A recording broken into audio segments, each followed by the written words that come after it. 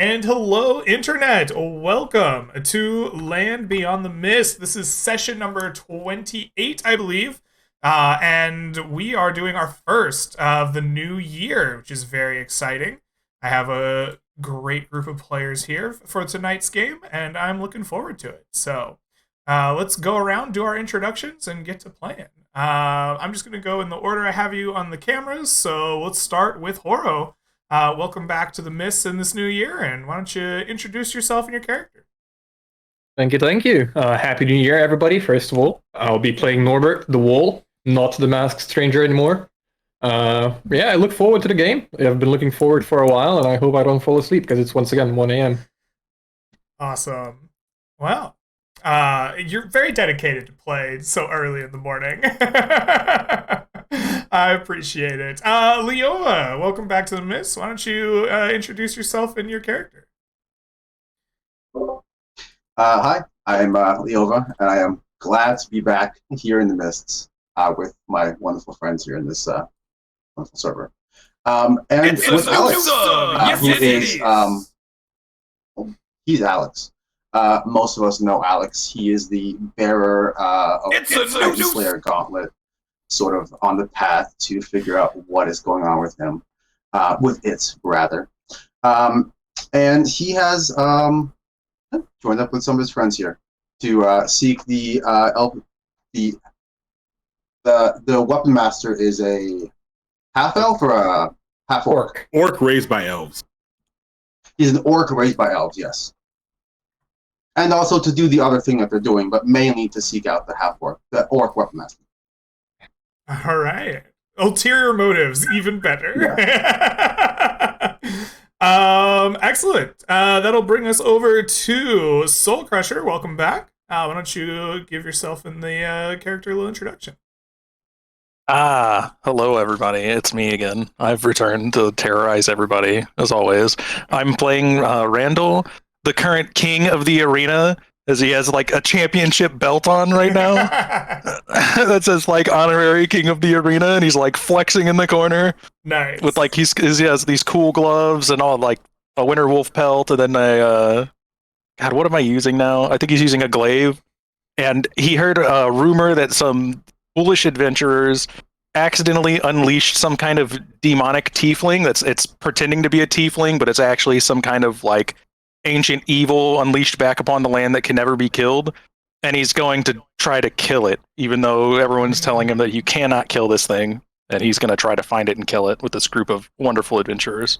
I like it. Ambition is always rewarded out in the Mist.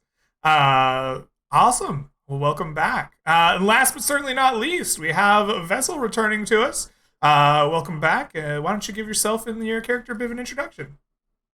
Hello, guys. I am Vessel43, playing as Moji, the lovable half-orc who wants to be friends with many people and has a vendetta against the trees. And he learned that some of these trees are not as easy to beat as others, because that last arena fight was something else.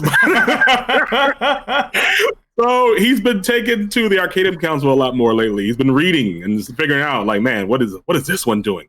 How are we? How am I going to figure out this guy? And you see, there's moss men, there's other different types of plant life-based things that can attack you. So he's been really studying up, trying to figure out how to best deal with these situations. And so that's also why he's coming on this mission. He wants to help seek out the orc master, his master, who taught him how to build his axe even better. He wants to get better at that because he's starting to realize that no matter how strong he is, there's still techniques he needs to learn in order to, do well in battle. So this is the one reason. The other reason is this tiefling made him look like a fool. He brought this item officially, successfully to its location, and for some reason, he hears that she got 3 of these discs back, and he's like, wait, that isn't math, okay? Moji is not okay with this. So he's going to take his vendetta to the streets or the woods or wherever the heck she is and take her down once and for all. God dang it. He's not making Moji and Norbert look like a fool for this. God. All right. He's okay, but he's going to take care of it. God dang it. Excellent. Well, I love to hear the sounds of personal vendettas against NPCs. That's always good from my side of the screen here. Well, Excellent. We have a wonderful group here to play with us. Let us go into game here. So, as we heard, there is a mission amongst the four of you to seek out the tiefling sorceress who has been collecting these discs and put an end to her with a potentiality for some seeking a certain swordsman. So, who amongst you brought this group together? Tell me, how does that happen? Did the beefy boys ride again? So it definitely was Norbert. So I feel like, Norbert got his ass beat once by this tiefling, and he's always like, okay, there's one thing that can kind of take me down.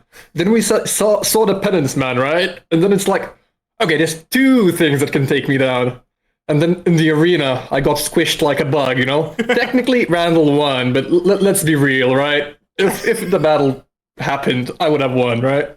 So he's like, okay, there's three things now that I lost to. It has to go down to two. So let's seek out this tiefling and let's get rid of her.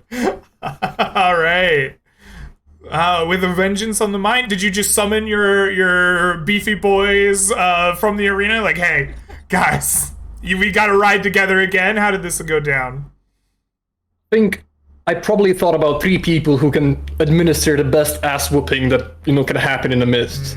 I was like, okay, Randall. I saw him take down like 6 people himself in the arena while having like 2 men on his back, like blasting others. Cool shit. So I invited him. I thought who I had experience with the best ass whooper would probably be Diliova, Alex's character, right? Single-handedly, the two of us took down an entire colony of mimics. So I was like, gotta get that guy. That was the day. We whooped ass, we whooped chair, we whooped table, we whooped all kinds of furniture that day. Exactly. And I was like, you know what? I went down in battle, but Moji didn't against the tiefling, so I'm like, he's got her on the ropes. He's experienced. He knows how to whoop her ass. So I'm like, it has to be Moji. Okay, bear in mind, Moji did try to eat us last session, but hopefully he's back to normal. I was hungry. I'm sorry. I can't, work. That's what we do. Right.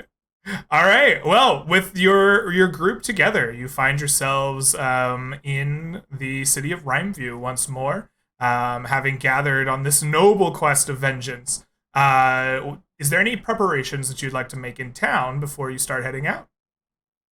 Randall, break out the bag. Oh no!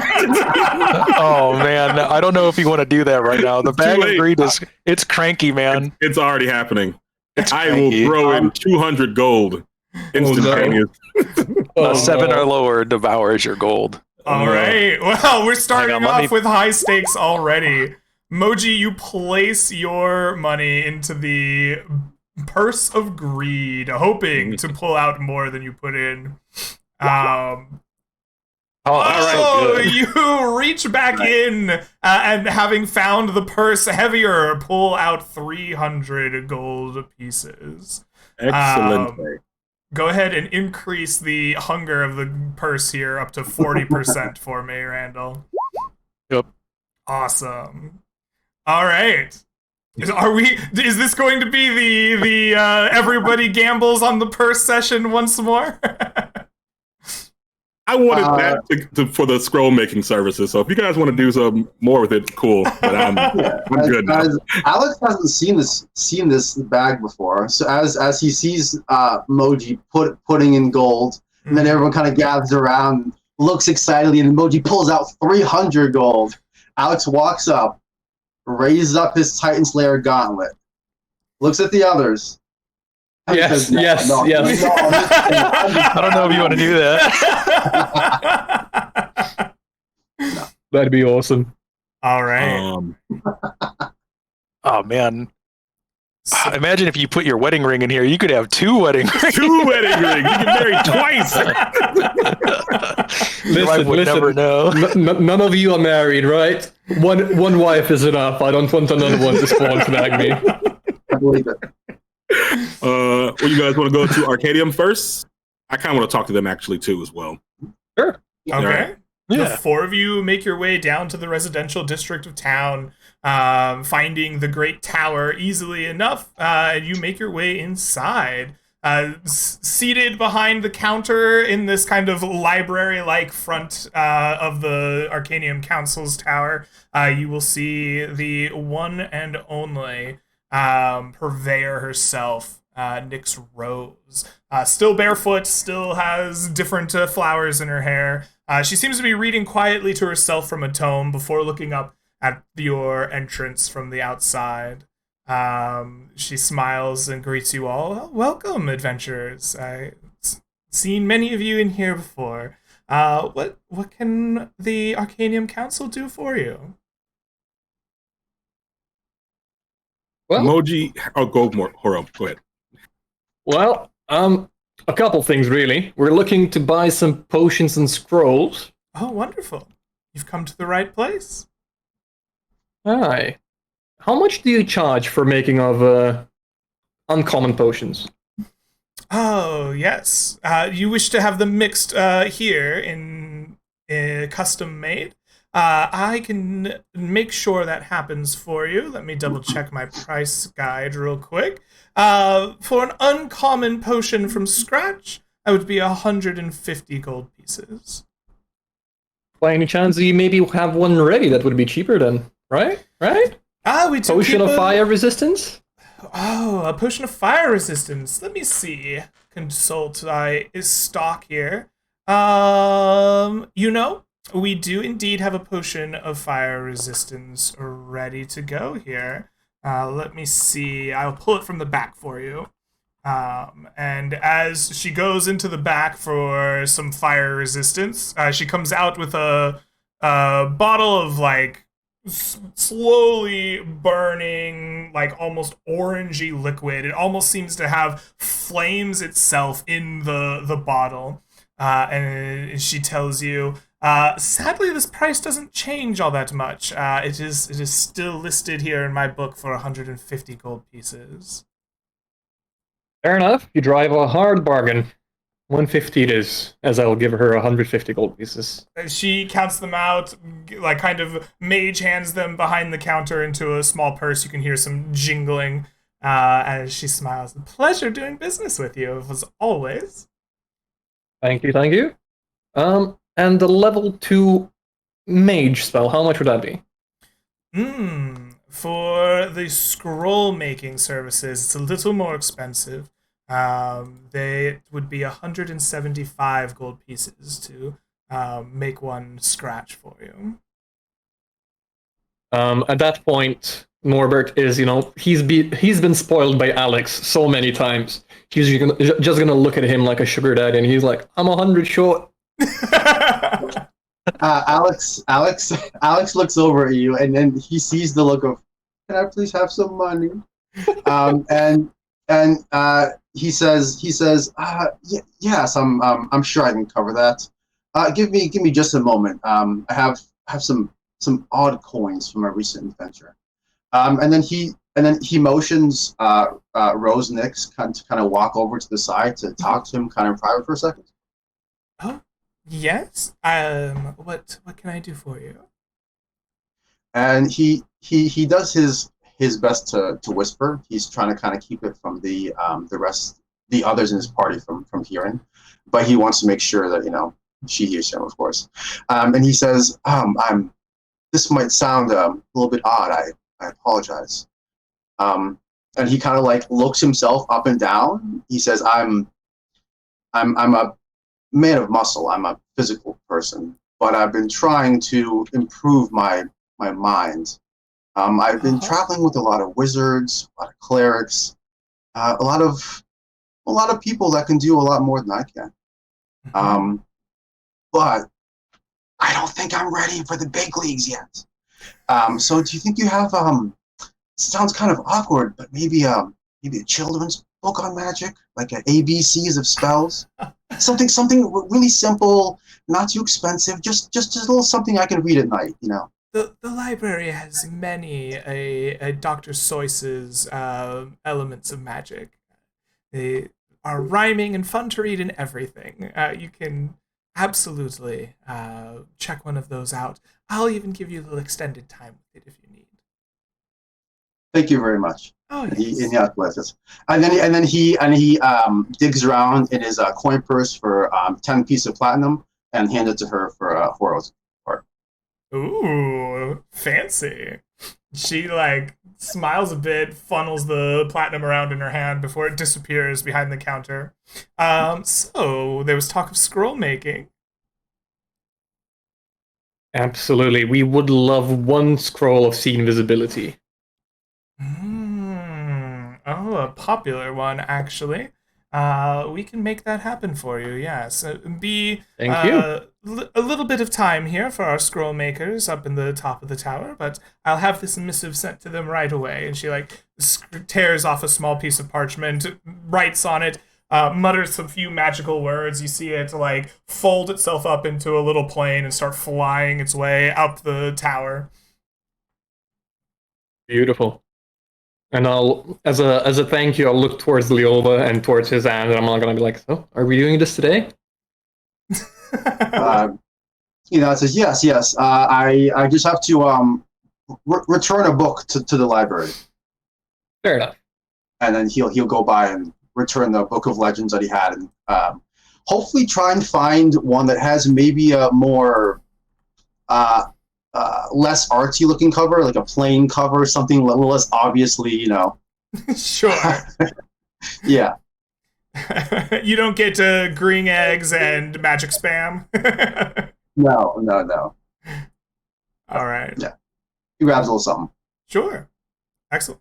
If you wish to wait in the course of about an hour, a scroll case will come flying down from the top of the tower and land its way on the countertop in front of you.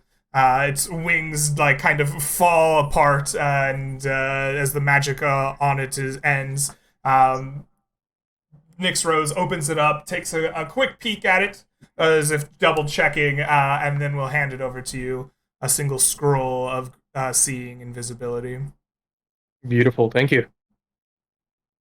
Moji will ask for the potions that they have available right now, something that will help with either dealing with spellcasters, or if you have a scroll as well that would help with dealing with spellcasters, and if they have anything to make Moji stronger, something like that. But if not, it's fine. Yes. Well, let's see. What are our potions in stock? We have, of course, our common thread of potions, but we have some limited choice items. Let's see here. We have a potion of invisibility. We have a potion of psychic resistance. We have, of course, a select stock here of potions of poison. Particularly fine poison has come in recently. We like these quite a bit. Neat little trick we did with the mixing. Let me see. Oh, we do have a potion that you might be very interested in. This is quite expensive, I will say, but we do have a potion of cloud giant strength. Ooh, that's a big one. That's a huge one. How much for that one? Oh, you see, this is a very rare potion. We do not often come across these. The price for this is going to be 300 GP. Done. Oh, That went fast. excellent. Wait, 300 gold for this potion? Holy cow, that's cheap. It is. Well, it's expensive, but I just imagine him being like done and just looking towards Randall, the bag. Just was double. Put it in the bag. Put it in the bag. All right. All right. I will definitely take that. And they didn't have any scrolls to like counterspell, right? There is no counterspell scrolls currently available. No. That's fine. And one giant strength potion. I will definitely storm giant strength, even better. Cloud, I think. Cloud Giant strength. Same. Not quite, but Really? pretty good. Oh, they're not. Oh, Yeah. Storm giants are more rare. They're stronger. Oh, okay. Yeah. So what's the cloud giant do? It What's, will set your 27. strength to 27. Yeah, that's pretty good. I can take that to the bank. All right. So there is that, and I was gonna. Oh yeah, I need to ask her. Yes. Moji delivered something to next town over for a council with Norbert many moons ago, Uh, and it seems it was stolen from you. What oh no. happened? Do you know what we mean? I'm sorry, I'm not real privy with council business. If something of import was stolen from them, I doubt they'd want it to slip out here in Rhymeview. I don't know myself, unfortunately. We gave a dwarf a disc of creation. Oh, and it's Very gone, you secret. say? Well, it seems this so because a former group brought back one, and there were only 4. And the lady says she has 3. Well, someone said the lady has 3, and we're trying to stop this. We don't know exactly how this happened. We were hoping to find information from you if you know anything, but it seems you do not. I'm sorry, no. No problem. If we bring back said disc, do we get something for it? Oh, Bounty. most absolutely, yes. Bringing back a disc of creation to the council, we would make sure to reward you appropriately. We do appreciate the 4th disc was uncovered and brought to us. We would definitely be interested in acquiring more of these for our research and understanding. Oh, good. Keep this under lock and key. We don't want information getting out too much, but My we're gonna lips are try. sealed. Yes. Well, thank you. And anybody else got something else to do? Yeah, Cool I think things. Randall's gonna grab a quick book of harvesting monster parts for dummies. Like, what are the valuable parts of monsters? And he's just gonna be like, "This is what I need," and hand in his card to be punched. All right. And then he'll he's gonna kind of look at everyone and be like, you guys I've never seen you ask. Have you ever asked Nyx Rose to tell your fortune before? I don't want a rain cloud above my head, thank you very much. I've heard stories of people getting thunderstorms above them because of it. Wow, you ask as if I hold out the tower card like this is a bad thing or something. Alex looks at you and says, she, and then back over to Nyx Rose. You read fortunes? Oh, yes, of course I do. I am quite the fortune teller myself. And she displays a almost tarot deck in front of you, but it's no tarot deck you've ever seen. It has strange trumps and odd numbers. So many of them appear to be almost like the stuff of nightmares on some of the cards. Alex looks at them and then back at her and says, I follow the fates as they take me. I would be curious to know what direction the winds are headed. Oh, absolutely. Please sit down and let me read your fortune. She spreads the cards out in front of her, and she begins to shuffle through them. As we decide your fate, please roll me a d20. No modification, Leova. All right. A 5. Hey, it's my favorite number, so that works out. Oh, that's awesome. I love 5. 5 is a great number.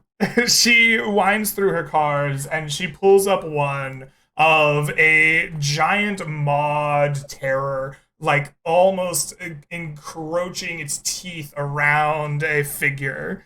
And she says, "This warns of great danger in your near future, but it also warns of potential escape." She slides it in your pocket. She says, "I think you might want to keep this one with you." As the card is revealed and Rose begins talking to Alex, there's a look of just Alex just freezes basically, there's a look of remembrance, of memory, of past trauma coming back.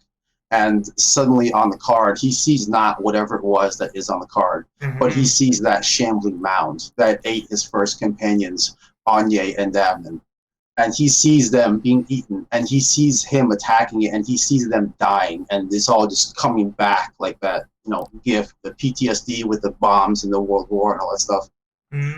He is just very shell-shocked, and he shakes his head a moment later, as if not having heard anything that she said, and then he feels the card in his side pocket and looks at her, and in the back of his head, there is that, he was there, he heard the things he said, he'll remember it like a couple minutes after he leaves, but at the moment he just kind of nods confusedly, and just thank you.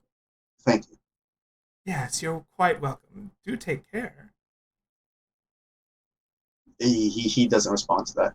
Just nods over. Right. Norbert doesn't believe in fortune telling. He's a cleric of Forge, right? And he believes in forging his own path. But he's gonna, I don't know. He probably thinks she's reading for his Alex poem, but Alex doesn't have a poem, so he's gonna drop his meaty poem on the table, and he's gonna say, "Do me next."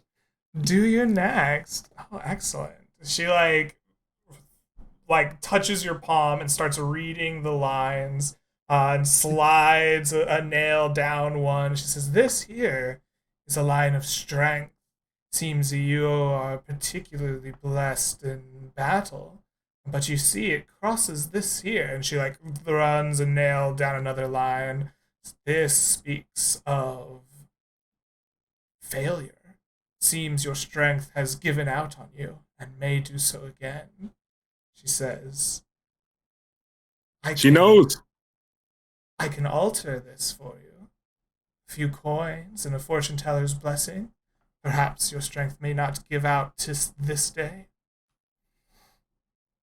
I have 2 gold pieces in my back pocket. That's all the gold I have. I'll give it to her. I'm not superstitious, but it better work. She pockets the gold coins and smiles at you. And she shuffles through her deck, pulls out a specific card. It is the Hanged Man on the top half, and a champion sprouting out of his torso on the second half of the card. You can kind of see it either way. And she says, "I'm sure you'll know when to use this." And she slides it into your hand, right along the lines that you had seen traced on your palm. I'll pocket it straight away. All right. Moji, not wanting to feel left out, thinks, "Oh, okay, me turn." Excellent. Is it a D20 you said? Yes. She will shuffle her deck out once more. Go ahead and roll me a 13. D20. A 13. Very nice. She pulls out a skulking terror of a card, hiding in shadows. She says, "Unseen threats may await you. Best be alert." And she slides the card into your pocket. The trees, I see. They come for me again. Thank you, Miss Rose. Nix Rose. Yes. And you guys ready to go? Or Yeah, I think we have to go hit up the Cold Iron Company next, right? we do. All right. Can I just check out a book relating to demonology and tieflings and their relationship between each other? Yes. Yes, you may. Oh, I'm gonna check out a book on tree people as well. On tree people. Yes, you may. Living tree stuff. In case of living emergencies. So for those of you with books, of course, as always, you may expend the book charge to gain advantage on any roll related to the contents inside, given that you have the opportunity to address the book, examine it before making the roll. For those of you with cards, you have a special portent that has been given to you. So Leova, you have a 5 portent. You may spend your portent on yourself or a creature at any time. Vessel, you have a 13 portent. You may spend that on any of your own rolls at any time. And you, Norbert, have a unique portent. It is either a 20 or a 1. You don't know which until you spend it.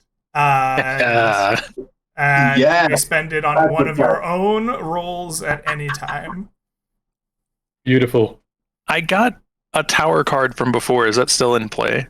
You never told me what it does. It was a card of ill fortune, and it was supposed to be like a bad fortune for you at some point during the session. And then we had a very funny encounter with a rain cloud in chat, and so it kind of became that instead. Okay. But if you would like, we could put that back into play. No, I'm good. I'll just Okay. forget that it's there. You. Yeah, thanks. I'm good. Yeah. Okay. So, with the Arcanium Council in your rearview mirror, I hear that you are going to make your way across town to the eastern wall, where the Cold Iron Company is in the old barracks. Yes. All right. You make your way. Yes. Sorry. For the casting of the legend lore, was that also the Arcanium Council, or was that someone else? Arcanium. Yeah. Did we want to do that, or do we want to come back to it after? That depends on if Moji wants to do the brush. You're right. You're right. So months ago, before this all happened, we grabbed a brush from the tavern because we knew about what was coming up. Fast forward back to the council.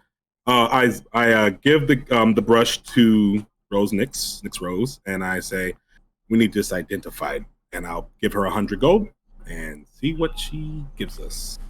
Okay. Yes. She takes it into the back with some other members of the Arcanium Council, and they will come back and report to you that this is a counterfeit. This seems to be a magical relic, but it's not the original. There's clearly been manufactured recently. There is the signs of, the process having gone awry in some way. It is linked to the magic of creation. It seems to be able to draw upon said magic in order to impart a substance to it. Magic of creation is very less understood by the Arcanium Council, and the Conclave of the Faithful is the name of it. It's something they're researching, they're trying to understand. It's been recently found out here in the mists, but it is often directionless, which makes it hard to study. It seems that this item, this brush that you have gotten in your possession, is a counterfeit of some relic meant to give direction and purpose to the magical power. Can we use it for anything?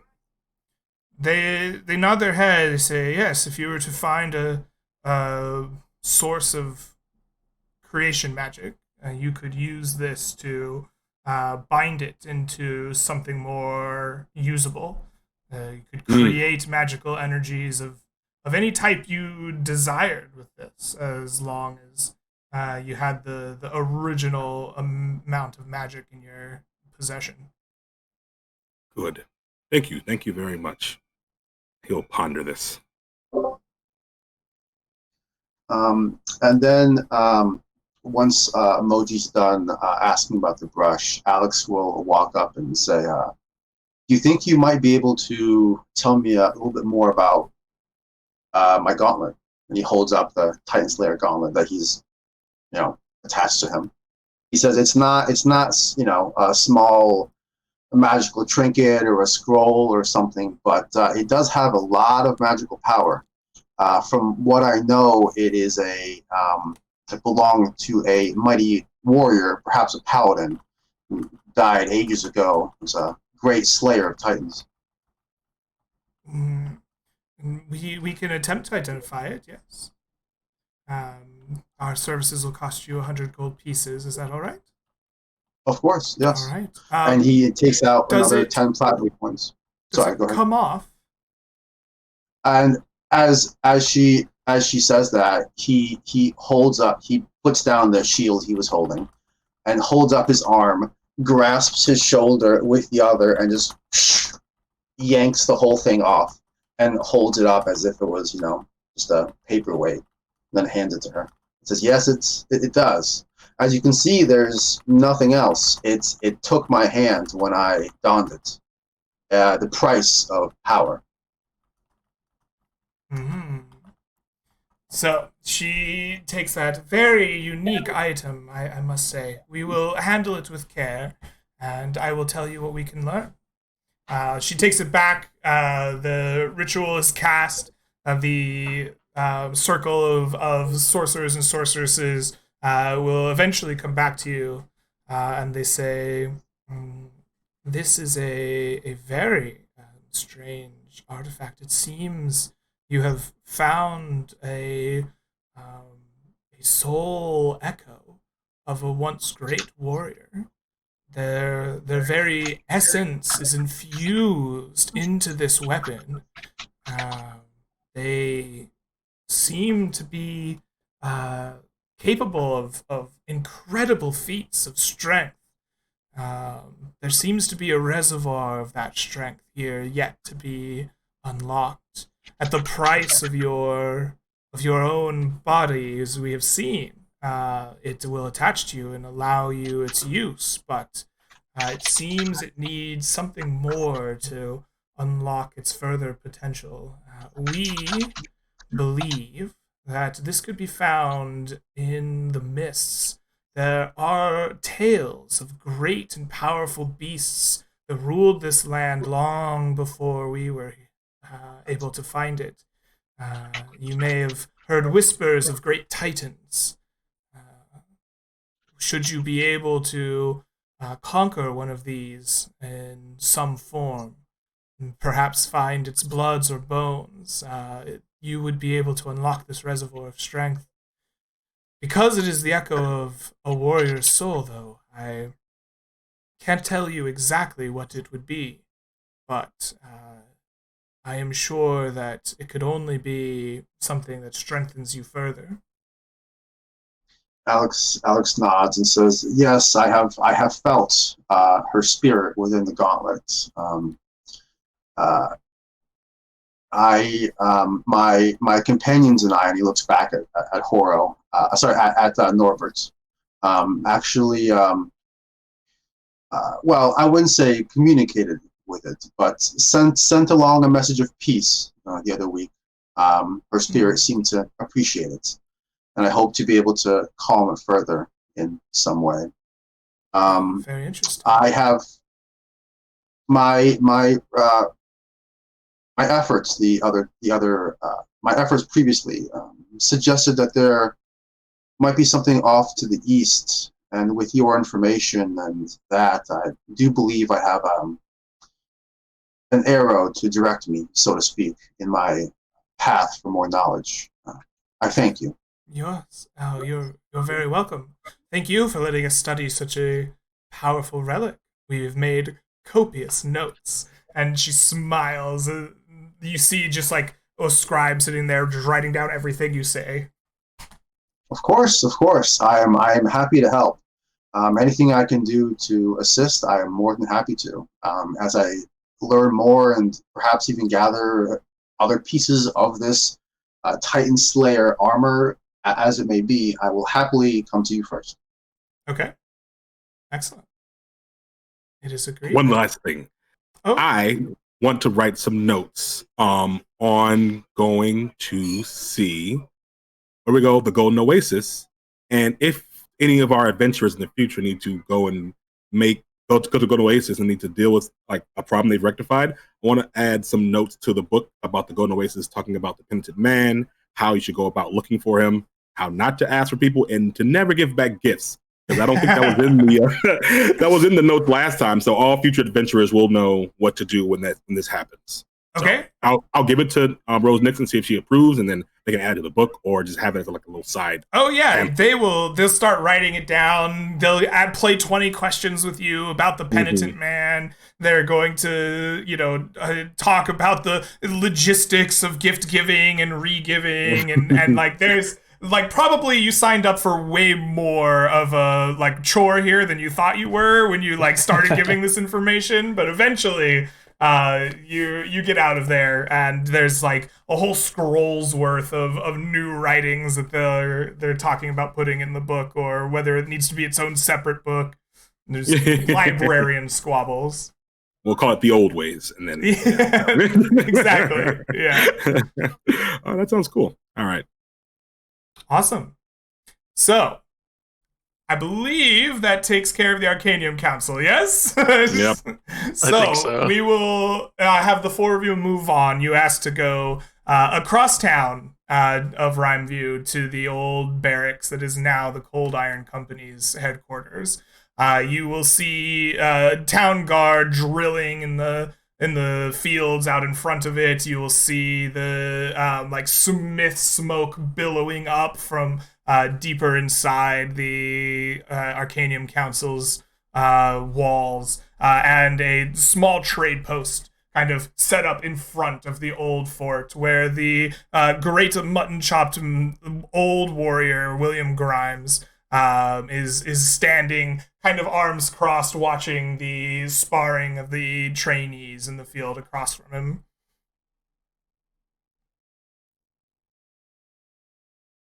Grimes. Hi, yeah. He sees Hello. you approach. Hello. What can I do for the four of you? Well, we're about to go on a dangerous mission to hunt down some kind of demon person. So you wouldn't happen to have some healing potions we could buy? And then could I look at your unique weapons if you have any? Yeah. Of course. For the champion of the arena. Happy to oblige. That was me. Yes. He scratches his mutton chops a little bit, says, healing potions. Yes. He pulls them out. I have a cask here. They usually go for 50 gold pieces. He eyes you around and says, I suppose that I owe you a bit of a discount, though, don't I? A little one. Just a little one, yes. You get 5% off. I don't do the math good. You got a wizard? No. All right, hold on. Let me get my abacus out. He starts on the thing. He eventually says, I'll give this to you for 45 gold pieces. That sounds great. Excellent. Take 3 of them. All right. For 45 gold pieces each, you may buy 3 healing potions. Yeah. Thank God he's bad at math. Shh. Me too, though. Me too. And Alex buy one at that same price as he's with Randall. Yes. Piggyback off him. Yes. Okay. And then I'll ask him if he has any. I know he has. It's not unique. It's exotic. I guess they are unique. Mm-hmm. Exotic weapons and armor, and I'll ask him if he has any like two-handed like glaives or like pole arms. Pole arms is the word I'm looking for. Let me check my stock here. Well, we have a large harpoon, although that one's going out of style at Hold the up, moment. wait. What does it do? The harpoon, it is made of supposedly kraken bone. It has been quite effective at piercing our dummies in the back. We believe that it will offer you extra damage from its make and model, though it is a bit unwieldy. Harder to use. It's why the harpoon's going out of style. I could offer you a kraken bone. Let's see. What else do we have?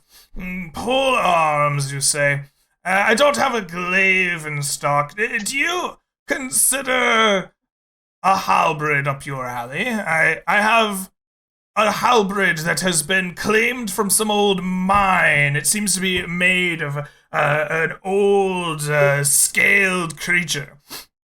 The blade itself glitters a strange bronze. It is quite hard, almost impossible to sharpen. It almost bludgeons things as much as it slices, but seems to do the job well.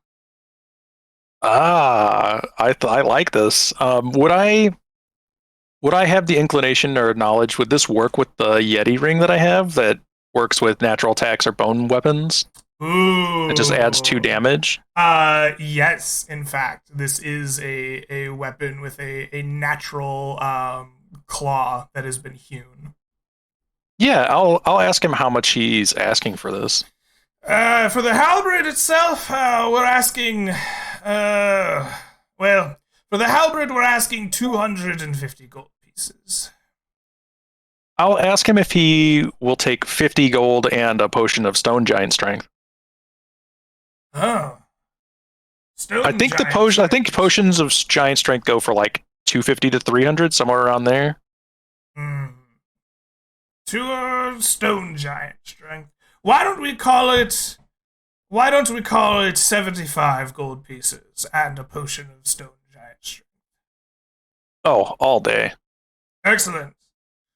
He counts out the gold as you hand it to him, checks the potion, kind of sniffs it a little bit. Says, that one stinks just like a stone giant's ass. All right. Puts it in a bag next to him. I'm so sorry. No, you gotta check it. It's the way we know. The only question I have is how do you know how that smells, but... I have adventure stories for you.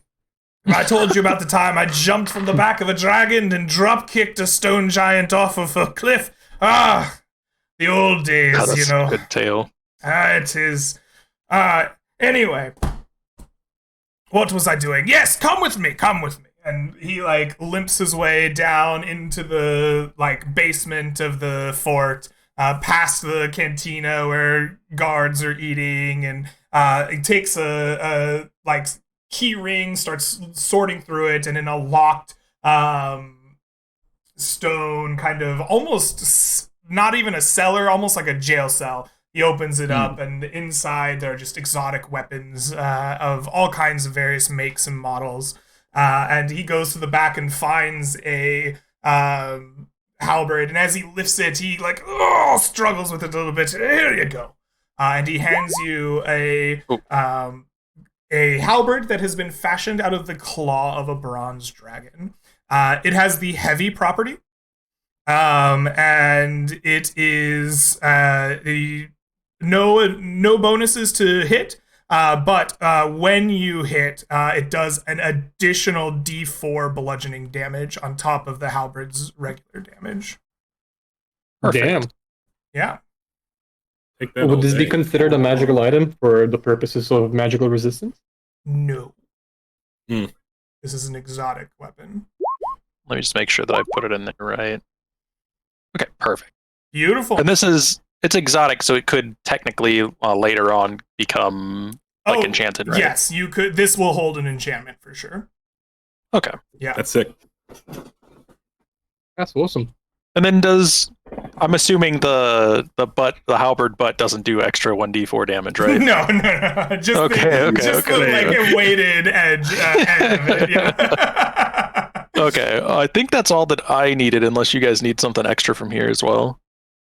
Well, you're here with the rep. Can I just sell my old armor for half the price? Because they buy back at half the price. I think you have to sell to the merchants, right? You have to sell to the Merchants Guild, yeah. Can you take me to the merchants and I can do that? We could go to the merchants. Okay, all right. If all you're doing is selling your armor, Randall haggles with them for a bit, flexes and shows them his championship belt, and you can sell back your old armor at half price. Beautiful. Come on, guys, I'm the champ. Ooh, yeah. Oh, yeah, brother. Look at this belt. Look at these muscles. I made a guy fall on another guy to win. Every time I hear to him being referred as the champion of the arena, Norbert is just shaking his head in the back. He's like, I had it. I promise I had it. Moji put his hand on Norbert's shoulder and be like, I know, Moji did too. But then Moji got hit by like 12 people at once, so.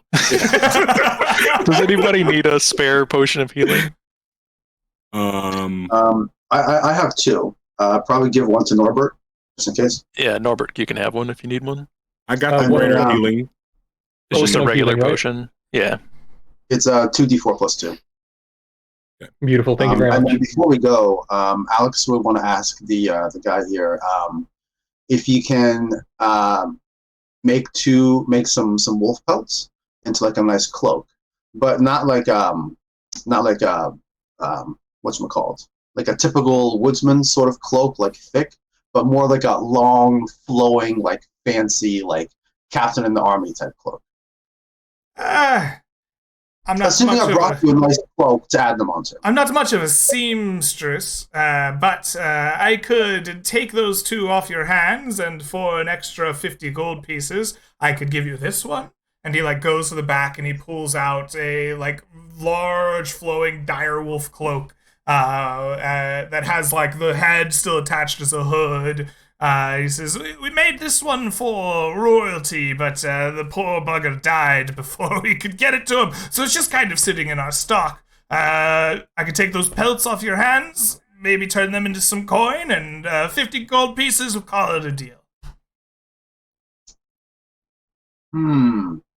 It's an interesting offer, he says, looking the dire wolf cloak up and down. Does it flow like real nicely? He in his mind he knows that Fizzlespark has the fancy cloak of billowing, so he's not going to get a fancy cloak like that. But he wants something that'll just move in the wind with a little bit of wind movements.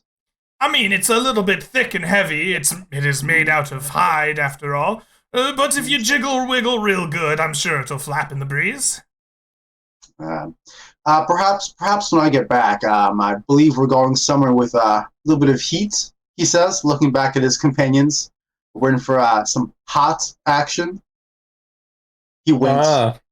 Okay. Wink, I wink, don't yeah, think Moji. you want to go to that part of town. You don't look up to it to me. Just saying. Alex gives her a look and says, thank you. Take care. Be careful. Maybe I'll see you around. All right. All right. With Is that all the preparations for your time in town? Are you ready to head out? Yeah. Yes. All right.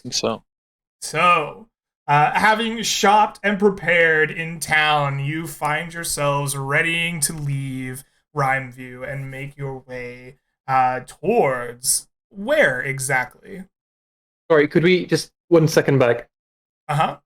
Because we are looking for this tiefling. I did get rep. I chose 10 reputation from the arena event.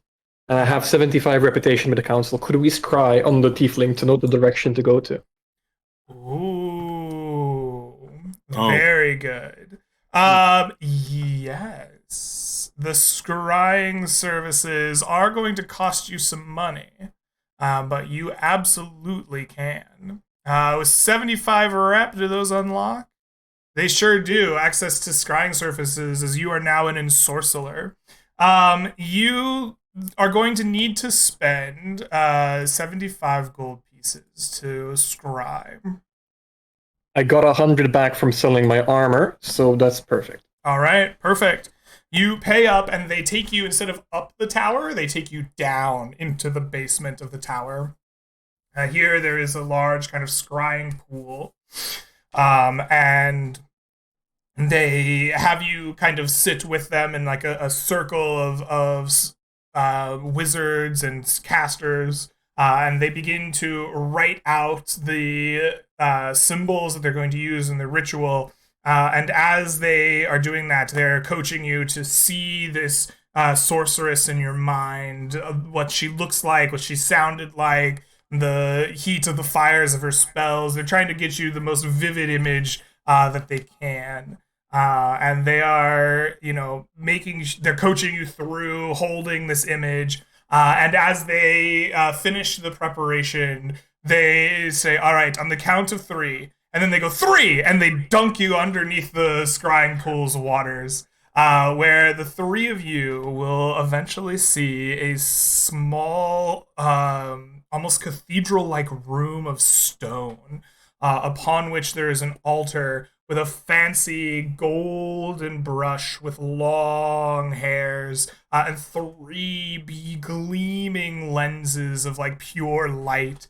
And it scrolls back. You can see this like sorceress, this red-skinned tiefling with horns trailing back. A hobgoblin stands next to them as they're in conversation with each other. Before you get much of a grip on that conversation, though, it leans back, and you can see a castle in the woods, crumbling and in disrepair, but still standing, and a few hobgoblins wandering around it. The scrying pool pulls back again, and you see the forest's edge coming to the point of the hills, almost as the foot of the hills to the northeast of Rhymeview, before eventually the scrying pool is interrupted as they pull you back up. You get a good big grasp of air, and they say, "Well done. I believe we have found what you're looking for." And they go to a map, and they have you hold your hand over it. And almost like magnets, a piece of stone kind of slides along the map until it reaches a point right about here. As you can see on the map itself, right nestled at the foot of the hills northeast of you, seems to be a castle of some kind. Here we go. I left a little green marker there.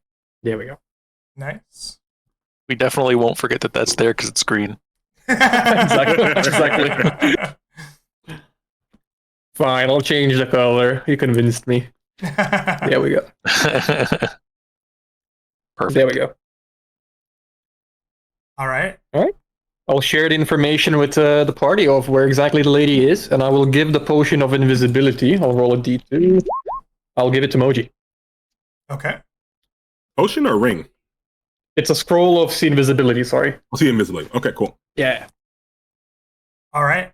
So, you've scryed, you've shopped. Are you ready to venture forth? Yes. Yeah. All right. I think so. So I think we have determined where you're traveling to, seeing as you are going to the edge of the hills here. Are you going in a straight line as the crow flies? Are you making any stops on straight line? Okay. Perfect. You guys want a straight line? You don't want to go around behind it? Well, I guess it doesn't really matter. The one thing I will say, the sword master, the point we saw him was around here. Yeah. So just to quench Leova's thirst to try and meet him, to try and quench Moji's thirst to meet him, I would recommend going to Timbervale and then going that way, if that makes sense. But up to you. That's fine. Yeah, that seems We can do reasonable. that. It's Okay. a generally safer area too. All right. So traveling from Rhymeview to Timbervale, you have 1, 2, 3, 4, 5 hexes to Timbervale, and 1, 2, 3 hexes up. So 8 hexes in total will be your distance that you must go. What is the mode of travel that you would like to be traveling at?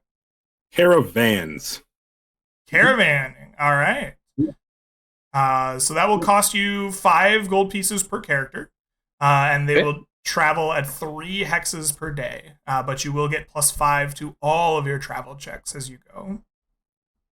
We're gonna try and hook up with a merchant heading to Timbervale, perhaps someone that's already going there, pay him a few coins and tag along.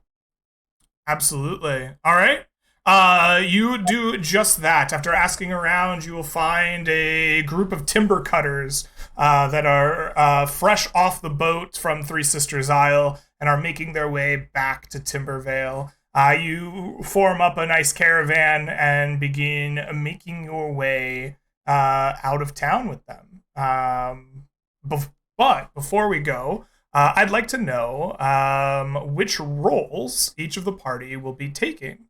There is the provisioner, scout, guide, and lookout during the travel phase. Who amongst you will be playing which role? I will be the provisioner. Okay. I'm the guide. Moji will be provisioning. We have Norbert guiding. Alex will be lookout. Alex will be lookout. So Randall, you are the scout. I am. Wonderful. So let's start with the provisioner, Moji. As you're getting ready to leave town, how will you be going about satisfying the rations and needs of the food and water of the party as they're traveling? I'll ask the boys, is this the day that we actually go foraging? Are we going to... Oh, Never. Not in this lifetime. Never, okay. We're back riding with the caravan.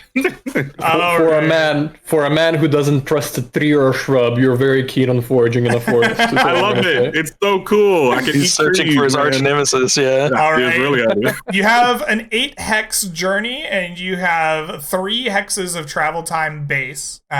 So you're at minimum going to have 3 days of travel. How many days of rations would you like to prepare? What do you guys think? 5 or 6? Or Well, you need to think that we need to come back as well. yes, I'm thinking about it. So if it's 3 that way, and another 2 days to go back to Timberwhale after we conquered or whatever, I would say 6, 7. 6, 7. We can do 7. I'm not tripping. So 7. All right. So your travel rations will cost 1 gold piece for each of you per day. So there are 4 of you, and there are 7 days. It's going to be 28 gold pieces of travel rations. And you are caravanning, so I assume that you will find space for them on the caravan. We don't have to worry about the weight here. We have Norbert. We also have Norbert. It's been a while since Alex has adventured with his mule. So since they are caravanning, he will take the opportunity to grab his mule from the stables and hook it into the caravan. Okay.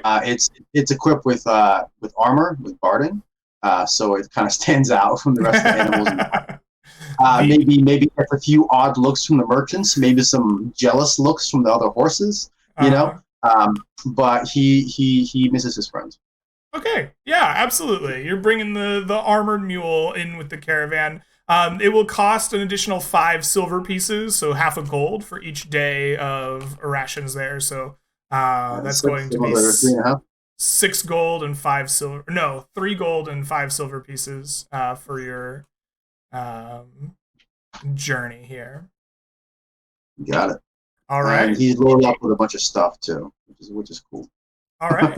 Excellent. So you begin your traveling down the old road here to good old-fashioned Timbervale. You head out with a creak of the wagons and a clomp of the mules, and they begin making their way slowly across the kind of edge of the woodlands where the road has been built. As you make your way through here, the 4 of you are taking various roles in the caravan. And the first I would like to talk to is Norbert. As the caravan creaks and crundles its way forward, you are our guide.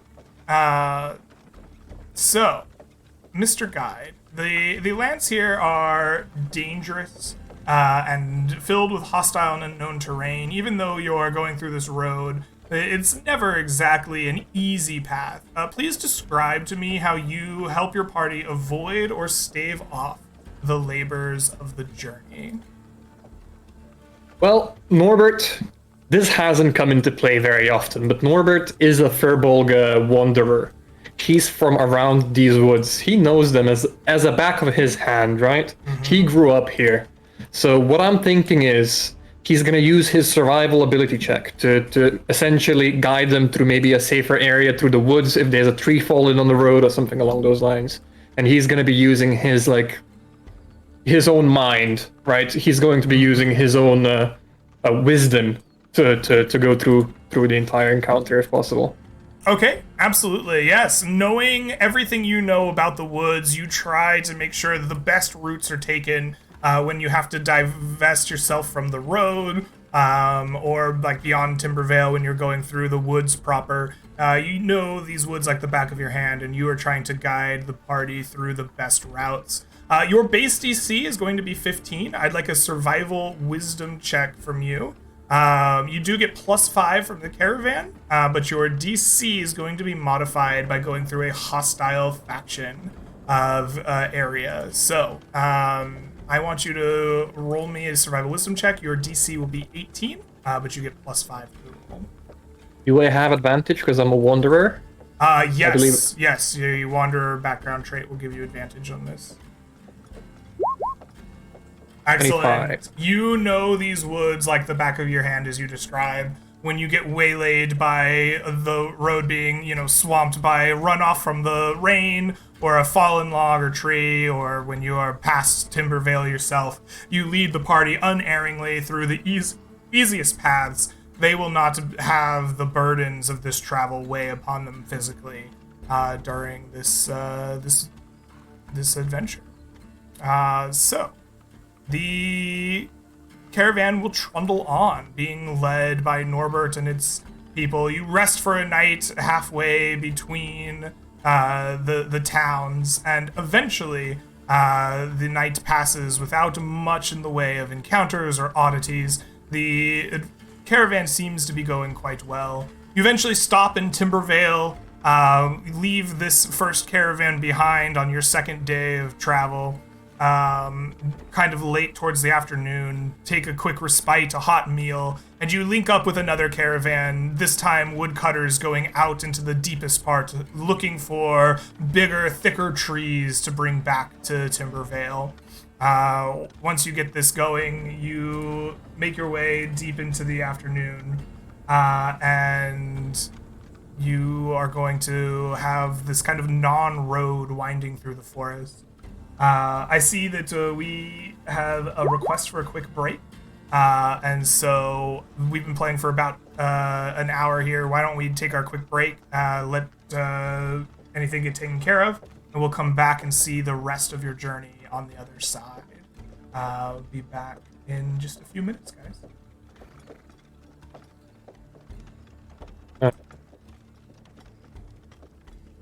And with a push of the button, we are back. Hello, Internet, and welcome back to Land Beyond the Mist. Before we had to rush off to break, we're in the middle of our travel phase. First day had gone fairly uneventfully, as the second day nears an end. You reach Timbervale, changed caravans, and are now heading north into the forests around you. As you do this in the second day, I want to hear from our scout now, good old Randall. So you are responsible for guiding the caravan through these largely uncharted lands. They can change and be riddled with all kinds of ways to become lost or turned around or just waylaid. So describe your efforts to scout the terrain and keep your party on track here as you make your way northward through this forest. I think Randall is trying to keep an eye out for anything weird or like any pitfalls or, like bogs and stuff. So he's going to stay pretty far ahead. Like he's going really far ahead of the caravan. Like a good 100, 200 feet every time, just to make sure that the terrain is good, make sure there's nothing waiting in ambush, like none of that stuff. Okay. So you are just keeping your eyes out the best that you can. I will allow you to roll me a perception wisdom check or a nature intelligence check. Your choice, as you are kind of standing back and looking at the environment, making sure that the party doesn't go anywhere where they could be waylaid. And give me a roll base DC 12. We're going to up that to 15 for the hostile terrain, or the hostile faction controlled terrain. But you will get a +5 to your roll for the caravan. All right, and I think I have advantage because of my background as well. You are a wanderer? Yes. Yes. Okay, perfect. So 23? 23. Yes, 23. That is a success. You keep your eye out in the back. Go ahead and mark inspiration for your successful scouting. Whenever the terrain seems to be troubling you or threatening to turn you around, you and the caravan are able to wander back and forth um, through the woods and are able to stay on track. You will not lose any time to being lost, stuck, or broken down on this journey. Excellent. So, as the evening is coming and the party is kind of getting ready to settle down, I want to hear from our lookout. The terrain itself, of course, is not the only danger here, Mr. Alex. There is dangerous beasts and monsters and enemy factions in the lands between settlements. Describe your efforts to spot dangers on the journey and keep your party from being surprised by them. So Alex generally looks out simply by looking out himself. But now that he has his mule with him, he is more aware that it also has senses, and it probably smells better than him, it probably hears better than him. So he just try and do his best to keep his own senses aware, but also keep an eye, keep an ear on the mule. It senses any. Okay. All right. You keep an eye on your mule. Excellent. So I think what I want from you is an animal handling check. Yeah, I thought this was going to go there, and I just talked myself into a terrible roll. Can I attempt it for basic perception check? Yes, you can always do the basic action instead. So the basic action for the lookout is perception wisdom. Your base DC is 12 plus 3 for the hostile terrain, which will make it DC 15. But you will get plus 5 from the caravan. And I have inspiration from Norbert's guide. Yes, he granted it to I will you. use that as well, please. Okay, please do. Yeah, so he tries to watch the surroundings, try to watch his mule, watch the caravan, and just keep a general eye out. Nice. Oh, you are very successful in The keeping mule an eye senses out. are on point. Yes, the mule is a danger-sensing companion animal, and you are attuned to it. Its slightest mood changes you are attuned to. You will not be surprised on this journey. So, the second night comes after a fairly easygoing first 2 days on the road. And as night falls, you kind of separate your caravan into your different camps, making sure that you have your own taken care of and looked after. Deep in the night, it is the lookout's turn at watch. Leova, you notice shapes moving in the forest around you. You're kind of huddled close around the fire with your party members. Maybe they're in the tent sleeping. Maybe they're, having some nice hot cocoa in the evening. But you notice shapes moving in the forest, and as you take a second to look and see them, you will see almost 5 shapes, 2 bigger than the rest, and 3 smaller ones. And there's no doubt about it, the more you look at them, they are coming right towards you and the party's encampment. What do you do as you notice these? Now, when you say 5 shapes, 2 big, 3 smaller, how big, how smaller? Man-sized, The building 3 smaller size? shapes seem pretty normal sized, maybe man-sized. The 2 larger ones are very large for the forest. As they move, you can even hear the small snaps and crackles of tree limbs and brush from the undergrowth beneath their whatever feet, claws, what it might be as they head towards you. Okay. Alex had been sitting on a soft pillow that he brought. Now he has his mule. He has a bunch of accoutrements for the camp. He has blankets. He has pillows. He has fancy lanterns. It's a very nicely set up camp. So he'll reluctantly raise his butt off the soft pillow and yell, "Danger! Something's coming at us from the forest." Okay. And he'll kind of push his mule backwards a little bit away from him, and stand up tall and You push the mule get ready away for from you, whatever it is. and you rouse your companions. Actually, I have this. Alex will raise a signal whistle that he has in his pack. This. My God, someone's under attack. The party is roused to the signal whistle. As the whistle bleats across your kind of shared campsite, you can see the shapes of your traveling companions kind of getting in circles around their encampment, trying to see what could be coming through the forest. As you blow the whistle, your party stands prepared. You take a moment to ready yourselves, and you see shapes approaching you from the forest. And now with the signal whistle blown, forces are split off, and they attack some of the other camps as well.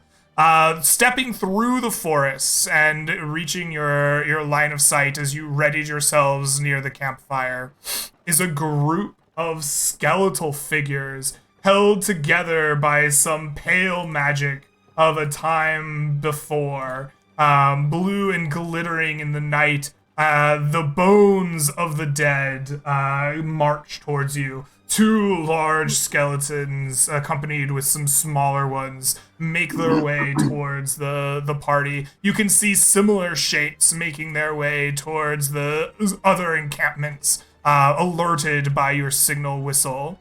As they burst forth through the trees, I want everybody to roll me initiative.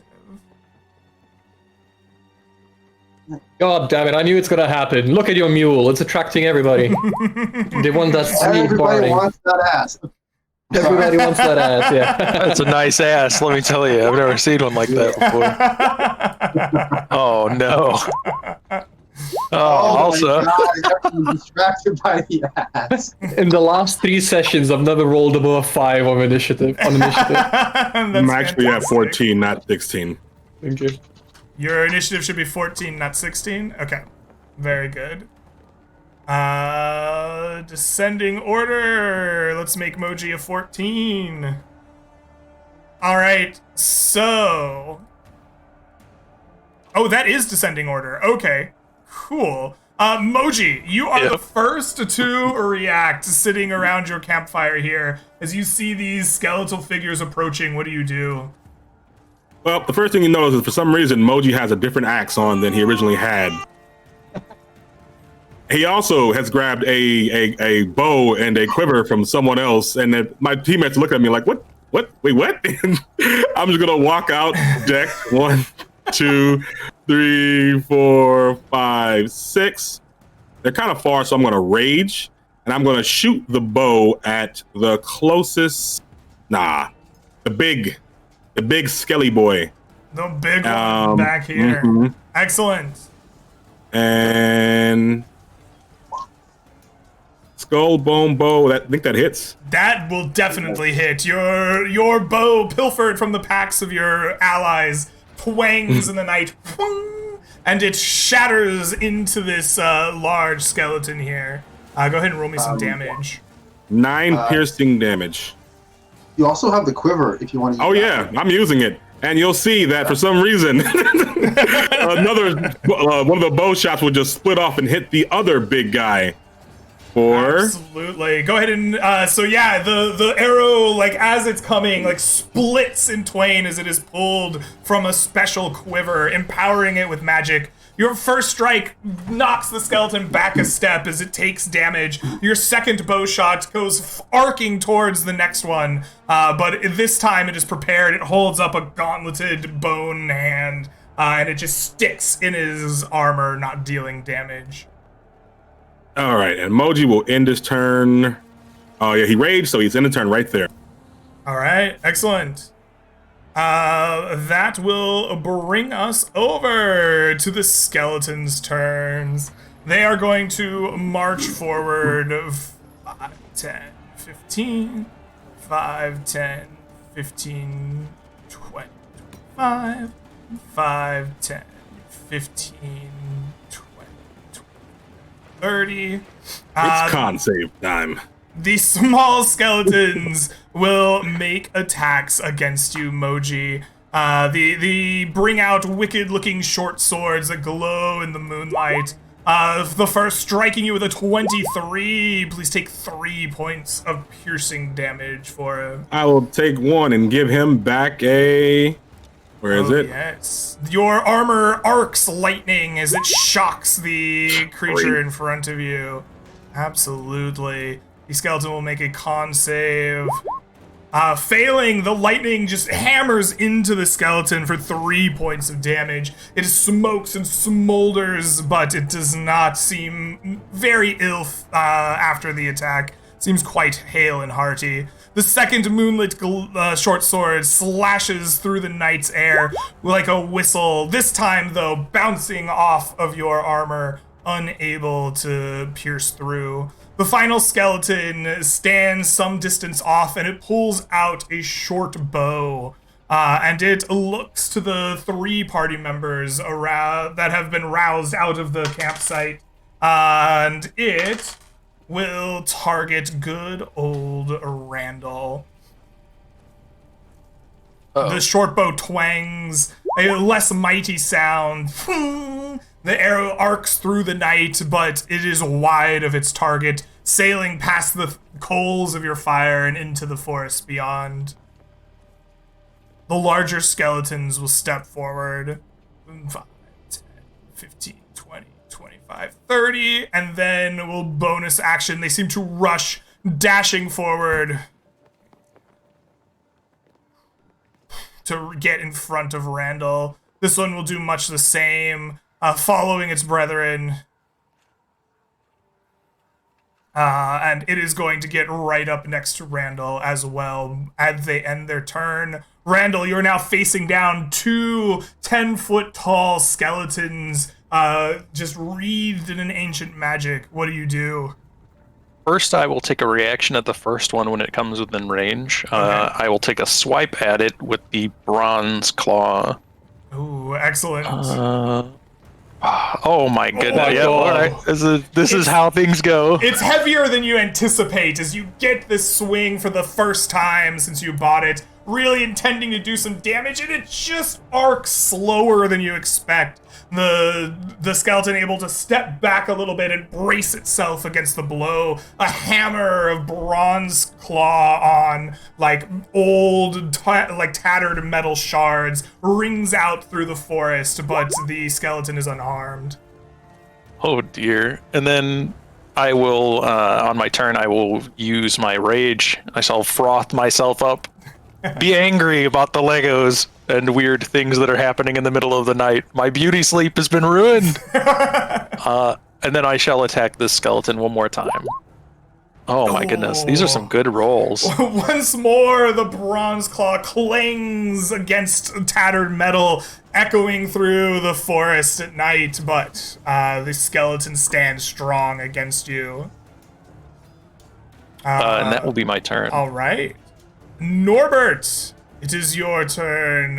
What will you do as you see this epic battle between the skeleton and Randall? Perfect. So what I think Norbert, he like wakes up, he looks towards Moji, and he sees that he has Leova's bow, and he sees that he has my axe. And for a second, I was like heading towards the tent and going back to sleep. I'm like, fuck him, he can deal with it himself, you know? So I'm gonna step towards the tent, but I'm gonna see Randall be attacked by these 2 skeletons. So as a bonus action, I'm gonna summon my bonded weapon, being the what's it called? The helping hands, the quarterstaff. As a free item interaction, I will put on my magical mask, and I will cast magic missile at both of them, using 1 charge on my helping hands. All right. As you take a charge from the helping hands, please mark somewhere on your sheet that you have used the helping hands 1 time. And then roll me some magic missile damage. As you can see, the hands of your staff kind of grasp together and they form like a symbol on top and from it, a second shot of your own magic is applied into the second skeleton. And do I get to attack both of them with Firebolt as well? And due to my mask? You not only do you get to, you must. It is required. It is required. Yes. Beautiful.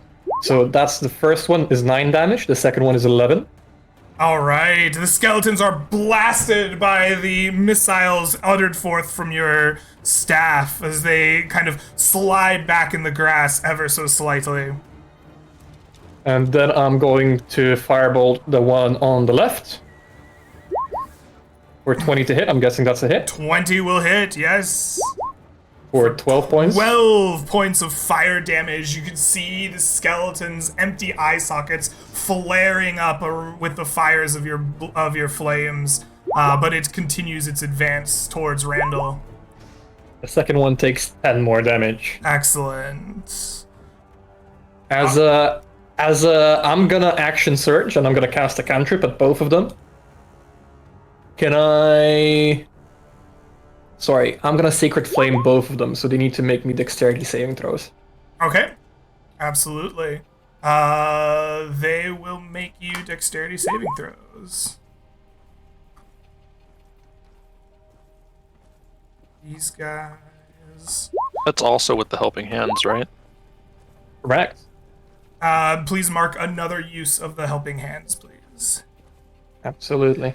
You cast the helping hands change, forming another symbol as your sacred flames dance beneath the feet of these skeletons. The first one is oddly nimble and dances out of the way, but the second will fail and will take 15 points of radiant damage. As once again, both of them get firebolted in the face. Yes. For a 12 to hit. 12 will miss as the firebolt just glances off their steel, like tattered pieces of armor fused with their bones. And then the second one is a 9, so I'm guessing that's a miss as well. It is, yes. With that, Alex, it comes to your turn. You can see these skeletons like emerging unharmed through the second wave of flames as they both seem to be looking at Norbert now, almost ignoring the Randall raging in front of them. What do you do? Well, first things first, Alex witnesses this incredible display of power from Norbert.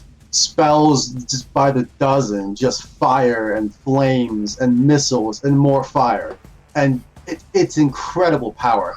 And he thinks back to his pack, to the little book of elementary magic.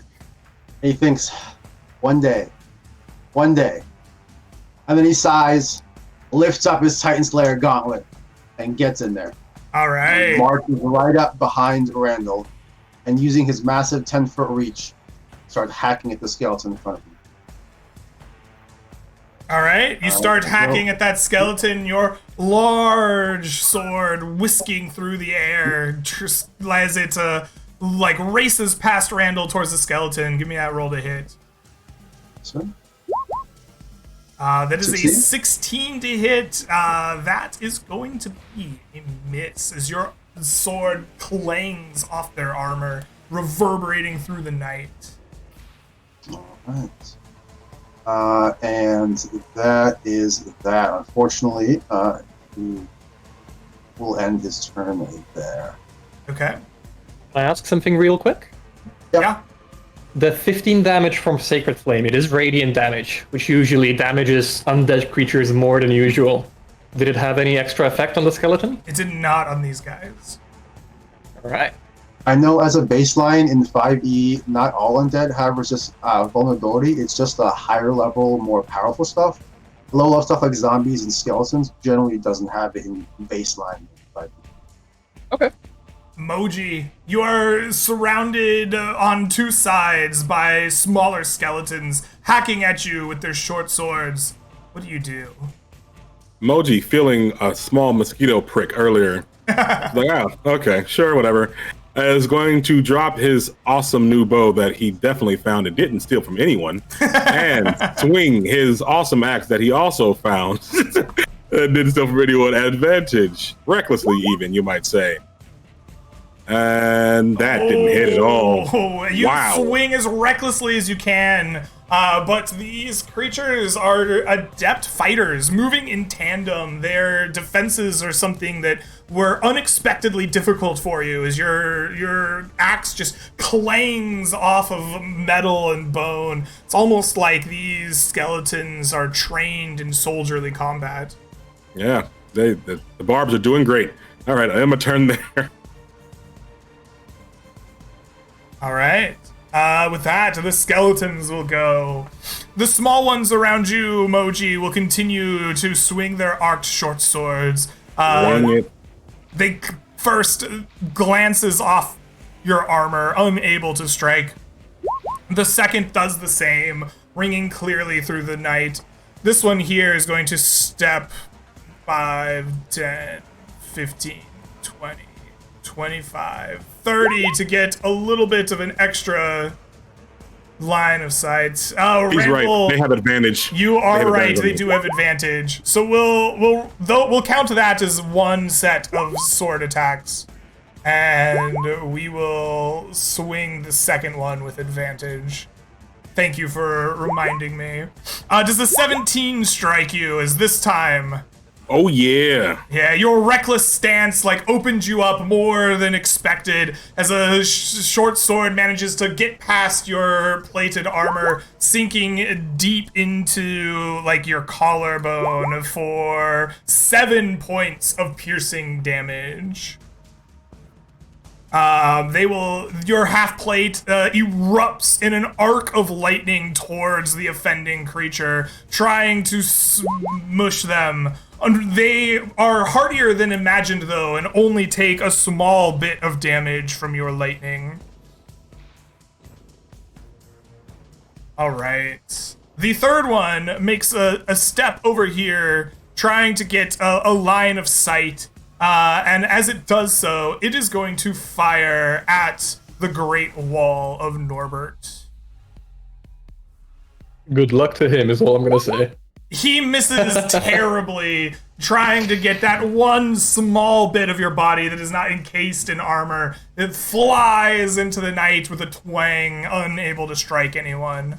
The large skeletons are going to just ignore the people in front of them. Going 5, 10, 15, 20, 25, 30. How dare you? You may attack of- make attack of opportunity? opportunities if you would like. Absolutely. Still no. No, you swing, but you're just too slow for the creature. This one here is going to try to squeeze past you. As he folds himself up to go past and stand in the flames in the tent. Feel free to make an attack of opportunity at him, even though you used your reaction. He is especially vulnerable, and do so at advantage. Oh, of course. Oh, the 14 still is not enough as this large armored skeleton slides by you. Your swing rings out through the night. This one stands in the coals of the fire as they burn on the bone. He makes a mighty swing down upon Norbert. Yes, please.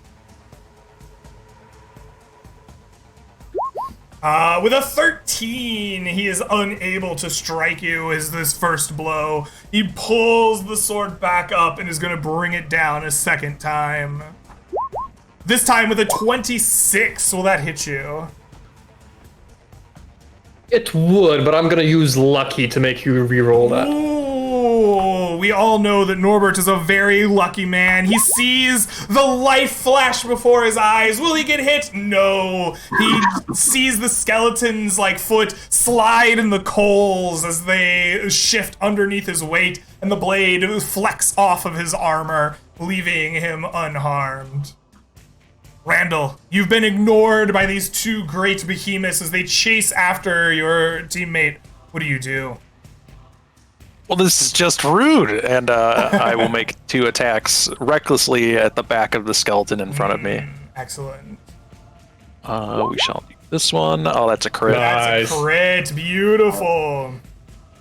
Okay, that's a lot of damage. That is, you're finally getting the weight, the heft of this great weapon. You bring it down right in the back of this creature. You hear splintering and crunching of bone and metal as the heavy weapon bludgeons in, its blade slashing through some pieces of it. It takes 22, 25, 28 damage. It is bloodied for sure after this strike. As you see the pieces you've knocked off of it begin to crumble into dust as they are stripped from this kind of bluish magic binding the creature together. That's awesome. I will attempt to hit it with my bonus action as well. You know, got to bring the butt into action as the first butt attack of this new weapon. You know, Dude, you gotta usher. you crit with a great weapon. You can do your great weapon attack. That's your bonus. Oh yeah, I could do it again. All, you know all what? I'm We'll going do to it say again. is We'll save the Randall. butt for a better round. Yeah, go ahead. All I'm gonna say is Randall is all he's speaking about is ass, butt, you know, all these kind of things. Come on, man. I can't use the butt this time. I have to try. 16. 16 will miss this time, bouncing off of the armored hide armored bone of this creature. All right. That shall be it for me. Norbert, you hear the great crunching of the creature's bones. You can see pieces of it falling off as it tries to bring its sword up and hammer down at you again. What do you do? So Norbert is looking for his Randall, and he's like, not the first time he got ignored in the center there. And, you know, I'm still salty, is all I'm going to say. is I'm going to drop the quarterstaff I have. As a bonus action, I'm going to summon my sword into the shield as my second bonded weapon. And I'm going to have at it at the skeleton, trying to, you know, make some sense out of it. I'm going to attack him. All right.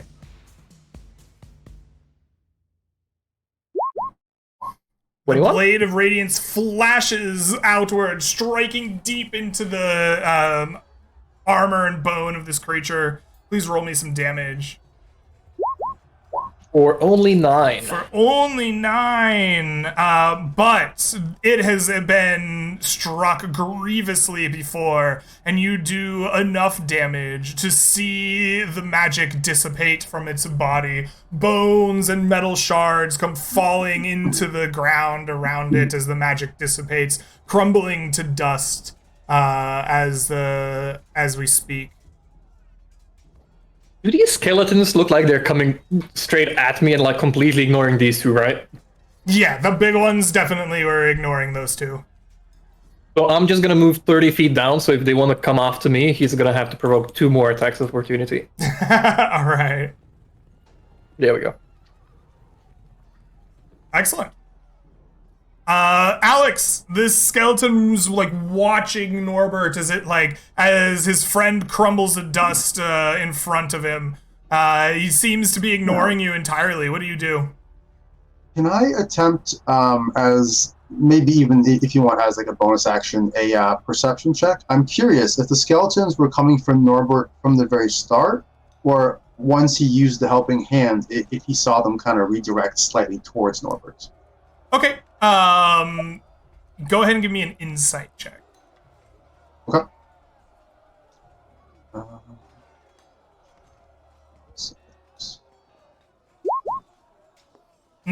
I don't think you can tell. If anything, they must have been going for him from the beginning. Uncertain. Fair enough. Fair enough. In that case. Oh, did we lose you? I think I we lost think he him. might have frozen, yeah. Yeah. No. Oh no, Leova. It was the cat. The cat was too much of a load on the internet. It was. They Yeah. broke it. Too much weight in that one camera.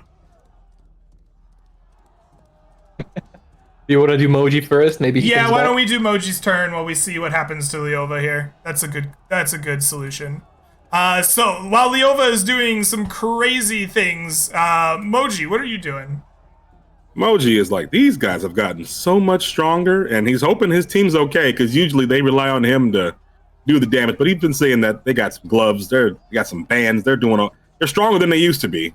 So he's going to attack this one recklessly once again and figure out what is actually happening with this. I hit. I hope. I don't. What? Why? You did Why? not hit. No. Welcome to my world. Yeah. I think I would rattle too much. My rolls are bad. You slap this thing with your great axe, but it bouncings off their armor once more, ringing throughout the night your shame. All right. That's it for me. That is it for you. Is Leova back? Oh, he's in general. Here we go. Leova, are you back? Yep, I am back. All right. So while Moji was flailing away with the skeletons in front of him, what were you doing back here? Alex was also flailing at the skeleton in front of him. Okay, excellent.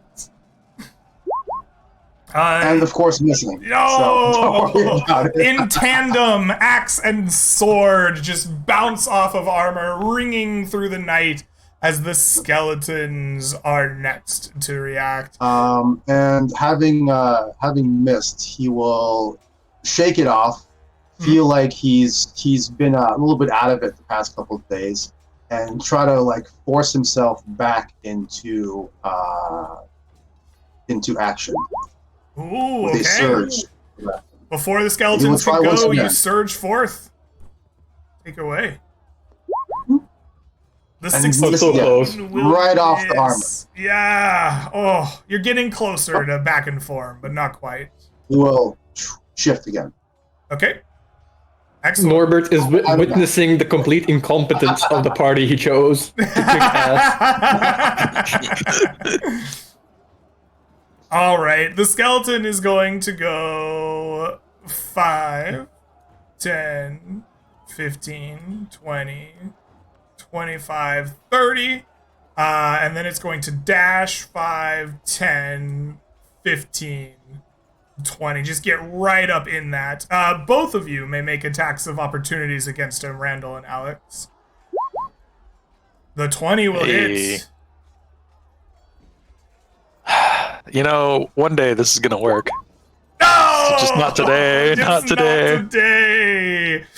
Alex, your great Naginata slashes through the hide of this creature, dealing 16 more points of damage and definitely bloodying it as pieces begin to fall on the ground and its wake, turning to dust as they are removed from the magic.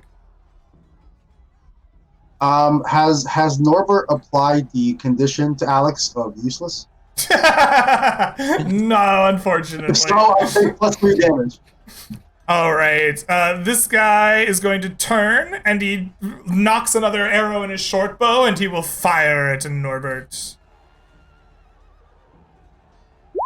With a 16, his arrow bounces harmlessly off of some armor, unable to penetrate. While these two skeletons down here will continue their deadly dance of swordplay with Moji.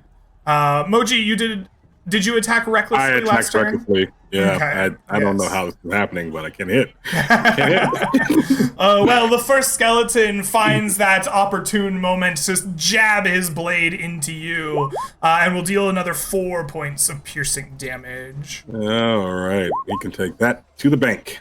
All right, your armor arcs a bolt of lightning at him for his daring do, and he'll take 8 points of damage, and he will turn to dust. The lightning from your armor destroying whatever essence of life had been given to him as he falls into a crumpled pile of bone dust and metal bits.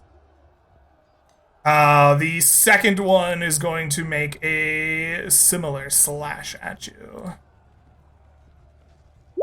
With a 19, I believe that will hit you as well.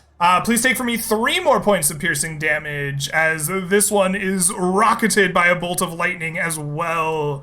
Failing it, and also turning to dust and dying at the hands of the Thunder God. Randall, you saw the large skeleton stomp away, chasing after Norbert. What do you do? Hey, I'm right here. Come on, guy. He's gonna like take a step over, and you know what? We're just gonna do some normal attacks. Okay. Recklessly still. Oh Still my nothing, God, no. nothing to be seen here. All right, bonus action. Is a 20 enough? 20 is enough. You finally swing up with the haft of the dragon claw halberd, striking the creature underneath its armor. You can hear the crackle and breaking of bones. You do not slay it, but you do bring it to death's door, as it is loosely held together by the magic, almost as much of it on the ground as it is still animated. Excellent. That will be my turn. All right, Norbert, it is your turn. What will you do? It's like cue Benny Hill music, and then I'm gonna move 5 feet back, and I'm gonna cast a cantrip, All right. provoking an attack of opportunity. You do provoke an attack of opportunity. The creature brings its mighty blade down upon you. For a 20, unable to strike you. And I'm gonna be like, dance, skeleton, dance, as I cast Sacred Flame on him. Okay, excellent. You cast the Sacred Flame. The skeleton will make a save. Failing and taking 15 points of radiant damage before your firebolt even has a chance to leap from its mask. The skeleton erupts in sacred fire, falling to bone dust and scrap metal at your feet. Beautiful. And as there is so much talk about penetration, I'm gonna move closer to the skeleton so he cannot penetrate me with his arrows anymore. Okay. Yeah. Alex, it is up to you. You see the great skeletons fall. There remains only a single bowman left. What do you do? Well, as Norbert takes the front of the skeleton, Alex will advance upon the rear. And Very attack.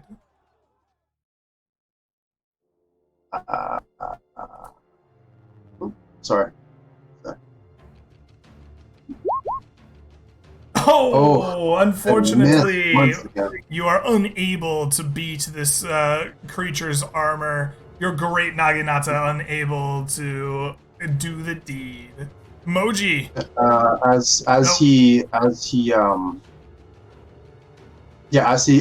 he misses, he shakes the Titan Slayer gauntlet in confusion, walks over to here, walks over to Norbert and says, "What's wrong with this thing?" Norbert is gonna shrug, is like, I don't know. Can I pull out my tiny little hammer while the skeleton is flaying at me at my armor and just like start tinkering with a sword? Yes, you can. Moji, while this scene is happening mid-battle with a forged cleric just working on someone else's weapon and gauntlet mid-fight, what do you do? Moji is bewildered because it's not just Leova, it's Randall, it's me. I don't know what's happening. there's someone somewhere doing something to us, and we don't know why. The beef is getting lost in the Beefy Boys. So Moji just confused. Oh no, Snakebite needs to hit in order to get the crit lowered, right? Yeah. Yes. All right, so that never happened once. Yes. I am going to swing at advantage. I'm gonna add a +1 because I didn't write it in, but +1 to this. That is 18. 19. That hits. 19. Oh yeah, 19. That's right. So I should have just been doing from the start. So 18 damage because I'm sick of this. Is he dead? The snake bite axe just rends through the skeleton from skull to tailbone. It just gets split in half. Metal goes clinking down to the ground at your feet as the bones turn to dust. And these skeletons are no longer a threat at all. You look around and you see that your caravan members have managed to fight off the small bands of skeletons that had assaulted them. And the forest night stands still and silent once more around you. These skeletons, they seem to have been controlled by something or someone.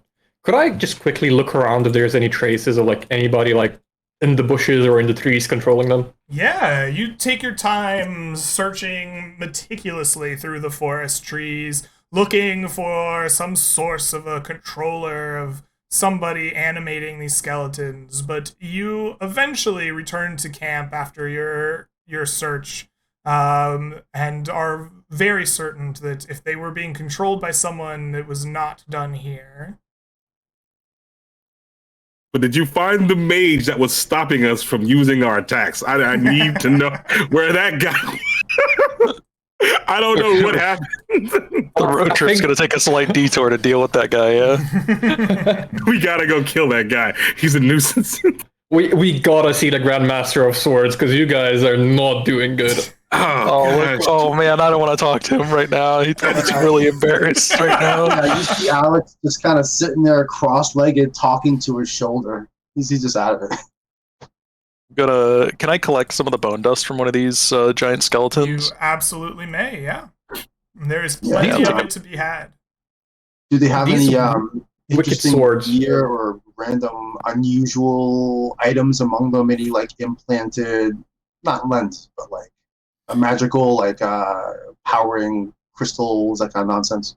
No, you search for magical crystals or lenses or anything that might have been empowering them, but whatever foul magic was at play has since dissipated. It seems there is not left of them but bones and piecemeal metal arms and armor.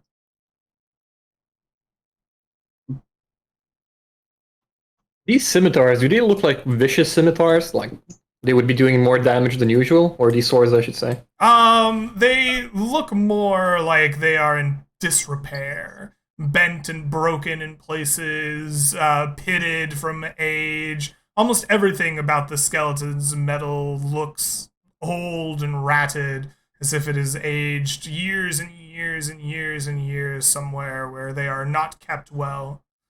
This is the first time, as a Forge Cleric, I'm gonna be able to cast Cantrip Mending and fix these scimitars.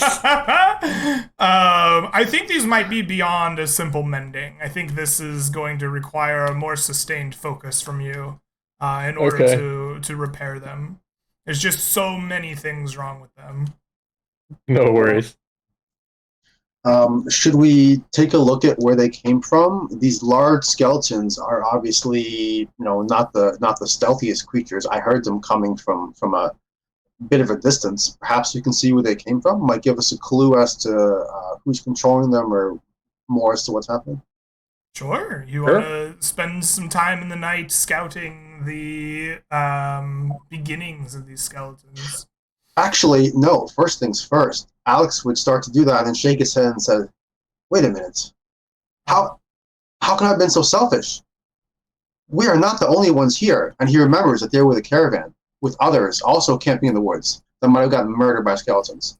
So he will rush off to wherever he last remembers them being and hopes there's somebody still alive. Yeah, nearby you find the caravan encampments of the other groups that you are with. There are some injuries amongst them. There are broken bones and bloodied limbs. The people with gashes across their torsos and even a few head wounds. But the good news is there are no outright casualties. And with some helpful medicine, some good old-fashioned care, you will be able to keep these people from dying or succumbing to a worse fate than a mere kind of broken bone or a few slashes. Yeah, definitely. Alex will do his best to help folks, both physically and like emotionally with their spirits, kind of reassuring them. He'll hand out, mechanically some various uses of rally, temporary hit points here and there, help out the folks, and then take a short rest afterward. But he's just trying to get everyone's spirits up, make sure that the caravan is okay and everyone's doing all right. Yeah, absolutely. Your efforts are not in vain. Your rallying cries lifts the spirits of your of your companions as they are being tended to, having bones set, having, slashes closed and stitched. They will recover nicely thanks to your efforts. Excellent. And he will ask if the skeletons did anything unusual when they were at the camp. He will tell them that they targeted one of our members, my companion Norbert. We are uncertain why. Did they do anything unusual here? Attack anyone in particular? I mean, other than being the Walking Dead, nothing that unusual. No, they attacked with good training. They seem to be soldierly. Fortunately, they're old, as he kind of kicks the pitted metal around. Arrows found purchase, or spears, gaps in their armor. Alex! They attacked me because of this, as I'm waving like the king's sword in the air, Yeah. Well, I'm glad you're all right. I will go and check on the other portions of the caravan. But do your best to recover. We should get a good rest. Oh, we will. And he will clank back towards Norbert. Okay. Sorry, Alex. I should have told you. There's a connection between the king of Rhymeview and the skeletons in the woods. They attacked me because I have his sword. I think. I hope? I don't know. Oh. Well, that would certainly explain it. I'll be honest. I thought it was, any points to your shaft. Well, this one, my mommy gave to me. No, I'm joking. Okay. Yeah, can I inspect my helping hands? Like, you know how the staff is made from hands? The two of them like open up or like close harder or something along those lines because I used two of them. Or like, is there anything noticeable happening with the staff? Indeed. Two of the fingers are curled. How many of them are there on the staff? There are 4 hands. So 20 fingers. Yeah, at the top. Like the wrist bones kind of form like a shaft of the staff. And then there's like 4 hands in like a almost open circle. And when you used it, you could see them kind of forming shapes. Okay. Yeah, the shaft looks weird. I understand. Okay. I'm gonna spend the night like resting through the night, and I'm gonna check the fingers in the morning if they curled back up or not. Okay.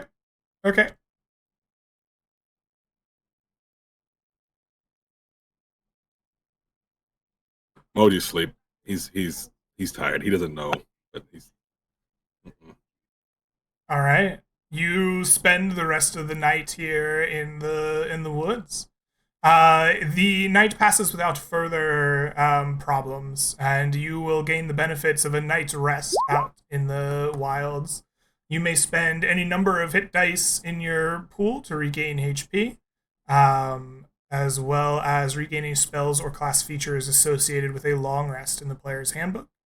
At the end of which you may recover up to 1/2 of your hit dice pool total to be used in the next day. Morning comes and you look at your staff and it still has 2 curled fingers on the top.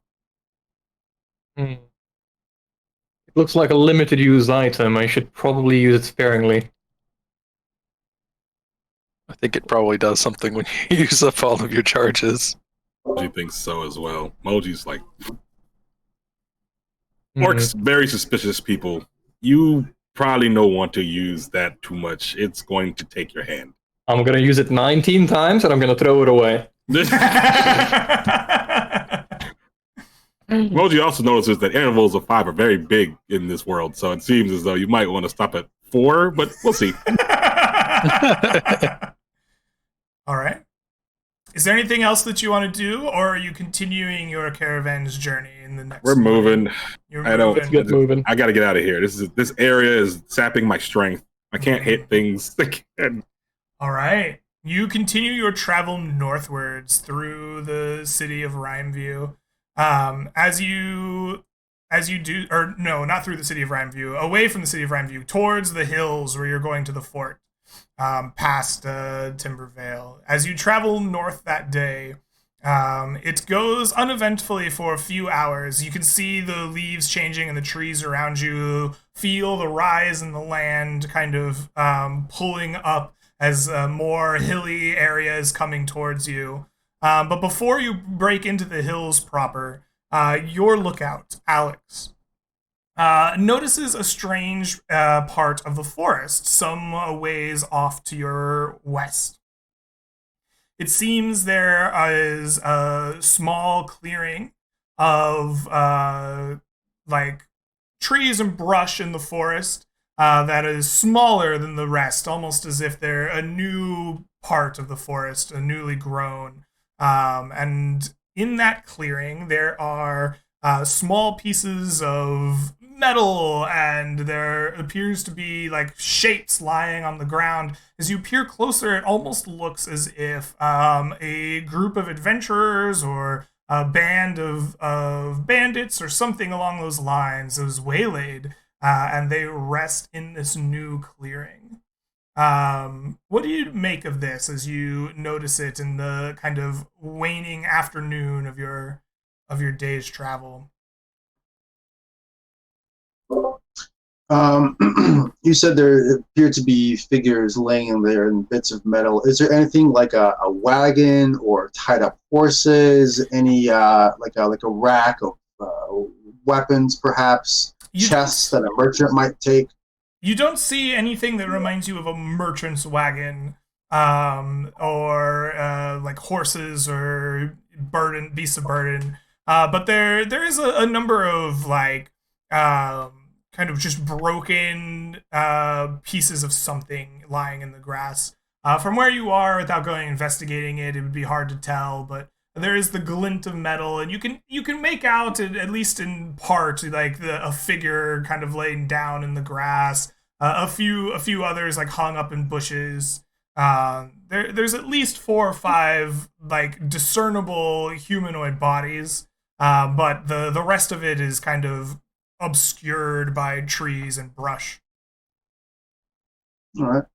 Alex will mention this to his companions, and he'll say that there seems to be a group of people resting up ahead. I'm not certain if they're hostile or friendly. I suggest we approach openly as friendly travelers, and I see no issue with that. If there's someone trying to ambush us, well, we've seen most of them. And then he looks at Norbert, and if not, you can blast anyone that tries anything. Fair enough. Sorry, quick question out of character, right? Where did they like move at all or breathe? Did Lova see them? Because in the description it wasn't clear if they're dead or alive. They just like they don't seem to have moved at all. No. Yeah.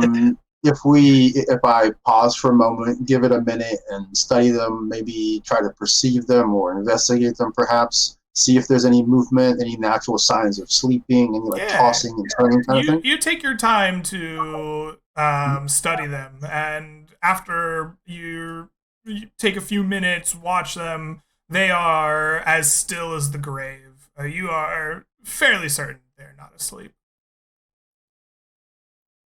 Okay. Like put my hand on your shoulder and point at the two, like hanging out of the trees at weird angles, and I'm like, I don't think they're taking a nap, man.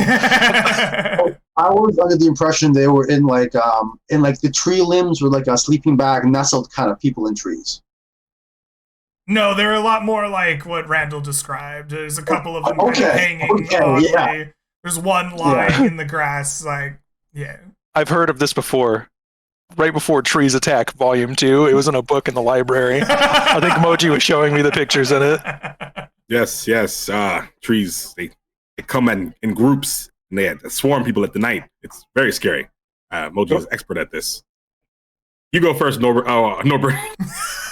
Norbert is gonna like stand 30 feet away, and he's gonna cast Mage Hand and just like wiggle somebody's shoes off his feet, see if something jumps out or something, you know?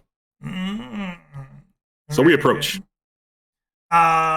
You attempt to wiggle the shoes off the foot of this corpse. Highs or lows, Mr. Norbert? Highs. Always highs.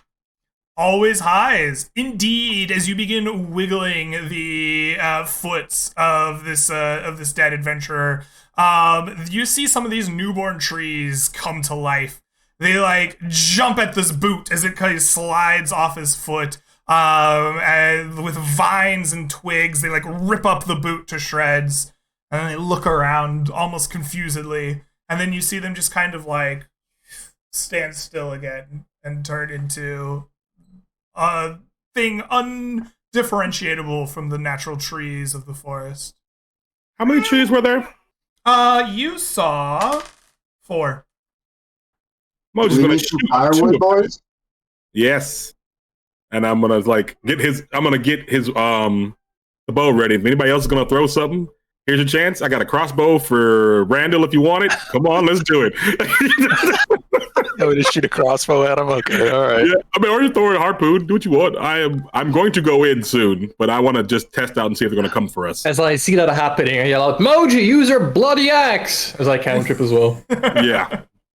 So here is the very first shot. At 2 Okay, of them. yeah, everybody who's shooting shots at these things, like, light them up. You got a free turn to go nuts.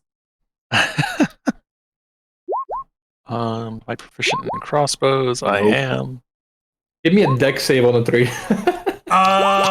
Yes. Oh, nope. And I firebolt with a 21. I'm guessing that's a hit. Yes. If we have time on this, Alex will go back to the mule, reach deep into one of the sacks that he's rarely used, pull out a hand crossbow, a small, tiny hand crossbow he can use with one hand, walk over, carefully load it by pushing it against his chest to try to load it awkwardly, and then take a shot at this tree. All right, you absolutely do. The skullbone bow will hit, and it deals some amount of damage. It looks like 3 points of piercing damage. The hand crossbow will hit. It deals 7 more points of piercing damage. You see a tree fall over and like explode in a cloud of twigs.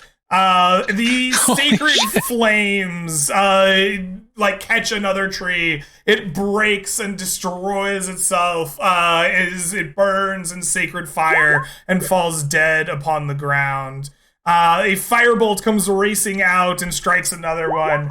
And it does 7 points of fire damage. You see vines thrashing around, burning as the final shot is Randall's. With a I believe I roll a 19. You roll a with, 19. Yeah.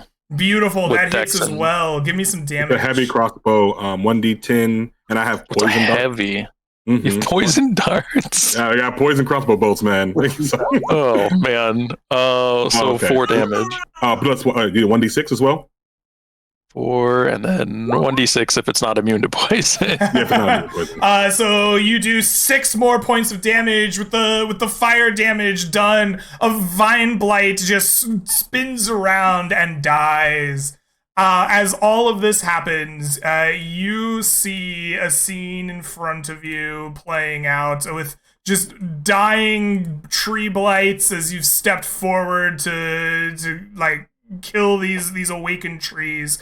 As this happens, a large creature makes his way up out of a tangle of trees and vines, and you see a shambling mound making its way towards you.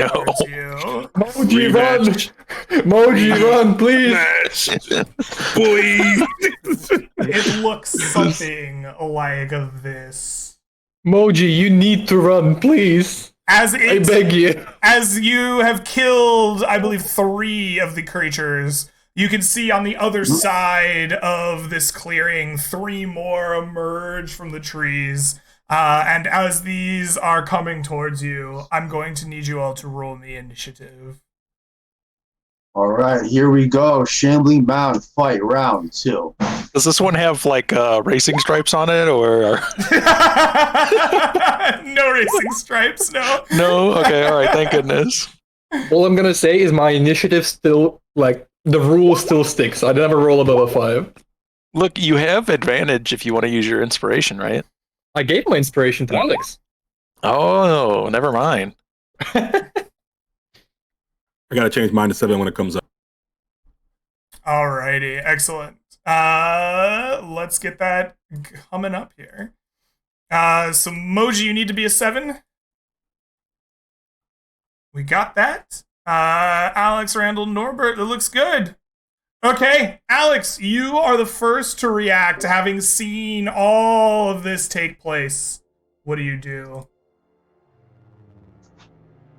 Moji got a 21. I'm trying to change. I got a 7. I'm sorry. Yeah. I can change. Yeah. Yes. Sorry. Just one. I'm gonna cover my camera for a second and keep the audio on. Apologies. Okay.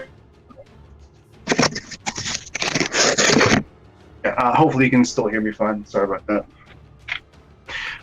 Yeah. So Alex, seeing this shambling mound attack his party, he knows that this is his chance for redemption. So he will pull out the tarot card given to him by Rose Nix, and he will clutch it to his chest. Okay. The Maw of Terror. Okay. I don't know mechanically what it does. I'm not sure Alex knows what it does, but he feels that it was given to him just for this time. And this is his destiny, and he will embrace fate. Okay, so your portent is a 5. You rolled it at the shop. You can expend it on any roll on yourself or another creature. Oh, it's like a portent dice. I apologize.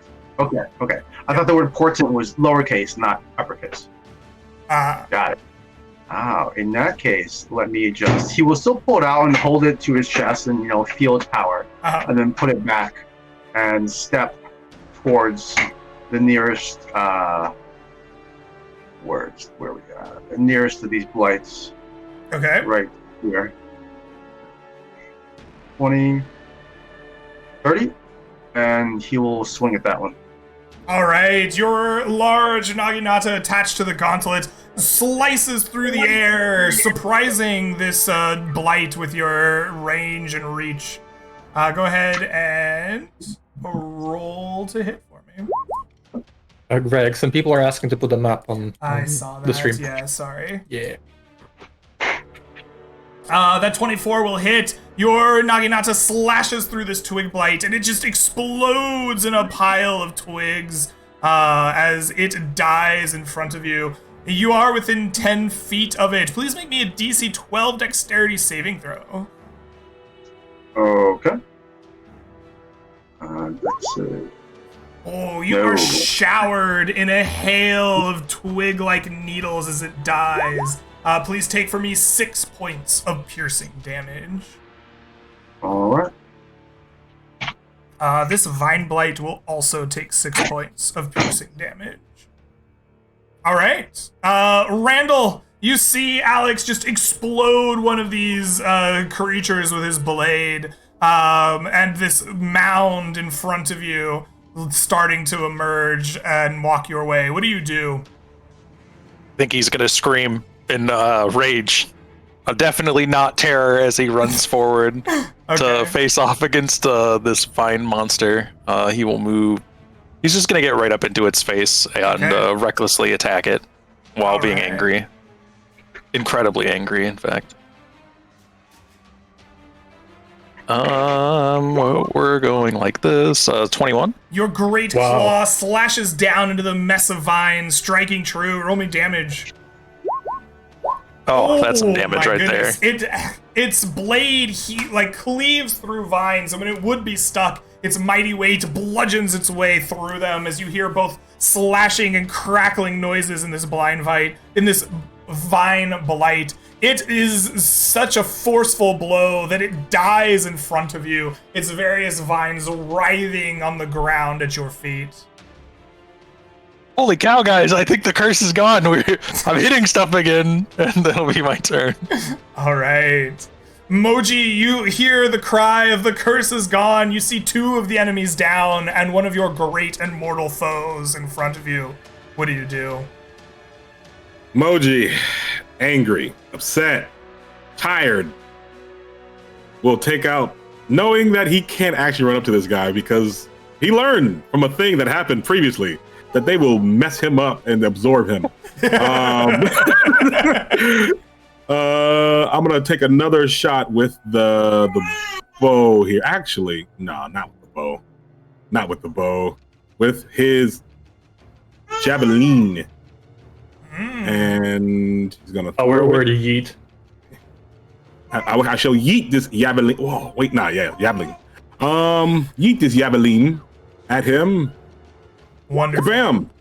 Bam! That 26 will hit. You stick a javelin right in him. For Yep, he takes 8 points of damage. Oh, you're right. Long range. He's right. I gotta roll that again.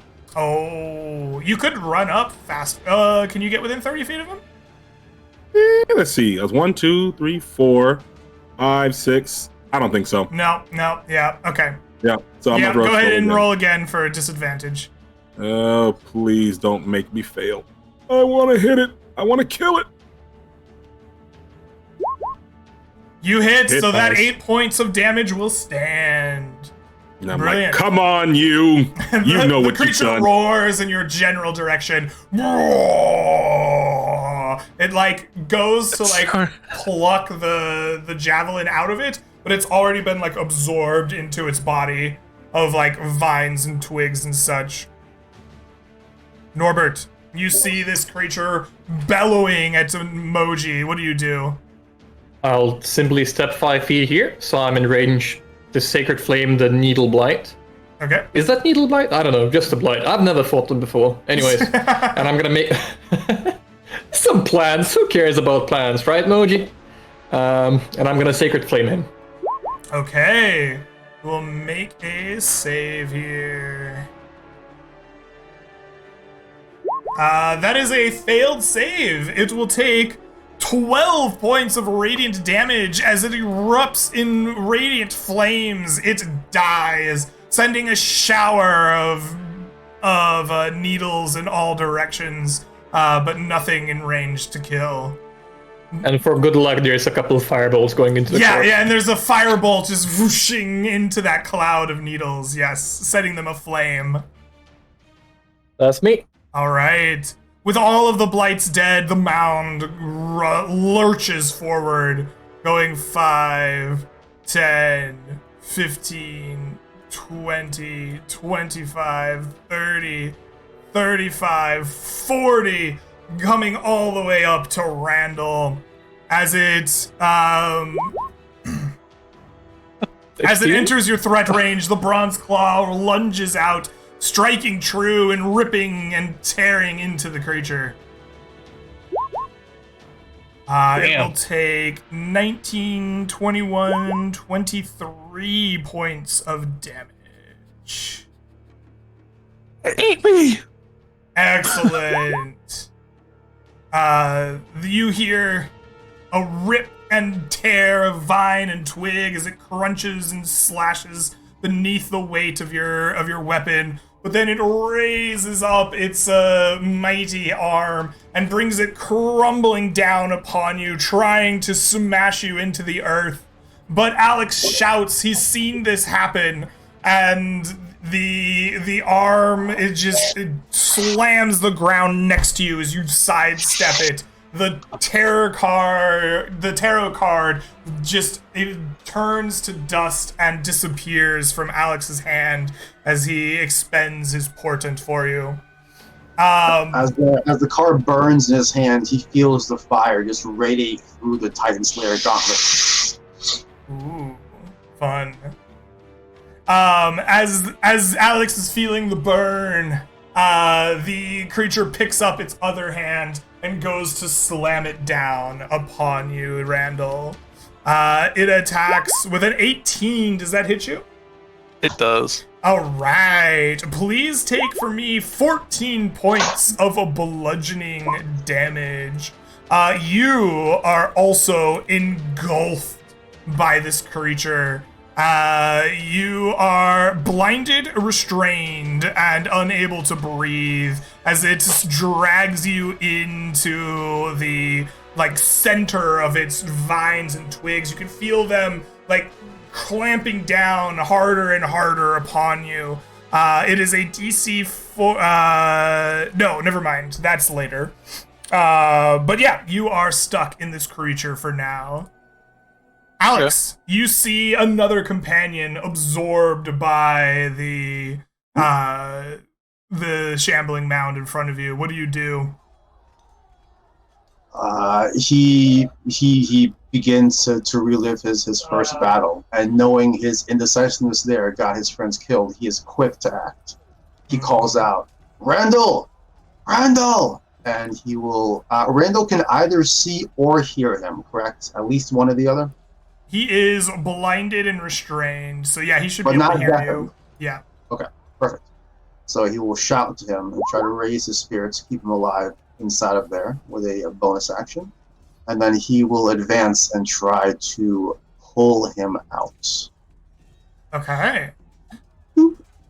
You hear the soothing voice of Alex as you are getting squeezed to death. You gain some extra vigor, and then a hand comes fishing in to grab you.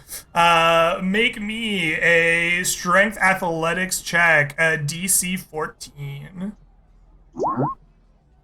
Oh, you grasp at Randall and pull and struggle with all your might, but all you manage to do is rip out a couple of twigs and vines. Randall remains and stuck the other inside. hand goes right back in. All right. You psych yourself up, plunge your hand back in, and you drag Randall out of the center of this creature, depositing him next to you as he is freed from the engulfing embrace. It was terrible in there, man. It smells like old sneakers. Excellent. With that, it is your turn, Randall. You are pulled from the center of the creature. What do you do? I will stand up and roar. How dare you eat me? I'm gonna eat you instead. And find my character sheet. Where did that go? Oops, sorry. I was prepared, but not really. Yeah, something like that. And I will recklessly start taking apart this mound if I can. Nope. Oh! 19? The 19 will hit. All right. 21 damage. My God. Jesus Christ. That's with the butt of the weapon? That's incredible. Yeah, He it rolled was a a low roll two. too. It was He a low rolled roll. a 2. Oh my goodness. With 21 points of God. damage, the shambling mound is blasted back. It slides in the grass and trees for just a moment, shakes its head, double checks its own health totals, and then roars back at you. Wah! Yeah, me too. Moji, the Does it look creature has bloodied? advanced towards you. What do you do? Does it look bloody at all? No. Moji looked back at Norbert. Moji is sorry. He has to do this. He's got to go in. And he's gonna move up 1, 2, 3, 4, 5, 6. Take out a whetstone. Strike it. Take out his axe. This needs to happen, or we're not gonna do well. Yeah, recklessly attack at this guy. Hopefully, he doesn't look back at me. A 12. Does that miss? It does. You strike your whetstone across the blade, slam your axe forward as best you can, but you find its natural armor surprisingly tough. It stops your blade before it can really harm the creature. Low rolling. All right. Moji is still just waiting. He'll get it. He'll get this. All right. I'll in there. All right, Norbert, it is your turn. What will you do? If Norbert was a barbarian, he would enter rage at this point, yelling out, "Moji!" as he starts blasting cantrips, action surging, Jesus Christ. So we have a frostbite, we have a guiding flame, and we have 2 firebolts leaping at the same time from my body towards the shambling Oh hound. my goodness. You just a mass of magical energies, just one after the other. Pow, pow, pow. Go ahead and give me some rolls to hit there. Yes, so first of all, I'm going to give you 2 firebolts. Okay. 26 and a 20. Both will hit. For a 6, which is very poor, and 12. All right, for 18 more points of damage with the fire. Second of all, I'm going to Sacred Flame for 11 That's if he right, saves. you cast Sacred Flame. It will save unsuccessfully, taking 11 points of damage. And I'm going to Frostbite it as well. It needs to make a Constitution saving throw or take 2d6 damage. Oh, I thought that was a attack roll. Okay, fair enough. It will fail that save as well, taking 5 points of cold damage. And the next attack it makes is going to be at disadvantage. All right, you can see a chilling effect racing up its like vine-like limbs as they are crackling now, not just from the woods, but also the ice and chill. The creature looks about, and it is going to make an attack here. It is going to choose good old Alex. He lifts up his arms and will bring them slamming down upon you. The first, with a 13, you easily dodge out of the way of it, like kind of just gives you ample opportunity as it shows you where it's attacking. Its next attack comes down at you with a 14, equally easy to read. You dance out of the way. The creature roars its disapproval. Roar! And then stops, and Alex, it is your turn. However, when it misses Alex and it roars up, he will take the opportunity and plunge his Titan Slayer blade into its face, hopefully with a riposte. With a riposte! Hit him with the riposte! All Grandma right, shooting this one. make me that attack roll. Nope. Oh, your riposta is too limp. It is overcooked, and you are unable to strike him. However, he then repositions slightly over to here, then back over to here, and then back over to here in a surprise, pointless movement, and attacks again. And it hits. It wasn't pointless after all. You managed to find an opening in the creature's defense thanks to your fancy footwork, and you deal 16 points of damage to it, which is enough to bring it to bloody. And as bits of its viney ichor and planty residue sort of like get shaved off, Alex senses redemption is near. Okay.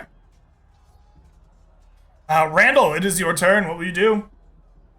Randall is so upset that this thing tried to eat him like 5 seconds ago or like 8 seconds ago. He's just like spitting, like frothingly mad, like as angry as you can be, as he's just trying to hammer this thing like down into the ground. Excellent. 16. That hits. Your great bronze claw comes crashing down on this massive mound.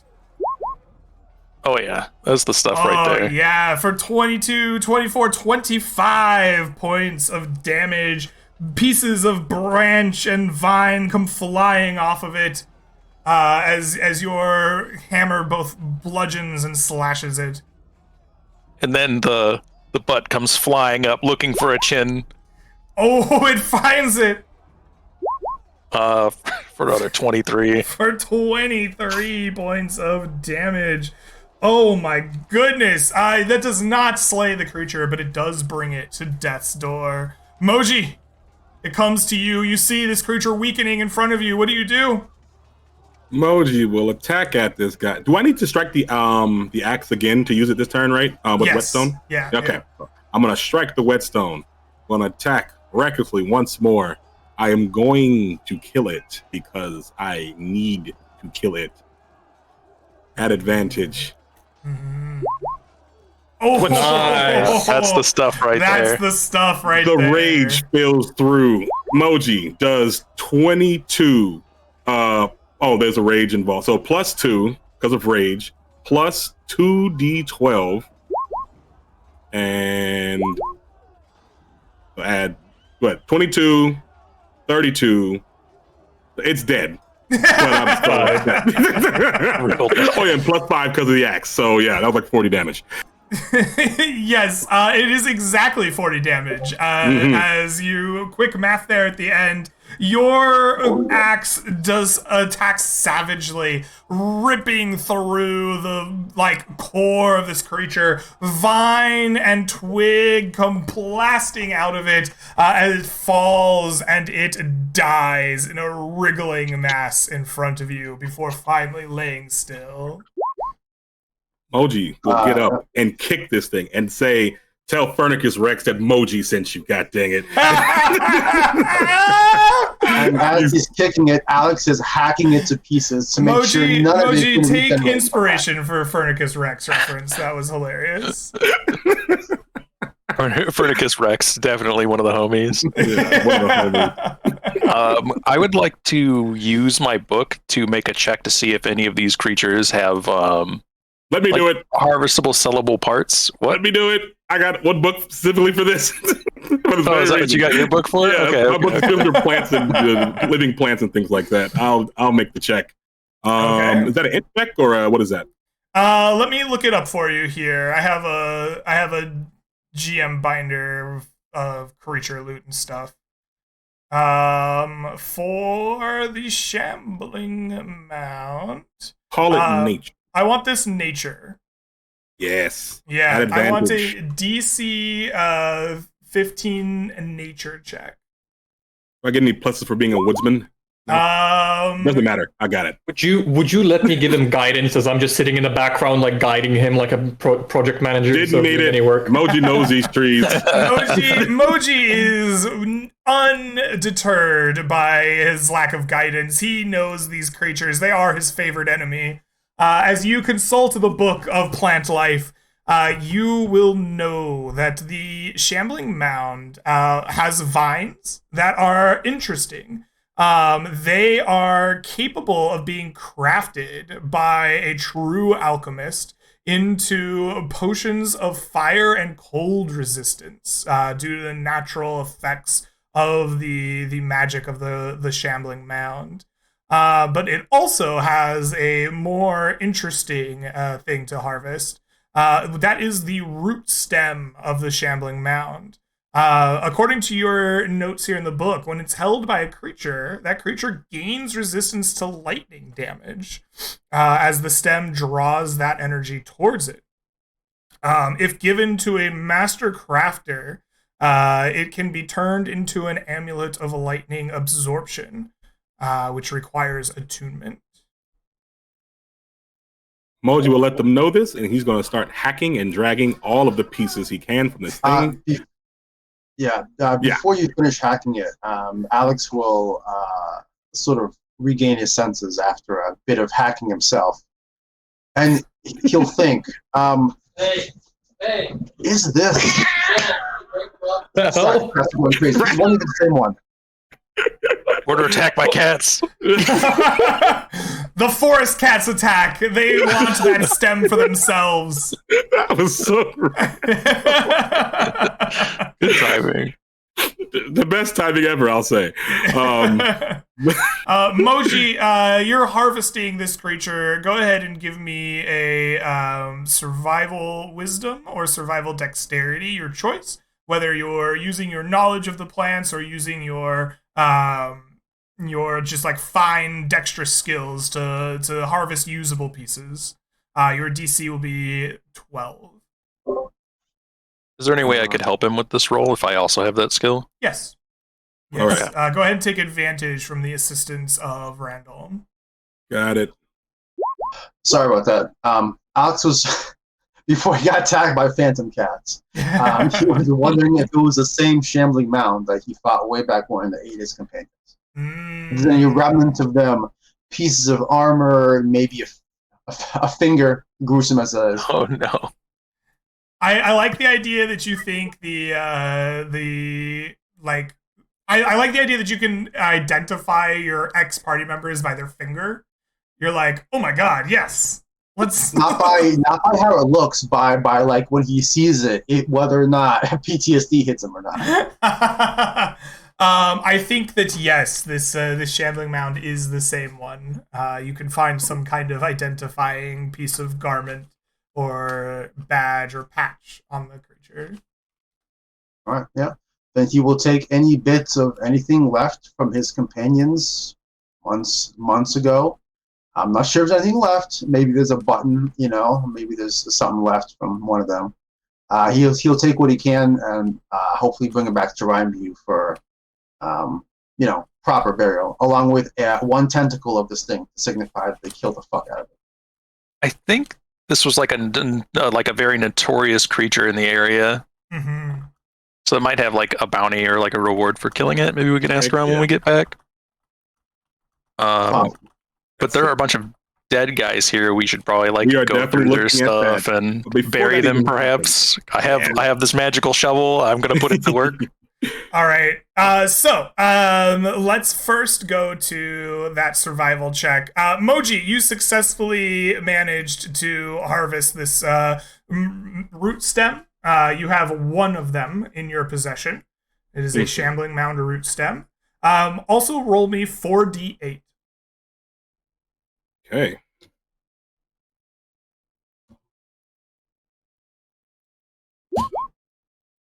You have managed to harvest 20 shambling mound vines.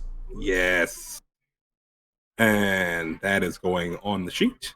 I'm going to hand this root stem to either Leova or Norbert and say, one of you should take this. It will help against lightning. You see Norbert standing there like a Sherpa with 20 bags and like 2 backpacks, and he's like, not me, please. And then I'll hand it to Leova, Alex, and be like, you take in case something happens. We'll figure this out later, but if anything pops up, it will help you. Yeah, Alex will take it, and he will look in his pack for, first he grabs some string, and he realizes it's not strong enough. Then he grabs some rope, and he will tie it to the front of his shield, so he doesn't have to touch the disgusting thing. All right. So you search the corpse for items. The shambling mound itself has a bunch of potions that it hasn't digested. There are glass vials inside. They appear to be 4 potions of healing. Yes, everybody gets one. Reimbursement on my purchase. I like it. Yeah. Keyword appears to be keyword. Just regular potions of healing? Yeah. Just regular potions of healing. There is also a clear potion on one of the dead bodies in the clearing, with a eyeball floating inside of it. Is stoppered in a glass vial. Moji takes that. Alex takes out his potion of clairvoyance and looks at it. Yeah. Does it look exactly the same? It looks almost identical, yes. Okay. Okay. Moji's looking for that cursed one that he lost last time and going to try it again. No, please, Moji. Don't eat us. Don't eat us. Yeah, I guess Moji takes that. Cool. No, I mean, I was gonna say I'd take it, but if somebody wants to hold it onto it, go for it. I'm not tripping. So we got that. That's why we brought the Sherpa, though. Sure. Yeah. Anything else? Yes. There are some very interesting boots being worn on one of these characters. They are a soft, supple leather that almost doesn't look like it's animal skin at all, but leather is the only thing that you could liken the texture of this to. It seems to be imprinted with the falling leaves. Oh, Put some on. Definitely not people skin. Definitely not. All right, you put on the soft, supple leathers are very nice, form fitting, almost to your feet, almost like they were a perfect fit. As you try them out and walk around, you might notice that your steps make no sound. How does this work with his heavy armor? Negates? Since a Very regular well. roll, I'm guessing. Yes. So these are boots of elven kind, as I'm sure that you have figured out. The advantage on dexterity is just advantage granted. If you have heavy armor, you have disadvantage. Then those cancel out per the rules. Oh, That's great. Yeah, absolutely. There is also a number of coins. Each of you roll me D10.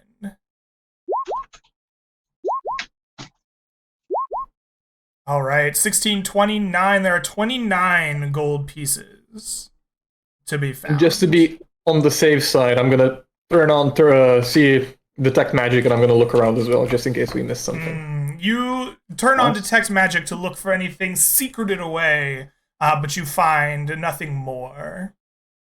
All right. nice. With detect magic, he will get schools of magic. Does he get any unusual schools of magic from the items we got that might suggest additional features or weirdness to them? No. All right. And I got a question that you weren't prepared for, Greg. Okay. How much gear is here from like mundane items from all these adventurers? Like swords, bows. Each of them are wielding short swords. Each of them are wielding leather armor or wearing leather armor. And one of them has a short bow and a quiver of 30 arrows. I'll take them all. Okay. How many adventurers? There are 4. Mm-hmm. Do the adventurers themselves have any insignia, markings, names, journals, anything unusual? No, Anything nothing identifying on them. They just seem to be for people that that happened upon this creature while in the woods. Who knows what brought them out here, what their quest was, but it ended here. Is all of the 29 gold in the same pouch and or the same vintage marking? Well, it'll all be in the same markings, but it is it was scattered amongst the 4 of them. Okay, and is it of someplace far away that we might say, hey, they all came from such and such place because of the gold's mark there? And no, it's just your commonly minted coins of the areas. Yeah. Okay. And they're like their appearance, their garb, their visual, They look like adventurers. They look like they could have come from the tavern that you frequent. Yeah. Gotcha. Poor Kenny. I knew him well. You're like eyeballing them as I'm like starting to cover them in dirt as I've like dug graves for the poor guys. Oh my god, we killed Kenny, guys. We're bastards. Those bastards. We killed Kenny, yeah. We bury him, kick some more of these blind blight. Blights don't give us anything, right? I would know, maybe. The blights do not give you anything. As you, I definitely kick those, and then get ready to go. All right. With that, the party leaves behind the strange creatures. With a sense of accomplishment, With a sense equal of to, pride if not and greater, accomplishment. than buying EA DLC. Oh no. With that, you continue on into the late afternoon. As the sun is beginning to set, you find yourselves amongst the hills, searching for this castle, knowing that it's somewhere nestled right at the front of the kind of the beginning of the foothills.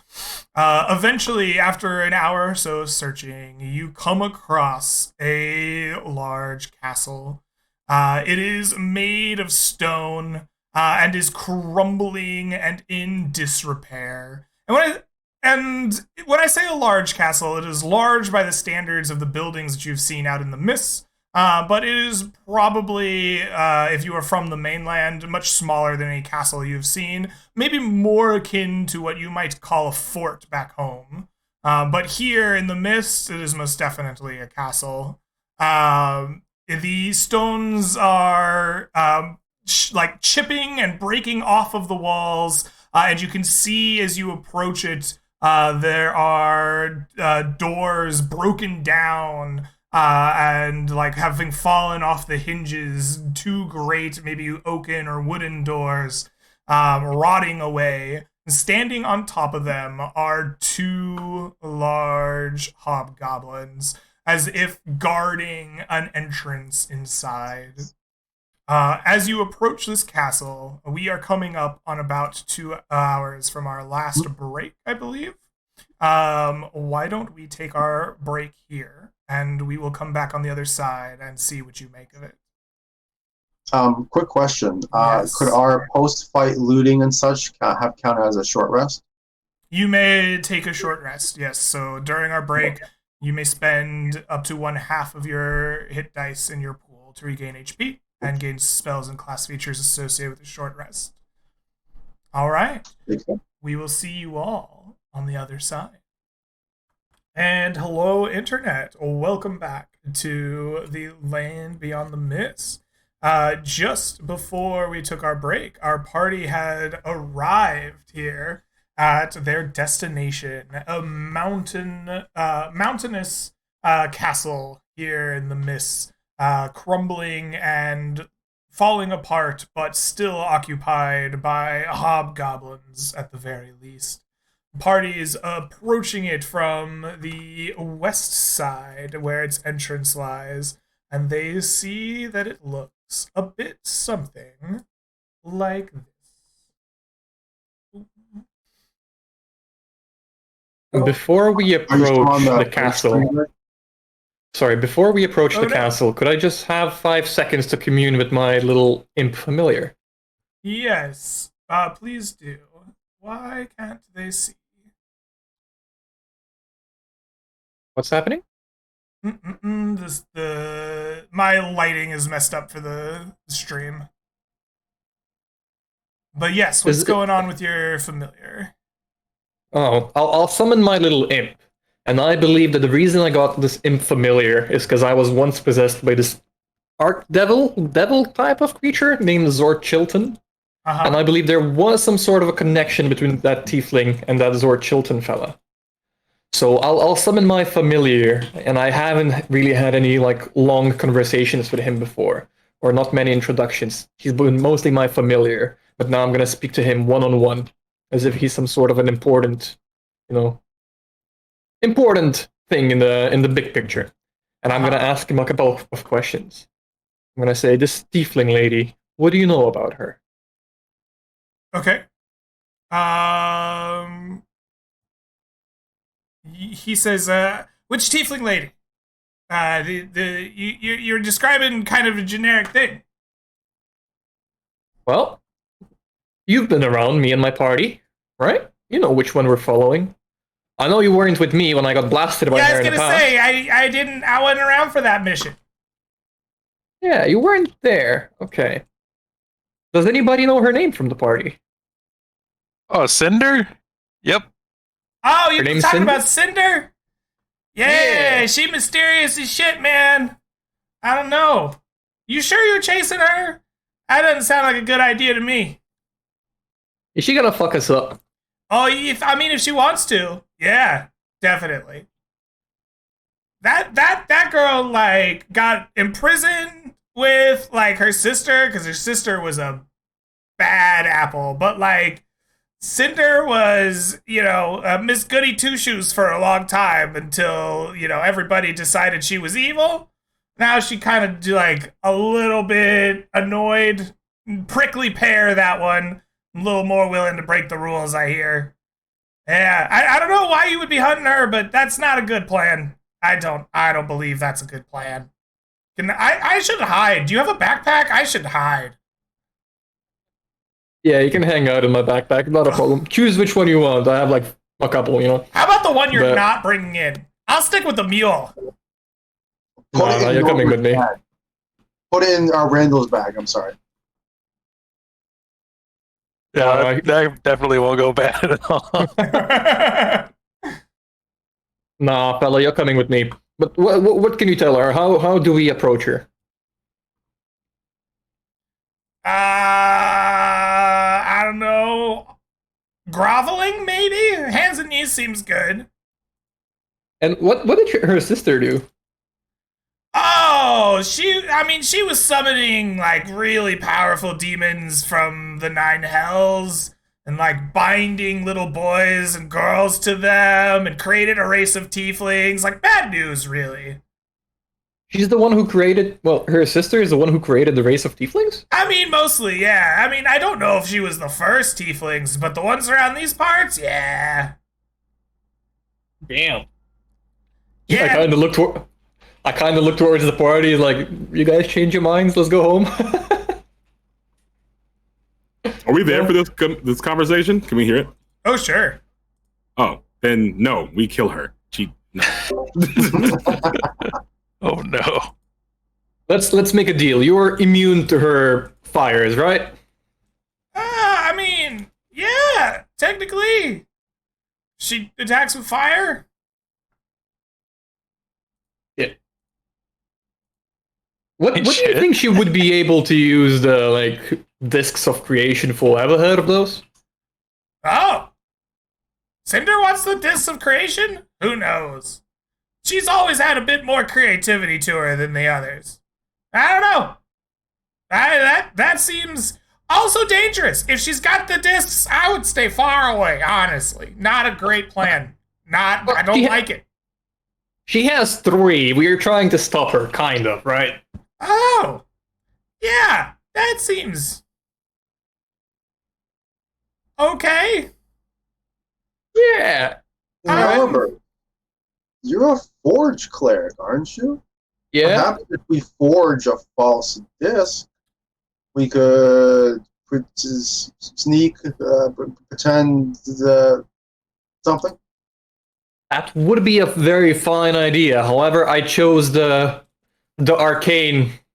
How do I put it? The levels of my forge, Daisy, do not outweigh the powers I've chose of the arcane. So I'm not really able to use my religious powers to that extent to forge a disc. Both in game and out of game, I have no idea what you said. So a level Taking 2 up the forge. level in cleric. Yeah, I only have 1 level in forge cleric. So if I had level 2, I would be able to forge a disc, right? Because I'm level 1, I'm not really able to do so. Okay. Got it. Okay. That's unfortunate. Perhaps if we had something to get in her good graces, we might be able to sneak into an audience past some guards. Well, I will be 100% honest. The previous party to venture out into the mists, the Tieflings' allies knew that they're coming and where they are and when they're coming. Chances are they're expecting us and expecting exactly when we're coming. What I would suggest is don't take anything risky. Let's try to clear out the fort one by one. If we see that it's turning south, run. If we see the tiefling, we go straight for her, ignoring the goblins, right? Sounds Nobody like a agrees. plan. All right. We approach slowly, and I'll think to myself for a second. Greg, would we know that the ring that Norbert has, if you put the ring on, go invisible, hand it to someone else, can they also go invisible, or does it stop once you take the ring off? I think you gotta keep the ring on. I don't think Okay. you can pass around the ring of invisibility. That's perfectly fine. We need one of us to go invisible and probably take out like a small section while the other guys show up quickly behind. I don't know who you guys think is best for this, but it might be Randall, might be me. Could be Leova. Can't be Horo. He's too noisy. Oh, man, gee, thanks. I look towards my like 50 backpacks with like 100 swords in them. Yeah. You can't do it. So Moji will say, Randall, you, me, Leova, Alex, what we do? You want one of us invisible? I think you and I can kill the most, and then Alex is the best to like sneak up and stab someone. Honestly, like look at that big freaking arm. That's a really good stabbing arm. If I've ever seen one. Alex is rather stealthy, even with the massive sword attached to him. Mm-hmm. Randall, you go invisible. Alex, you follow behind. Moji will come from the other side. You're looking at like here. You guys go here. He go here. We run up. Norbert, blast him. I do like a finger guns. You know? All right, so we'll approach. I don't know if you'll let us get to that point, Greg, or is that like not kosher? Like, I think that if you step up near the stairs, the hobgoblins are gonna look at you like, "Hey man, what do you want? Get out of here! This is our castle." If that's the case, Moji will be like, "Oh, sorry, Moji, no. Who castle is? When did this castle come up? Moji never seen castle," and just like slowly walk up to them. I don't know, but it's ours. We take castle. Moji, no one take your castle. Moji, just curious. Maybe you don't know. I am the king of the arena, and this is my new castle. And then we will strike them together as brothers. All right, then everybody roll me some initiative as you run up and start fighting the hobgoblins. But I have drank a potion of fire resistance before this happened, like as this is happening. Sure. Why not? You All drink right. a potion of fire resistance.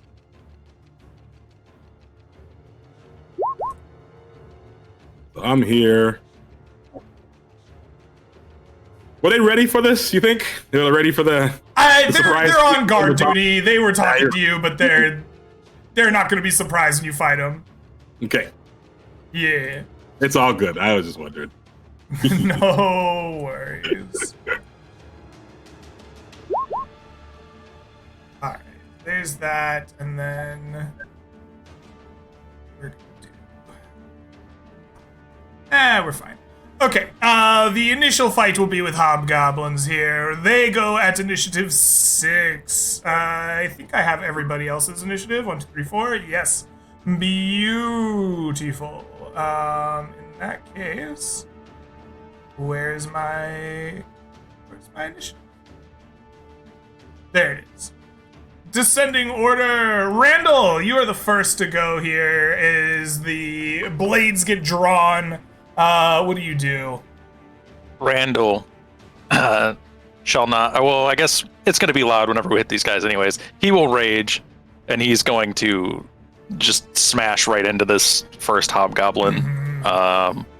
Recklessly attacking it. Not that one. Oh my lord. I want this one. There you go. Is it 20 enough? 20 will hit the hobgoblin, yes. All right, as the butt comes up. Oh yeah, that's some good damage right there. My Max God, damage. 23 points of damage. You bloody and bring this goblin down to death's door.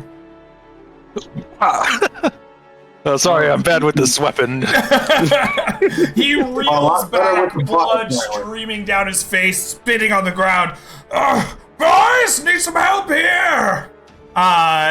Norbert, it is your turn. What will you do? I'm gonna cantrip this bloodied boy and steal all the thunder from Randall, as I've been doing for the last 2 fights. Alright, please do. So, Sacred Flame first, Sacred followed Flame by a Fireball. first. You see him dancing as best he can to get out of the way, but becomes engulfed in that Sacred Flame. As your Firebolt races after him, he drops down dead. The Firebolt splashing into the back of the stone room in front of you, erupting on the stonework. As the battle continues and the hobgoblins yell back, Alex will yell in Goblin as loud as he can, into the doorway. You yell, Alex, I made a big poopy out here. Everybody come look. What the fuck? The intention being the hobgoblins are not going to want to look at goblin poop, so maybe this will discourage them from coming out. Okay, excellent. Moji, there's somebody barking in Goblin behind you. One of these hobgoblins is dead. What do you do? Moji's probably a little confused, but he assumes his party's got the back goblins taken care of. He's going to swing recklessly, striking his axe as a bonus action, and go for the gusto. Going for the gusto. Did it hit? Oh, it didn't. Like that's so You weird. didn't roll yet. I did. I swear. Yeah, roll 20's been a little weird. Okay, it took forever. A 13 to hit does not hit. You swing with all your might, but the very heavily armored hobgoblin just shields himself from the blow, letting Very heavily. Yeah, letting the armor and the axe just kind of grind uselessly against each other.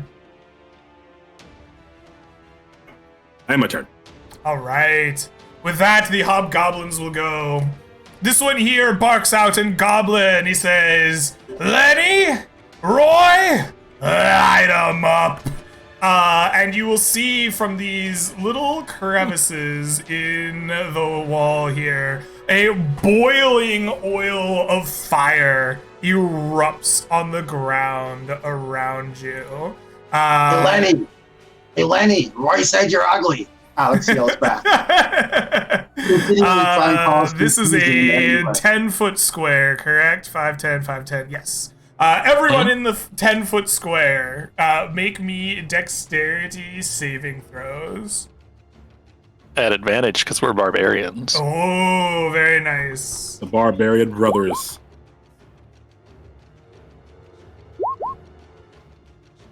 Nice. Fine. All right, you both succeed your saves. Please take half of 7 points of fire damage. Does it get half So twice? one, for that? yeah. It would get halved to 3. Have So we have have resistance from again. rage. Oh, yep, then please take 1 point of fire damage. This is like a mechanism, correct? This is not like an attack they're doing. Yes, that is correct. Okay. Mhm. The hobgoblin standing in front of you will then raise up a mighty blade, and he brings it down upon you, Mr. Moji, I believe. Yes, Moji standing right in front of him. With a 20, he will slash into you. Please take 4 points of slashing damage, and he'll make a Constitution saving throw.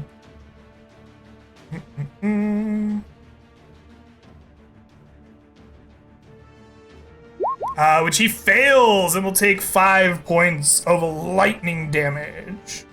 All right.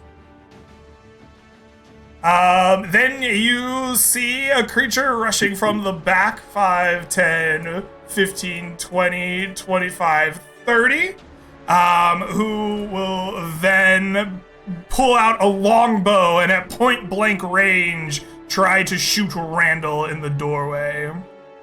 First, he's gonna accept my love Oh my in the god. form of a crit. Alright, roll that damage. Oh, Jesus Christ Oh my almighty. god. That is 27, 31, 35, 37 points of damage. He is down. He immediately dies. I look at the guy next to me and I say, "You're next, bud." Just wait. Then this door opens as hobgoblins come pouring out. 5, 10, 15, 20, 25, 30. There we go. And then 5, 10, 15, 20, 25, 30. And here and here. All right, these hobgoblin that rushed up to the front is going to make a mighty swing upon Good old Randall. wouldn't With dare. a 15, does that hit? He has advantage. That He first one does misses, have but advantage. Beautiful.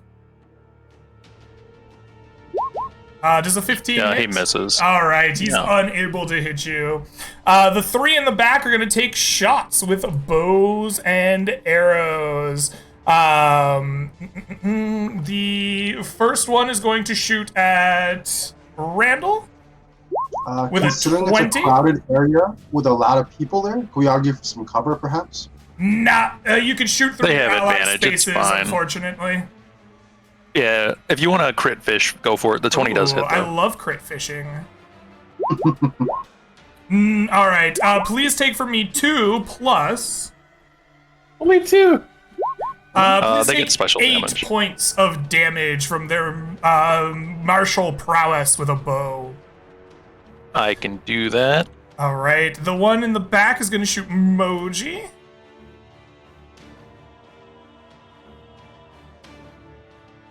Moji, did you also attack recklessly? Oh yeah. Oh, yeah. 13's not going to hit you. It bounces harmlessly off the armor. And then the final one is going to shoot a bow at at Alex. I think he's a little bit lower, right? Oh, he is. Well, it doesn't Okay. matter. He fires high, unable to strike him. Alex, an arrow goes right over your head. You can see them lining up in this hallway. What do you do?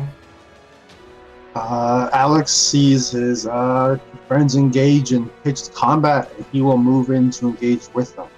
Is this area of previously boiling oil still boiling Oh, and yeah. or oily? That is boiling oil.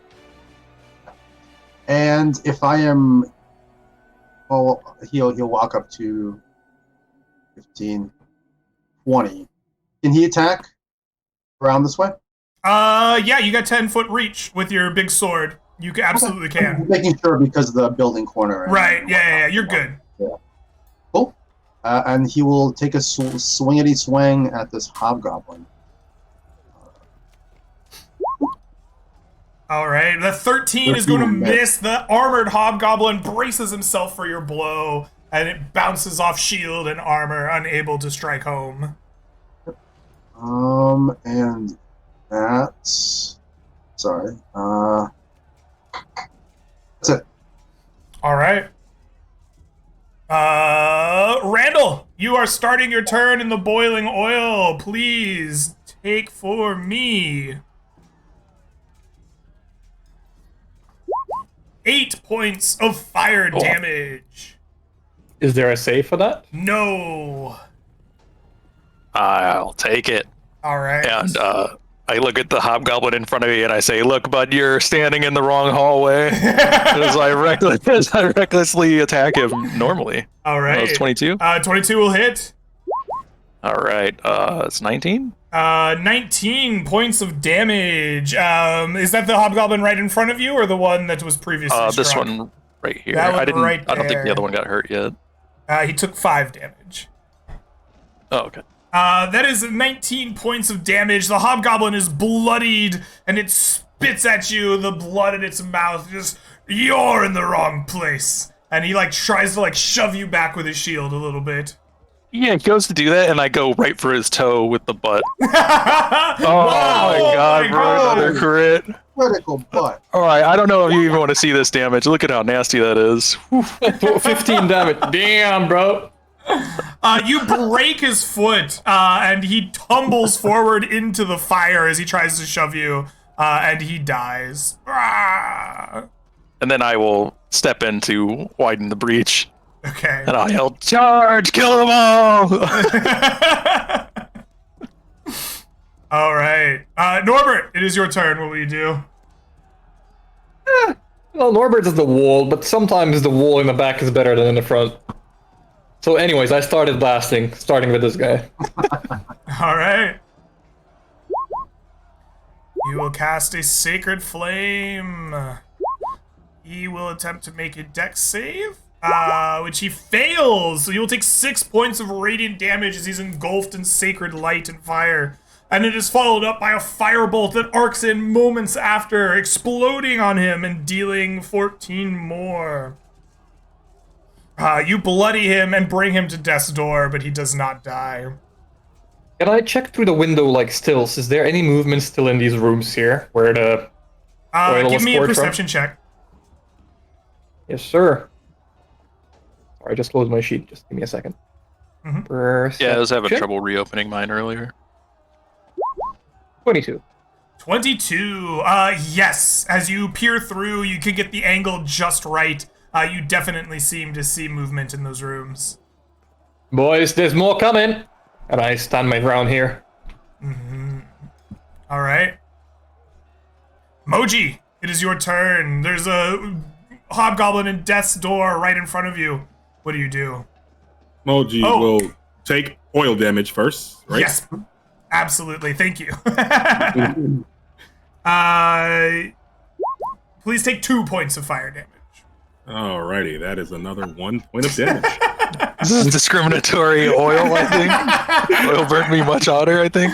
Moji was gonna run over here, get to where his teammate is, walk one down, and then smash the guy that was attacking him earlier. All right, please do. And let's see how this goes. I'm gonna do a regular attack. No more of this. Very weapon mastery. It's been holding us back. It's been holding the barbarians back, man. Recklessly, why not? That is Nice. a 19. That will hit. All right, for 12 points of damage. This hobgoblin on death's door falls and dies. Blech. On his death, Moji will come up one more spot. Well, can I go here?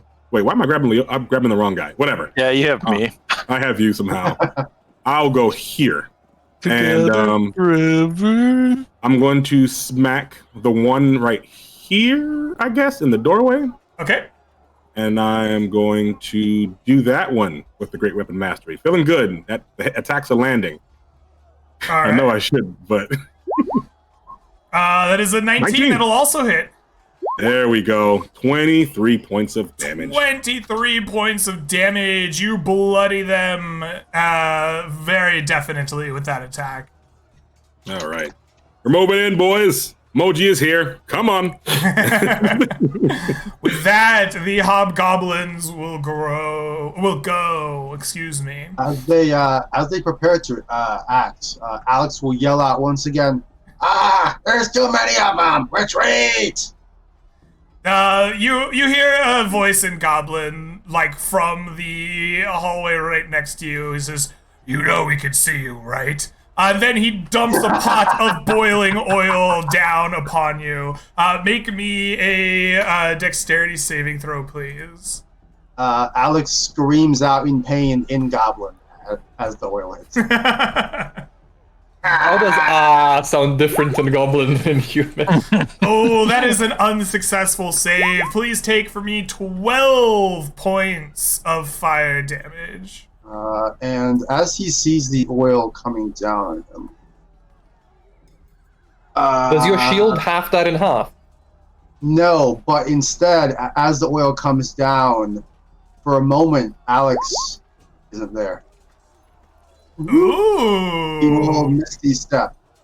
All right. Chill. Your sandals of the here. coward misty step you. No, they are standards of strategic repositioning, and he strategically repositions into the battle. Okay. But you could also have strategically repositioned it right in the room to say hi to that guy who told you don't speak Goblin well. Yeah, I could have, and that would have been amazing. But I don't see the area. At least my character can't see it. So, All right. is that a true statement, Greg? I can't That is see a true inside that area? statement. Yes. Okay. With that, this door will open, No. and the hobgoblin inside steps out 5, 10, 15, 20, and he has a choice to make. Who does he attack? Well, first he's gonna die. Oh my god! Oh my god! Oh, you crit him. Not again. No, not man. enough this time. Unfortunate. Low That damage is rolls, guys. 12 and 7 is 19 and 21. You have bloodied this man. And his choice is made. He brings his weapon up in both hands and brings it swinging down upon you. I just tell he like looks at me and I say, "Wrong castle, bud. This is mine now." Oh, and he just like his He is- wounds are too much. He like slides down the wall, has to catch his breath instead of hitting Yeah, you. attack again. He has though. advantage. Yeah. Yeah, Oh, okay, that's right. I keep forgetting you guys are recklessly attacking. I need to. we are the reckless boys. Yeah, Well, doesn't okay. matter. It got He worse. slides down the wall, man.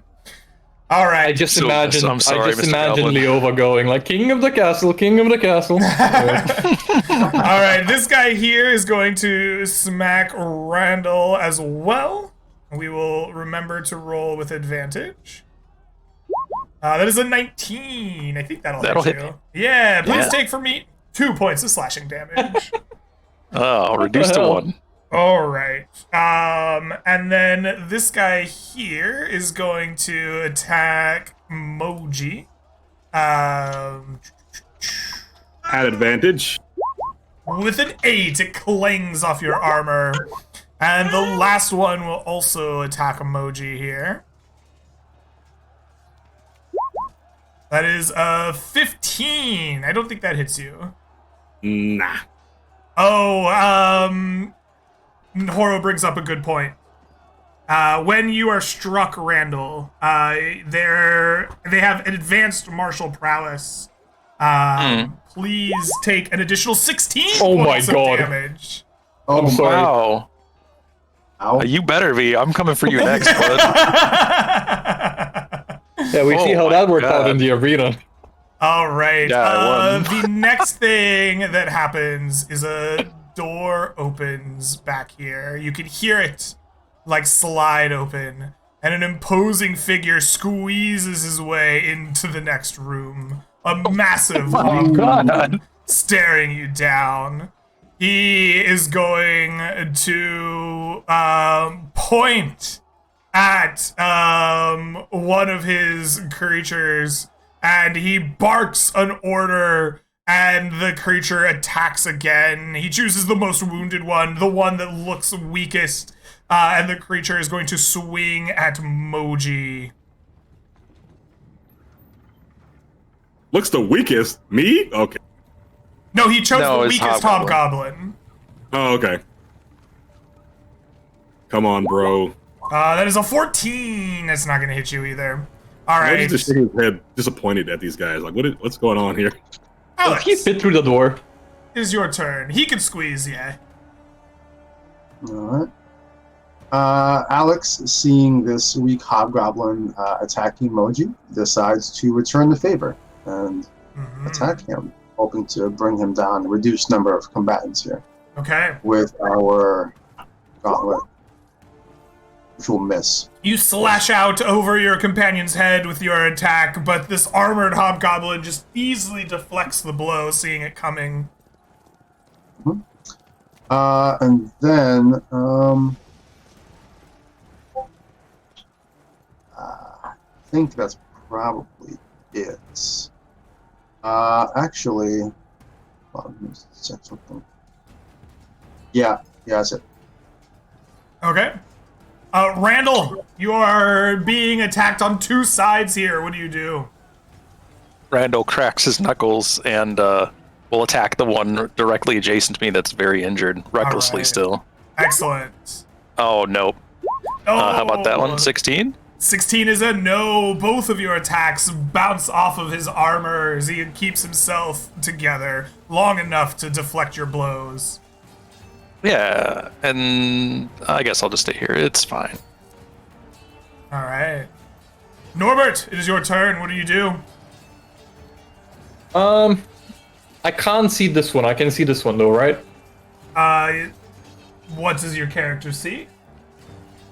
Well, I can see the whole map, right? But Oh, right. That's fair. I think that's fair. You could definitely shoot that guy. That's been Sure. bloodied. Yeah. so it's gonna be like a Western movie, and I'm gonna make him dance with like a light, sacred flame to his feet. All right. He will dance a sacred flame. That is a fail. The firebolt will break on his armor, not damaging him, but he will take 9 points of damage from the sacred flame, and that will bring him to death's door. Damn, he still lived. All He right. still lived. Moji, it is your turn. What will you do? Which one's that death's door? Is it this guy? Yes, sir. That one. I'm gonna attack that guy recklessly. All right. And here we go. That at 20 will hit. Your great axe slashing down on him. For 15 damage. 15 points of damage. His head is taken clean off his head as he dies. All right, I'm gonna swing at the guy that's also very injured above me. Uh-huh. And advantage, 22. 22 hits. I think you crit actually. Is it? Yeah, You that's a crit. natural 18. Yep. Yeah, that's a crit. And that's Alright. a 1 on my roll. Holy God. All right, what do you? 12 and 12. Wow. All right. With 31 points of damage, you cleanly end another hobgoblin's life, shearing his head from his body. Yeah. We're moving in, boys. Moji's got this. And I guess I'll just stay here. Yeah. Mhm. All right. You shout that out, and the big hobgoblin comes squeezing through the door, emerging next to you. He says, "What do you have exactly?" And he brings up a mighty greatsword, which he will attack with. Does a 19 hit him? 19 does hit him, yeah. All right. There we go. That's the Damn, damage I brother. was looking for. Wow, all right. 18, 22 points of damage on the captain. He will attack you with a Does 22 damage bloody him? 19. Does that hit you, Moji? That'll hit. All right. Please take for me.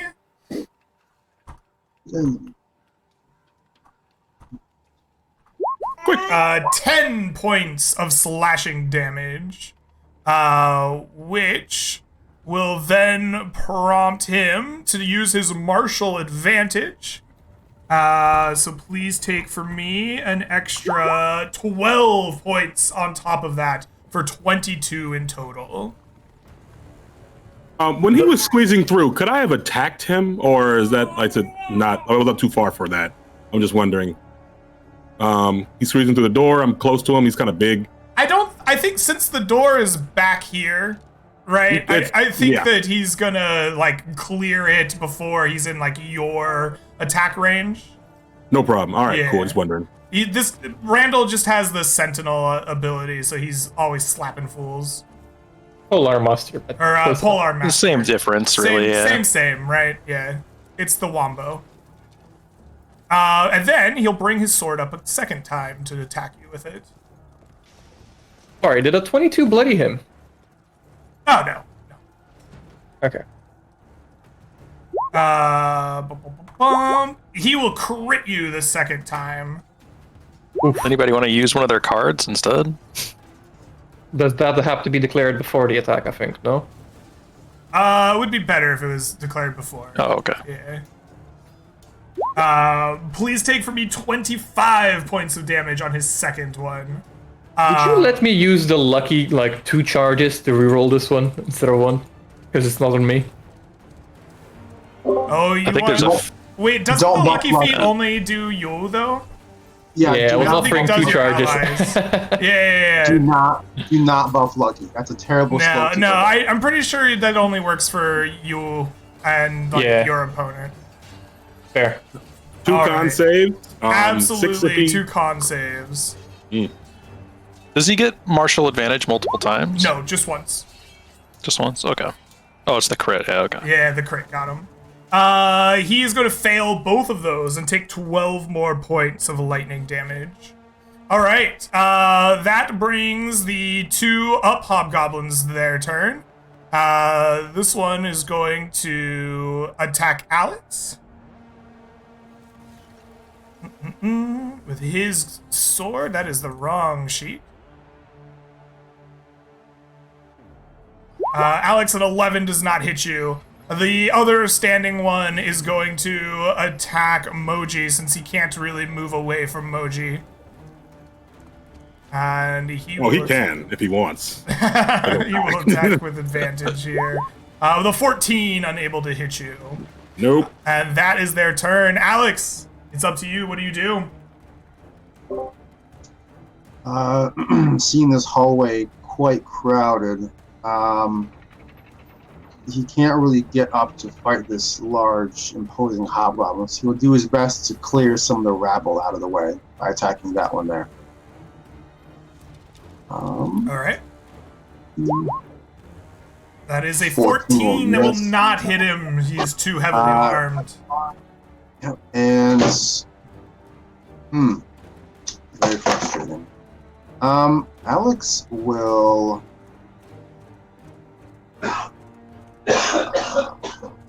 take a step down here. Okay. Is he gonna take a attack opportunity? He absolutely will. Why not? He is going to swing at you with an 11, still unable to hit you.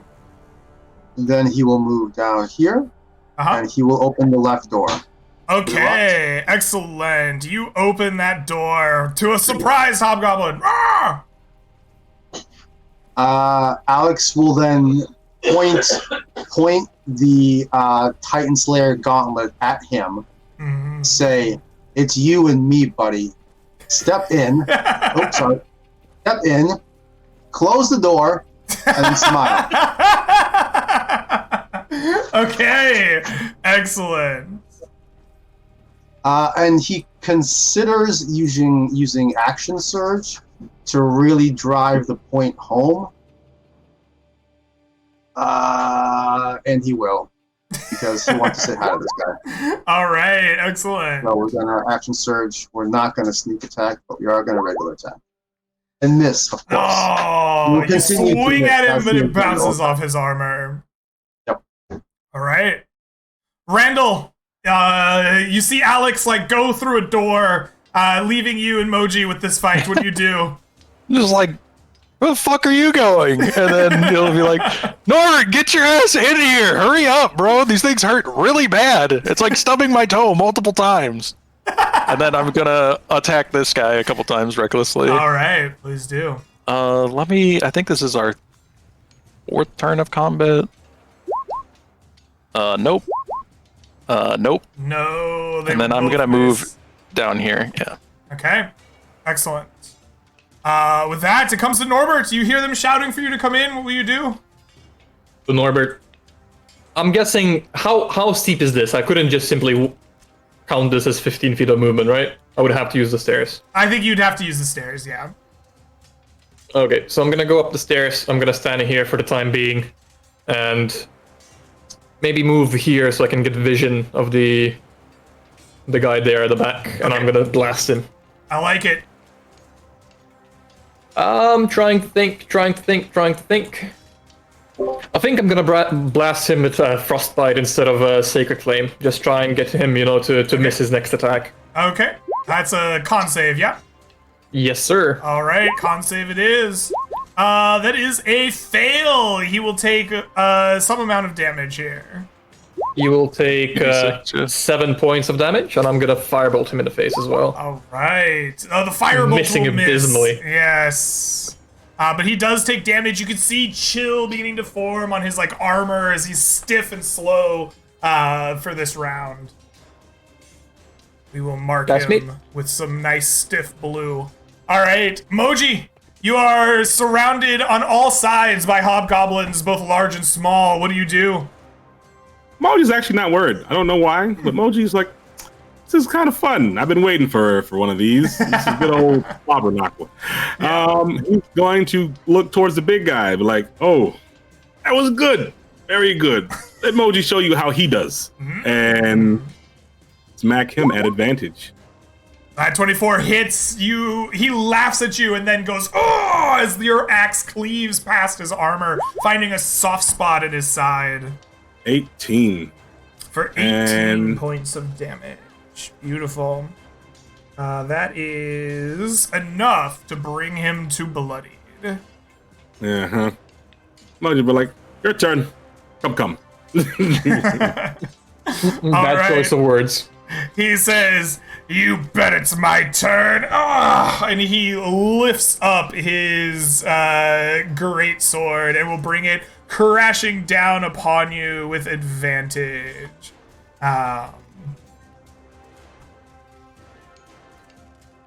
The first attack is a 19, which will hit you.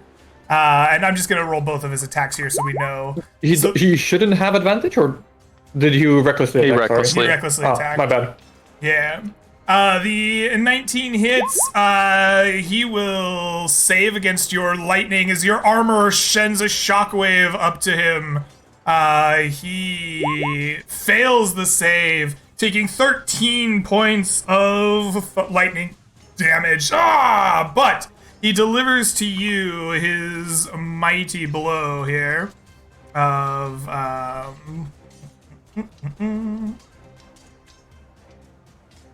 16 points of damage from his regular attack, and 8 points of damage from his superior martial prowess for 24 in total.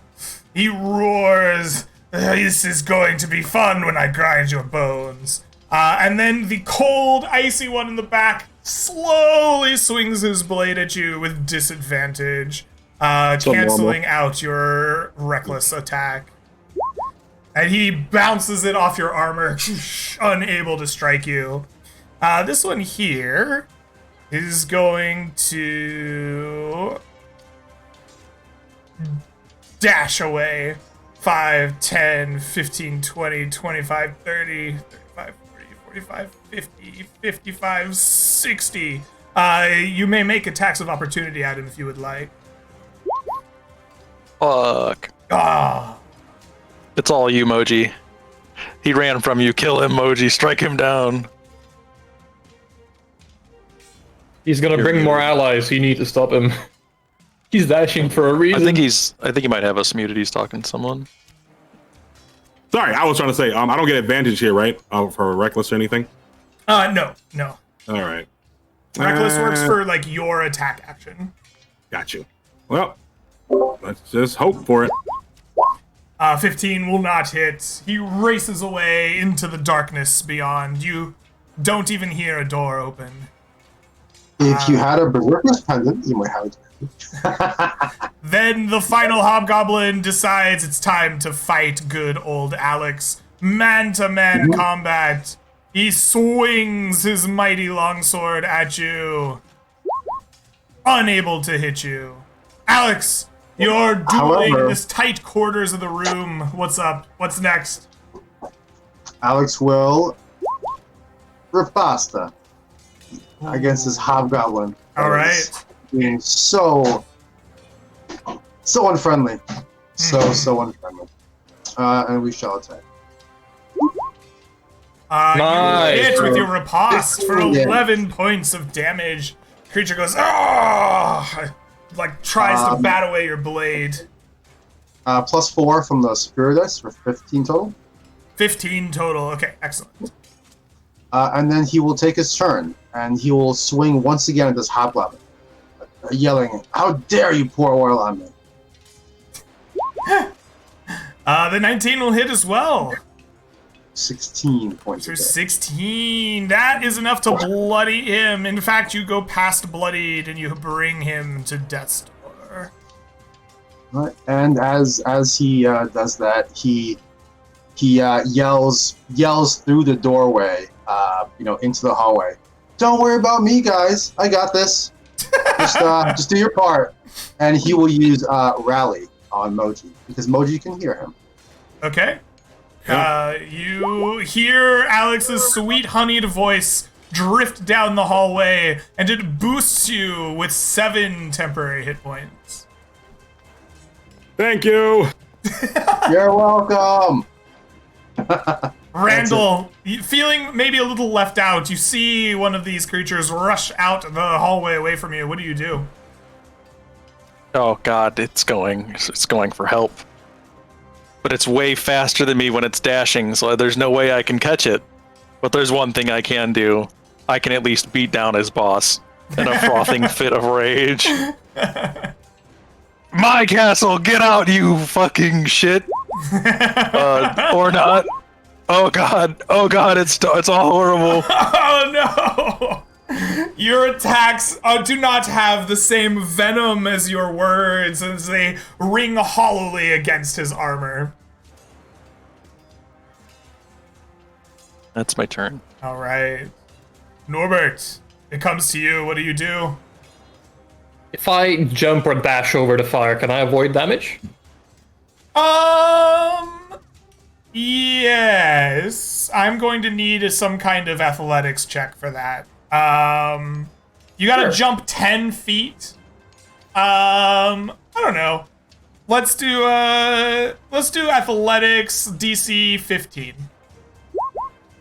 Nice. You stand and leap over the flames, unable to, or unaffected by their boiling fury. As I land here, right? All I see are these two, right? The big boy and the frosty boy. That is correct. The rest are dead. And there's a small trail of blood coming out from this door. Yeah. I think I'm gonna frost the big boy this time. So give me a Constitution saving throw. Okay, And then it's absolutely. A firebolt goes for him. That is a 21. He is going to succeed against your cantrip. And as the mask on your head fires a firebolt towards him, it erupts on his armor, and he emerges from the flames unscathed. And then I'm gonna use the rest of my movement to stand here. Okay, excellent. So you do. Moji, you are still surrounded by hobgoblins. What do you do? Moji will do what he does best. Getting kind of low, but he's not too worried. And he's going to attack an advantage at the big guy That's a 21. That'll hit. for 18 points of 18 damage. points of damage. Excellent. He roars in pain, knocking your blade out from his side. Blood begins to freely flow from him. He's looking a little beat up. And Moji's like, come on, one more. All right. He says, now it is my turn. And he lifts his mighty blade up once more to swing it down upon you. He will attack with a critical hit, a 27. He is going to hit you for 15 points of damage. And he's going to evoke his martial prowess for 19 additional points. That'll be 34 in total. Well, Moji would go down. But he stands back up. I'm like, oh, very good. In an Very orcish good. fury. Very nice. In that case, he swings a second time down upon you, this time with a 14. Missing. Grunts in disappointment. He also needs to make a con save against the lightning from your armor, which he will fail. Okay. If only my armor could crit, that'd be pretty nice. It'll Oh, deal no. 3 more points of Nothing. damage to him. This hobgoblin here is going to attempt to finish the job his boss started. And he swings his mighty longsword down upon you with advantage, hitting you for 7 points of damage. And Moji is down. All Hill's gonna right. take one more of these though. Oh, he definitely is. You're right. Con save is success. So that would That is- be half. Yeah, 3 damage. 3 damage. Brilliant. So Moji goes down. You are now unconscious and bleeding out. Alex, you don't see any of this. You are locked in a room fighting a bloodied and on death's door creature. Yep, Alex does not see any of this, but he hears the fight. He hears Moji roaring in pain. He hears the yells of this hobgoblin captain. He knows what he's saying, and he can tell that Moji is in trouble. When he hears his yelling stop for a brief second, and then resume just as loud as before, something's going down over there. So he will do his best to finish off his opponents and return to where his companions are. So we will. All right. Please roll again as your opponent is dodging. Oh, okay. I apologize. I didn't know you were doing that. Let me. I didn't say it. I just moved on, so that's kind of my bad. Gotcha. But he has taken a defensive stance and is dodging. No worries. Yep. The 9 will miss. And then he will. That's it. Okay. That's my turn. Randall, it is your turn. What will you do? I'm gonna miss the hobgoblin boss 2 more times recklessly. All Don't right. jinx it. You're gonna crit him twice. now. 18. 18 hits. Oh, thank goodness. 12 For damage. 10, 12 damage. All right. So that's 15, and 15 is 33. 5. He is maybe on death's door. That's really close. We're gonna call him on death's door. I don't know if he's mathematically exactly there, but he is close. Okay, and then the butt will fly up to try to finish the job, but not, the just butt. unable to clinch the butt. He's Yeah. just too tall, the butt can't quite reach that high. And then I'll step into melee combat with them. I'll protect you, Horo. I love you. Excellent. With that, it becomes Norbert's turn. Yeah, as Norbert, as Randall yells, I'm gonna protect you, it's fine. And Norbert thinks to himself, the only way this creature can hit me is like if he crits me. And even then I have lucky, but you do you, boo. You do you. As my action, I'm gonna Sacred Flame the Hobgoblin Chieftain, whatever you call him. The Hobgoblin Captain here is going to make a save. Successfully dodging your Sacred Flame, and your Firebolt breaks on his armor as he stands in the radiant and mundane flames. He laughs some hearty laugh in the hallway. I'm gonna Action Surge and I'm gonna do the same again. Okay. He will... Jesus Christ. A dex save unsuccessfully this time, taking 6 points of damage. If he wasn't at death's door before, he most certainly is now. And as a bonus action, I am gonna Healing Word this pretty useful quote-unquote barbarian that's on the floor. Okay. Healing Word. There we go. Oh, sorry. I was supposed to roll that, not post that in chat. Sure. There we go. All right. Oh. So your 7, eyes pop sorry. open with 7 additional hit points. But a firebolt comes careening down at you as well. I Please was roll wondering it. about that. Double disadvantage is he's on the floor and melee range. All right. Give me a double crit. Here we go. That's a 17. I think that hits you, Moji. That'll hit me. Yeah. All right. Please roll fire For damage. 2 points of damage. So you only heal 3. Hey. That Hey worked. man, I healed him. Oh, that's good. Alive is alive, man. That's all we need. Alive is alive. Beautiful. I forgot. I a forgot. toasty heal. Moji, it is your turn. Your eyes are open and you're on fire, but everything is a-okay. What do you do? Moji's like, feeling warm again, warm-blooded. And he'll look at the guy again, and be like, one more go at this, and he will swing again, recklessly even. 24 will 24. hit. That'll, no, it won't. Oh my gosh, 10 damage? Wow.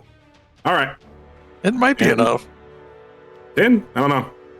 don't think 10 so. points of damage needs math.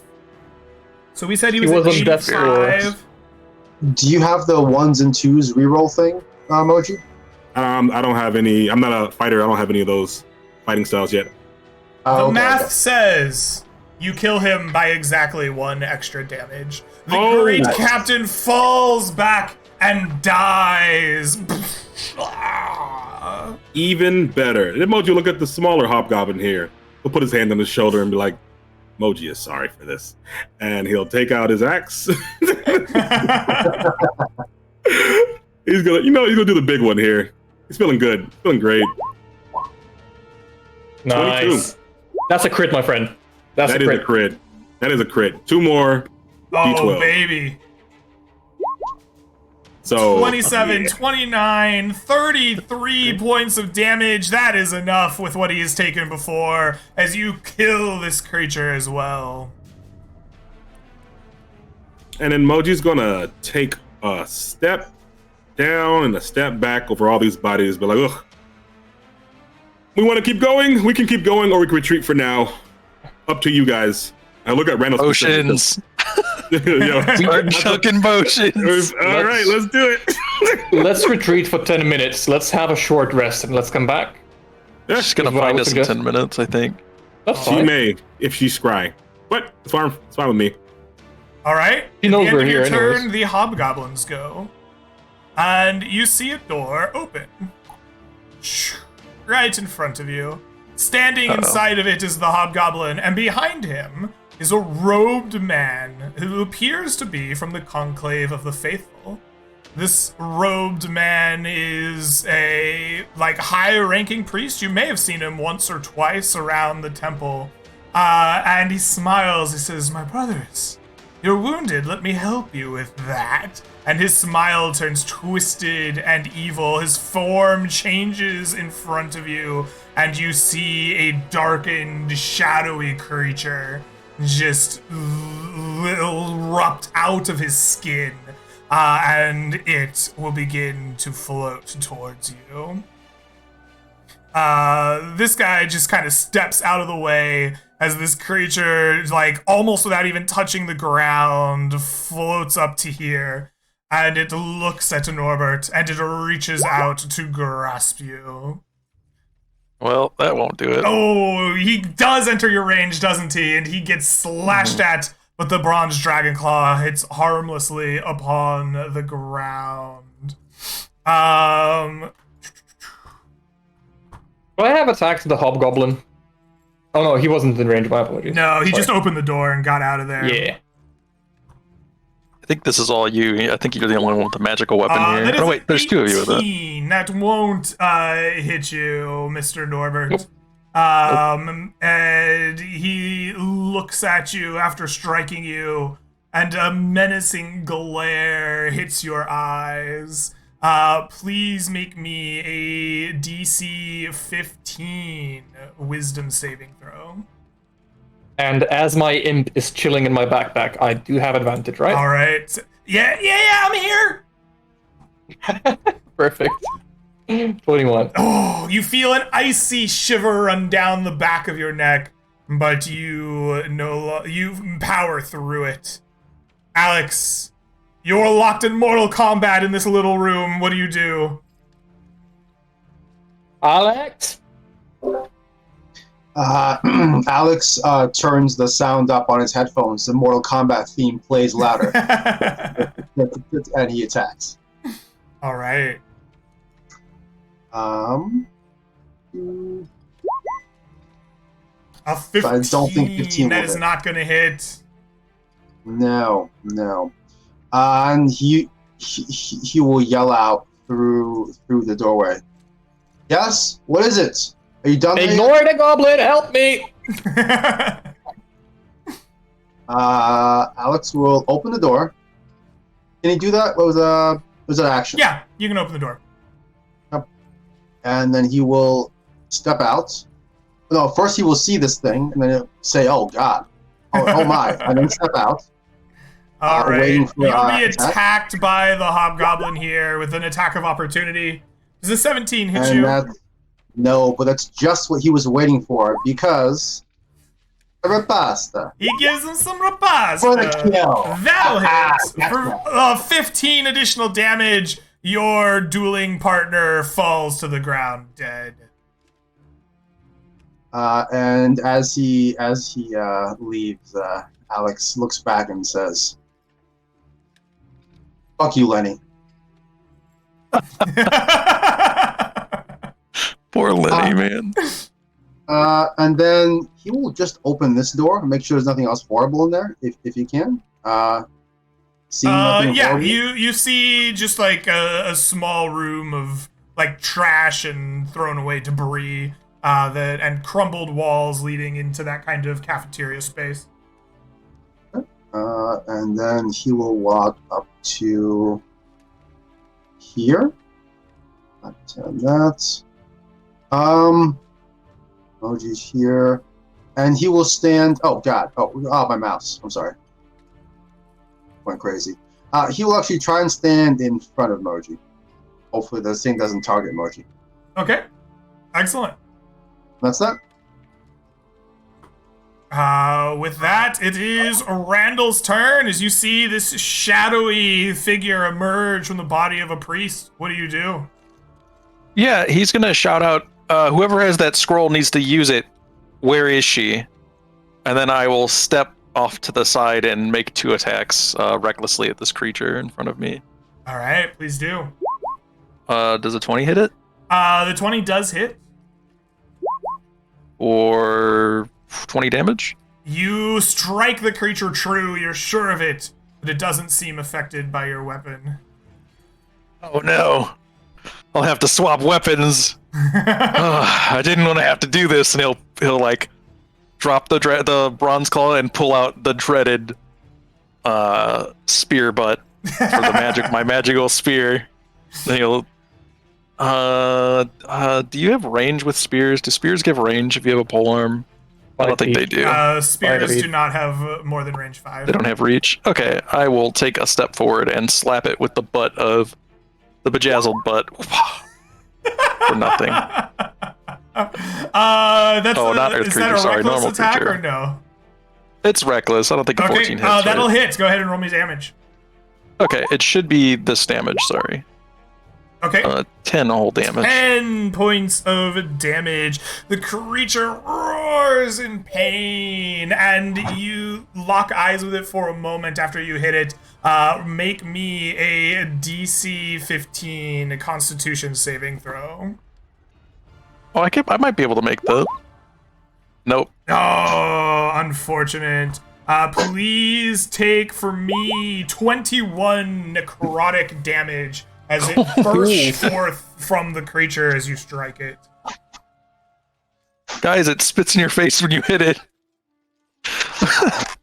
When that's my turn. This sprout happens, how far do I think it has the power to sprout towards? Like, if it makes sense, how far would it be able to shoot? About 5 feet. Perfect. Norbert, it is your turn. It's 5 feet. I am going to provoke an attack of opportunity to move here. Okay, absolutely. It will. When it does that, Alex will use his interception to try and protect Norbert. Okay. Hopefully. Can you do that after you've riposted? Yeah, so the riposta is the secure... Oh, they're both reactions. No, I apologize. You're right. Yeah, that's what I thought. Okay. It will completely fail to hit you anyway as you step back away from it. The spirit of Alex blocks it. Beautiful. So I'm still holding on to my spell slots, but I think it's time to stop doing that. As my action, I am going to pull out this purple hue stone from my backpack. And I'm going to release its essence into the room right here as I summon the dark elemental. All right. Oh, I forgot you have that. Holy shit. This is going to be interesting. Yep. Boink. Yo, it would be an incredible DM power move if that shadow thing just corrupted your shadow thing and Just attacked eats it. us. Yeah. And I would like to straight away, I would like to terrifying gaze towards the shadowy creature. Okay. It needs to make a wisdom saving throw. It will indeed. Norbert, you ever play horror? You ever play Baldur's Gate? Yep. At the beginning, there's a scene: gaze not too long in the darkness, lest it gaze into you. It's Exactly. that. Gazing back and forth into darkness. All right. It will fail the save and take the damage. Take 4 damage. Absolutely. It is immune, however, to the paralyzed effect of the gaze. Damn it. So the elemental, he knows. Sorry, I saw the non-magical weapon from Randall completely phase through the creature, right? Mm-hmm. So he's going to try and smack this hobgoblin instead. Then. All right. Sounds good. Twice, actually. Yes. Hey, Greg, can I ask you for a small favor? There should be a way in Roll20 to make the token image like temporarily larger, like show token to players or something. Is it possible to do that for this creature? I don't know how to do that, but I can do this. Nice. Yeah, that's the stuff. Yeah. That's creepy. Oh, wow. Okay, that helps a lot and is also terrifying. Holy shit, thank you. Does a 21 hit 21 does hit the hobgoblin, yes. for 20 damage, and does a 16 hit? 16 does not. And if possible, I would like to avert my gaze from this terrifying creature, whatever it is. All right, very good. The hobgoblin is bloodied by your attacks. Yep. Moji, it is your turn. What will you do? Is Randall next to me? I can't really see. There's a lot of stuff going on here. Not really. Randall I'm up has here. moved up Way over up there. here. Yeah. Do you want me to Well, delete like- these hobgoblin tokens? Sure. I was going to give Randall the potion of seeing. Actually, I could still do it. Go up. Well, yeah, I'll go up, give him the potion. But like, you take this, and I'll drink my potion to live. And I'm gonna drink. What is that? 4d4 plus 4. Are you drinking a superior potion of healing? Or, I mean, a Right. greater healing? Greater healing. Leova gave it to me. Yeah. Yeah, 4d4 plus 4. Then So that I'm is like- the correct number. So I gave that to him. I'm taking 12. I'm up to this much. Cool. All right. And I'm gonna. Is this oil still here? This burning oil? Oh, yeah. It burns forever. Oh, geez. All right. I'm gonna back up a little bit, get my bearings, and just. Yeah, I think I'm my turn there. Toast some marshmallows. Gotcha. Alex, it is your turn. What will you do?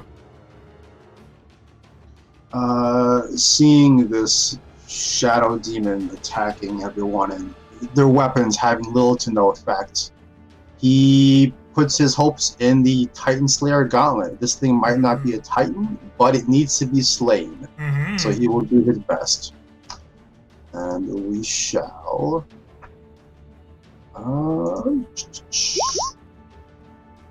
As usual, we're gonna miss. I think 13. 13 will hit. Wow. Okay. You in get that case, blasted there's back. also- there's also a sneak attack applied. I'm sorry. What? Yeah, so Oh, yeah. go ahead and roll the sneak attack. It will take 20 points of damage, which definitely bloodies it. In fact, you might think it is on death's door, but you get your eyes locked with it, and it rebukes you mightily. Please make me a DC 15 Constitution saving throw.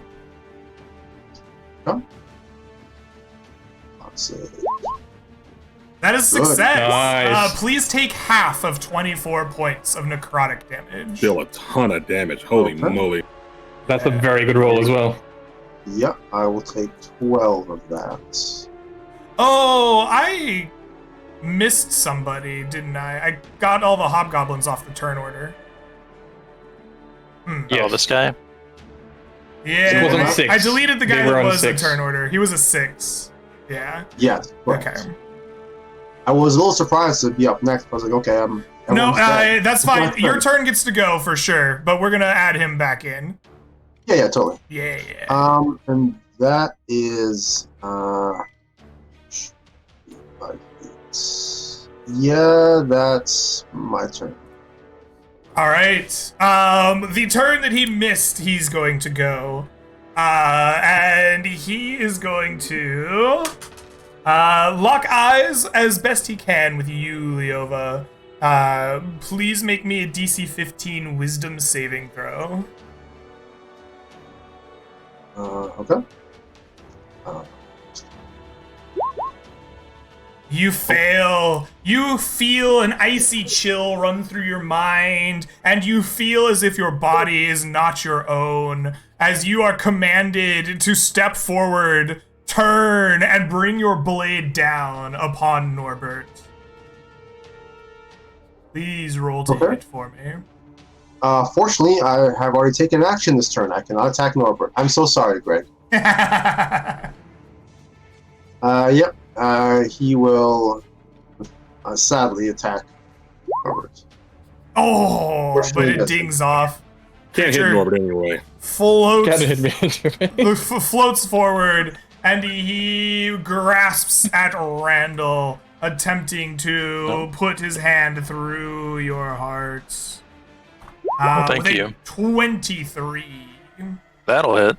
Alrighty. Oh my goodness. Please take for me 2 points of necrotic damage.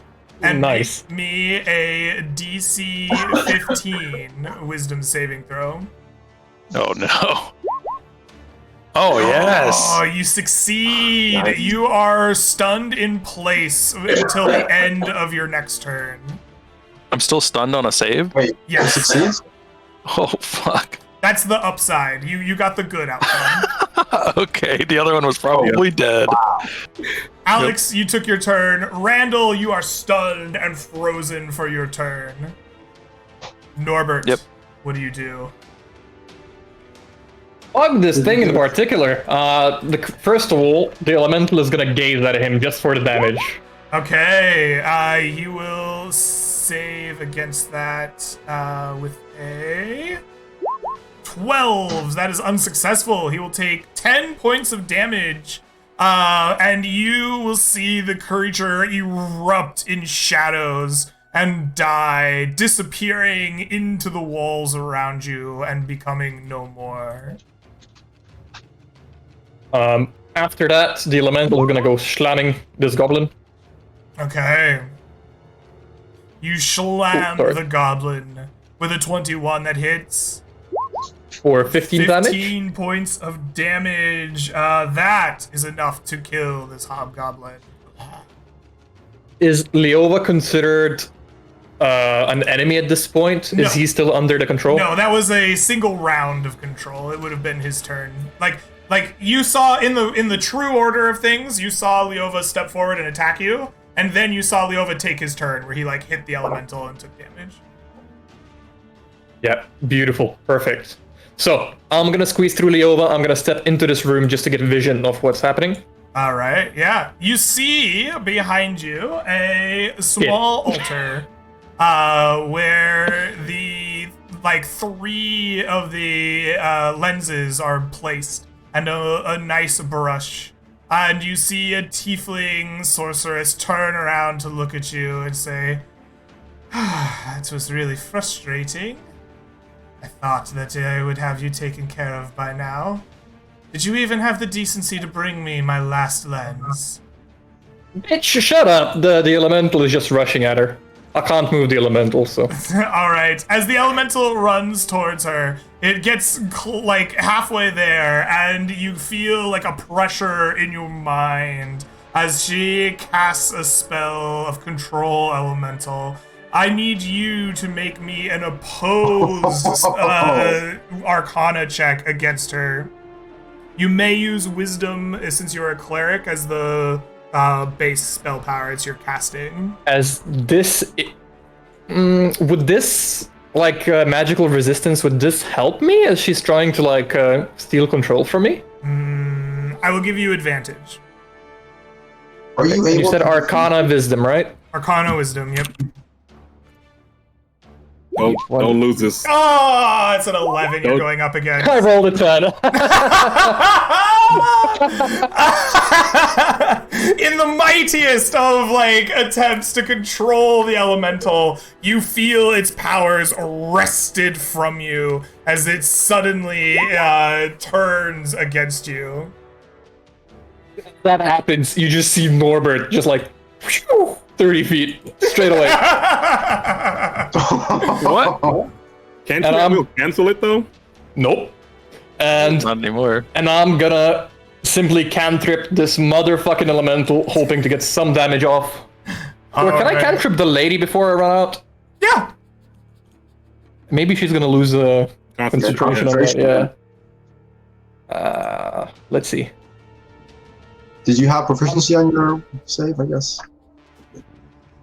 No, I didn't have proficiency. No. I'm gonna Sacred Flame. I think her dex is worse than con. Okay. She will save with a 17, unaffected by the Sacred Flame. And does a Firebolt do damage to her? Your Firebolt will crit her, yes. Yay. Or 29? Oh my God. Okay. Only on fire-resistant enemies, right? What is half of 29? It is 14. 14, thank you. That's still good. That's still good. She's gonna make a Constitution save. Is it based off of the damage, like half the damage, or? Yeah, but it's 10 'cause she's resistant. Minimum of 10, half the damage. Gotcha. I think. That is correct. Yeah. That is a fail. Oh no, wait. That is a success. Never mind. Yeah. 10 or half you're damage. right, She right. just succeeds. Right. So she maintains control of the elemental. So the minimum save is half of whatever I rolled, right? Half Yeah, of that should be 14 damage is 7. No, so 20. Was it? Oh, my damage was half. the Your damage. damage Damage was is half. half. She's resistant to fire. Yeah, bitch. And I'm just gonna dash. Yo, he called you a bitch, not me, I promise. Moji, you see all of this going down as you were watching through the doorway. What do you do? Moji, knowing that this is what needs to happen, and if we don't go in now, we're probably gonna lose sight of this chick. Is going to walk up. Oh, you're slowing down on me, roll 20. Okay, first, we're gonna take this potion of what was that? Of see invisibility. Okay. And walk up 1, 2, 3, 4. Is this a wall still, right? Or no? What are you looking at here? If you Right step one here. more forward, I think you're fine. It's just crates. Oh, cool. But Yeah, she yeah. can't see me, right? She does not look like she has line of sight on you. All right. That's 6. All right, cool. I'm gonna get ready here, and my next turn do a thing, but I'm making sure she didn't turn invisible and run around here. All right. With that, we have enemy's turn. The elemental is going to step up and float its way forward towards Alex. You're the one Okay, in between them. I have to pull up my dark elemental stone. AC I'm 14. sorry, little one. So can dark always give him the heal elemental, treatment. AC 14, HP. We'll just call it So 90. this is how it feels to be the monsters. Thank you, Norbert. Hey, man, extra XP. Just think of the XP. Look, we are the monsters. You didn't know So that. it makes 2 + 8 attacks to hit you with its multi-attack. Oh, I thought you said 2 + 8. I was about to eat 10 attacks. I got to No. Yeah, definitely an So that is 07. a 12 and a 26. So the 26 will definitely hit you. Let me check. Yeah. So you will take. Oops. You will take 14 points of Jesus. necrotic energy. Nope, that's a lie. That's slashing damage. And I You will can reduce parry it by away 5. 5 points of it. Absolutely. I'll take 9 of those. And then it's going to choose who to look at. You can't see me. I'm not looking at him, but He definitely looks right at you, Norbert. know, Go ahead yeah. and make me a DC 13 Wisdom saving throw. Thank God I have advantage on this. There we go. That is a success. Please take half of 13 psychic damage. All right. Yeah. With that, the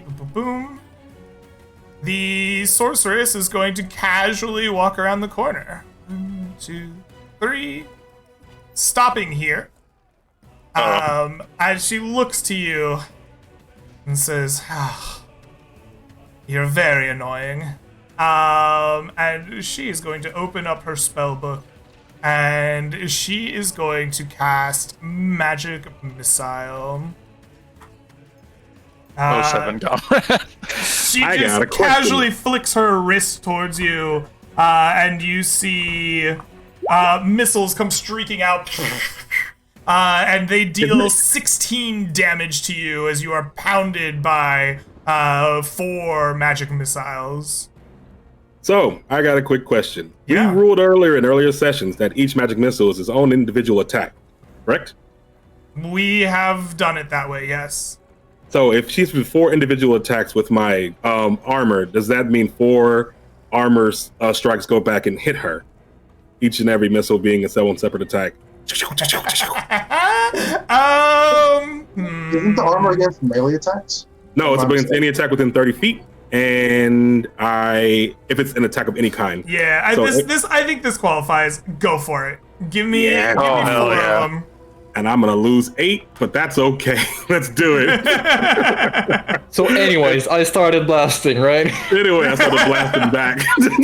Jesus. She is going to fail 3 of these, and the second one she succeeds on. And you need 3 constitution saves. Oh, that's true. Well, he already did it. Yeah, 3 con saves. Well, for something else. And then So that 9 is exceeded on, right? And then the last 8 doesn't count because it was an extra. 3, 4. Oh, you're right. Right. That's right. It should only be 4. So the 8 doesn't count. So it should be 6, 9, 5, 16. 11, 15, and 16 is 31. And she is going to fail her constitution save, or her concentration save. When she fails her save, I need to know, highs or lows, Mr. Norbert, what happens to your elemental? Oh, I man. think he stays, but let's go with highs.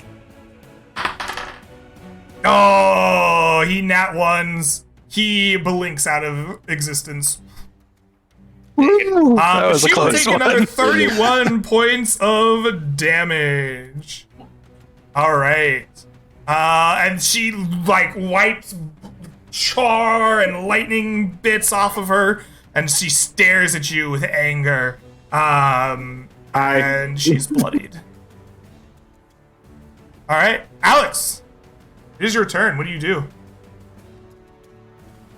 Alex breathed a sigh of relief as this elemental was certainly going in for another massive punch at him and dissipate before it can come back. Mm-hmm. And he will move to engage this tiefling lady up here, where he hears Moji is fighting. Boop. And I think right up to here. Okay. And then he will bring the Titan Slayer to bear upon her. Okay. That is a 23. That'll hit. Finally hit. 11 more Or points 11. of damage. My goodness.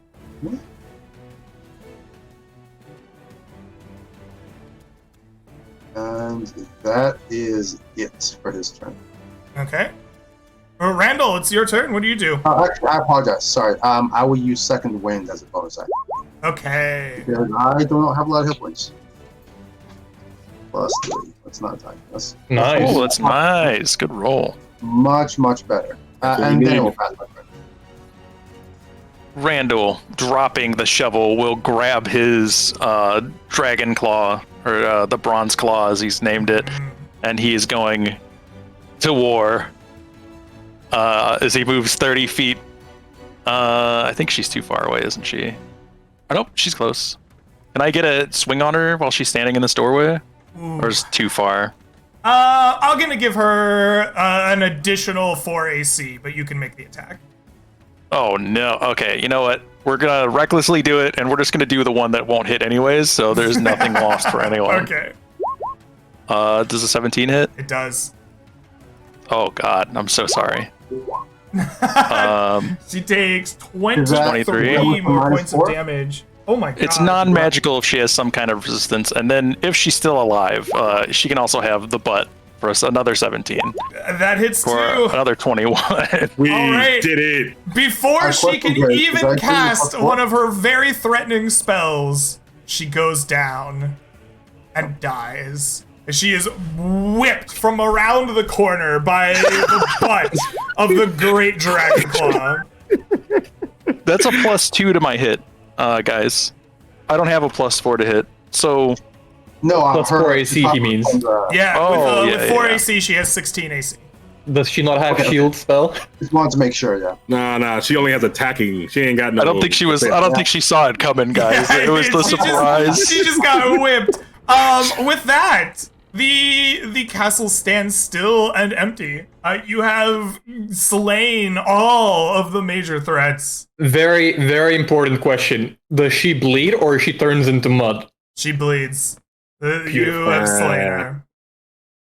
Moji Does she pick fit the? take everything off of her first of all, because he wants to make sure there's no traps, there's nothing scary. She's not gonna wake up and go somewhere else. He's done this 1,000 times with the play and the mounds, and no, we're not doing anything crazy today. So it's gonna take everything off of her and make sure that nothing crazy is happening. Does this tiefling fit the description of the first one that they found, or the second tiefling that was found? The first one was found, yeah, I know, at a cave, released from an altar, like a witch or something. And then the second one, fit Cinder's description. No, it's a different one. Oh This is not fuck! Cinder. Holy moly! We This murdered is the the- wrong person. No, we're We're bringing so this guy bad. back, and we will talk to it. We will figure out what's going on. No, We this just randomly jumped someone in the woods and murdered them for no reason. No, this bitch blasted me with a fire cone last time. That's why we came here. This is revenge. It's revenge for Moji and me. He almost murked us twice. Alex will go over to where that conclave with the faithful guy turned into the demon, and Okay. see if there's any scraps of his Yeah. clothing identifying arcane conclave symbols, religious bits, anything. No, the clothes and the figure of him just is all changed into that shadowy beast. Pure illusion. Okay. Okay.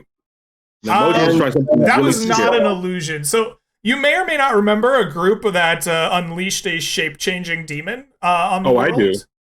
Yeah. Mhm. Yeah, it might be that Don't one. worry, guys. We're just here to clean up everybody else's mistakes. That's what we do. They didn't want to, you Beefy know. Boys are the cleanup crew. The beefy boys, Hell yeah. I'm gonna write Dwarfies on the back of this castle and just big etched out letters: Dwarfies, Beefy Boys. We did it.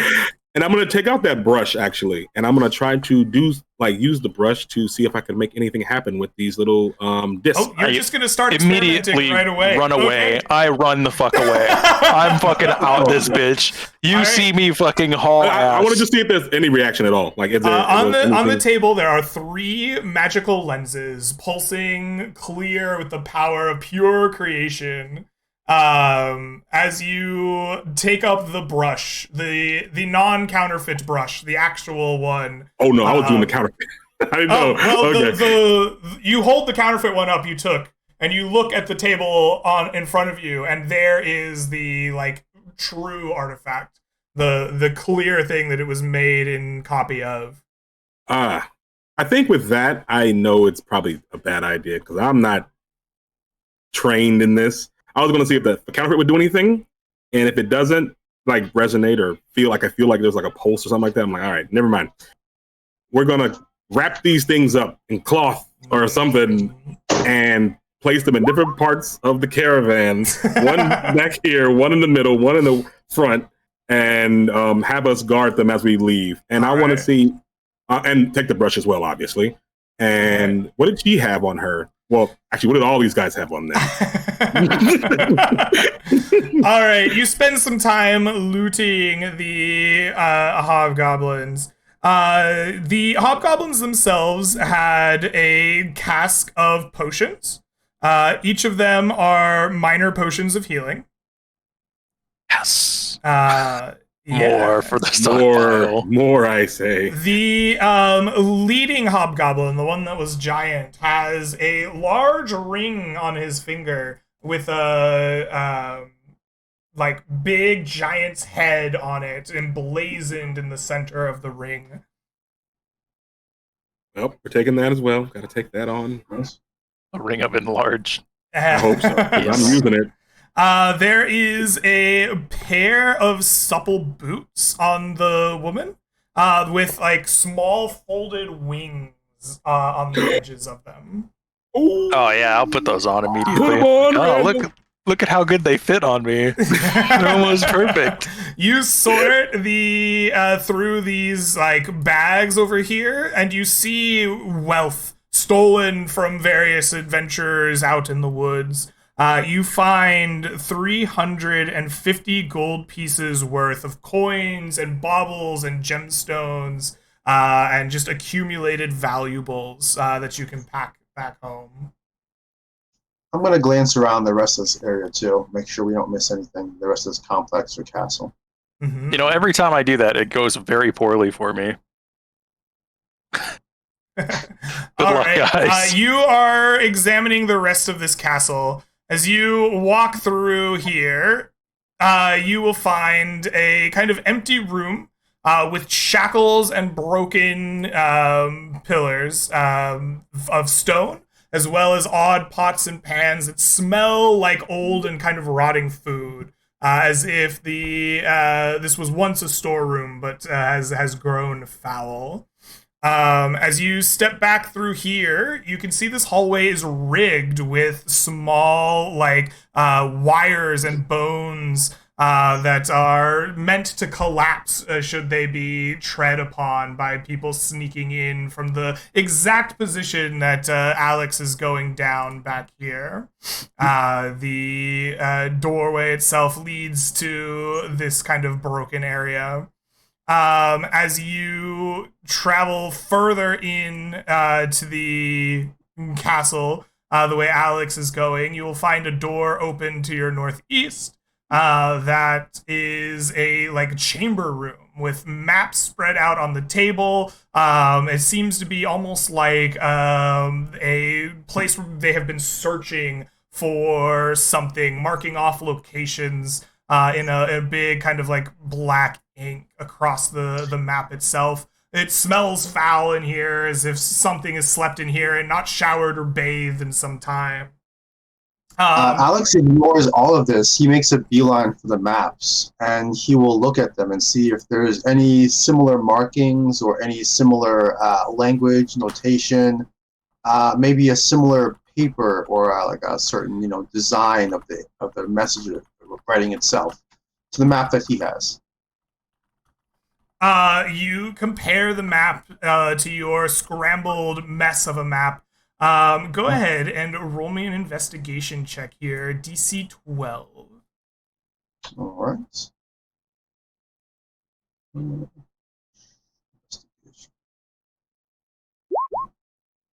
That is a success. That is a crit. Go ahead and mark 2 stages complete on your investigation of the indecipherable map. Fantastic. Is there anything in particular on these maps that might suggest it? Maybe a certain design of tree that comes up on a couple different maps, or like I think it's legend or corner or formations of something? mountains that give you your clue.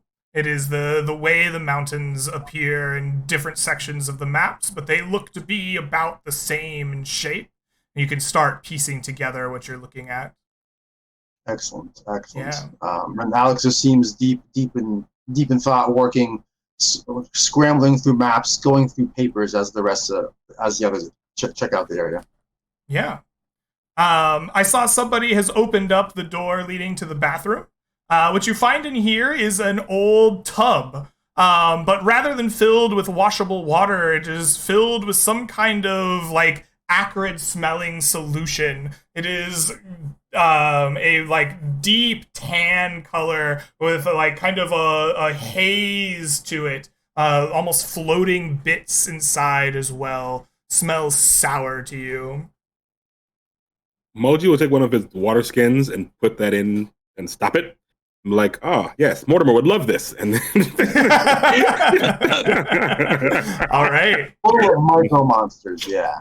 Yeah, Oh, no. you cap some of the like kind of malty tan liquid and prepare to give it to Mortimer. God. excellent. Does she have a book and anything else on her, or is that everything? She does. She has a spell book. Weird It thinking. is a powerful spell book that we have seen before in game. The Simulacrum had an exact copy of it. It is the Spellbook 2 that has Firebolt, Light, Mage Hand, Prestidigitation, Detect Magic, Mage Armor, Magic Missile, Shield, Misty Step, Suggestion, Fireball Fly, Greater Invisibility, Heat Storm, and Cone of Flames. Damn. That's a sick book. Yeah, there were some spells that she was able to cast that didn't seem to come from the book, but those are the ones inside of it. Oh, Norbert, stay right there. I see what you've done. You stepped right here, and I saw it.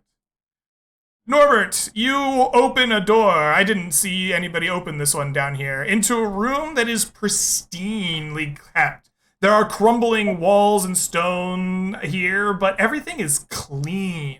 The rest of the doors are...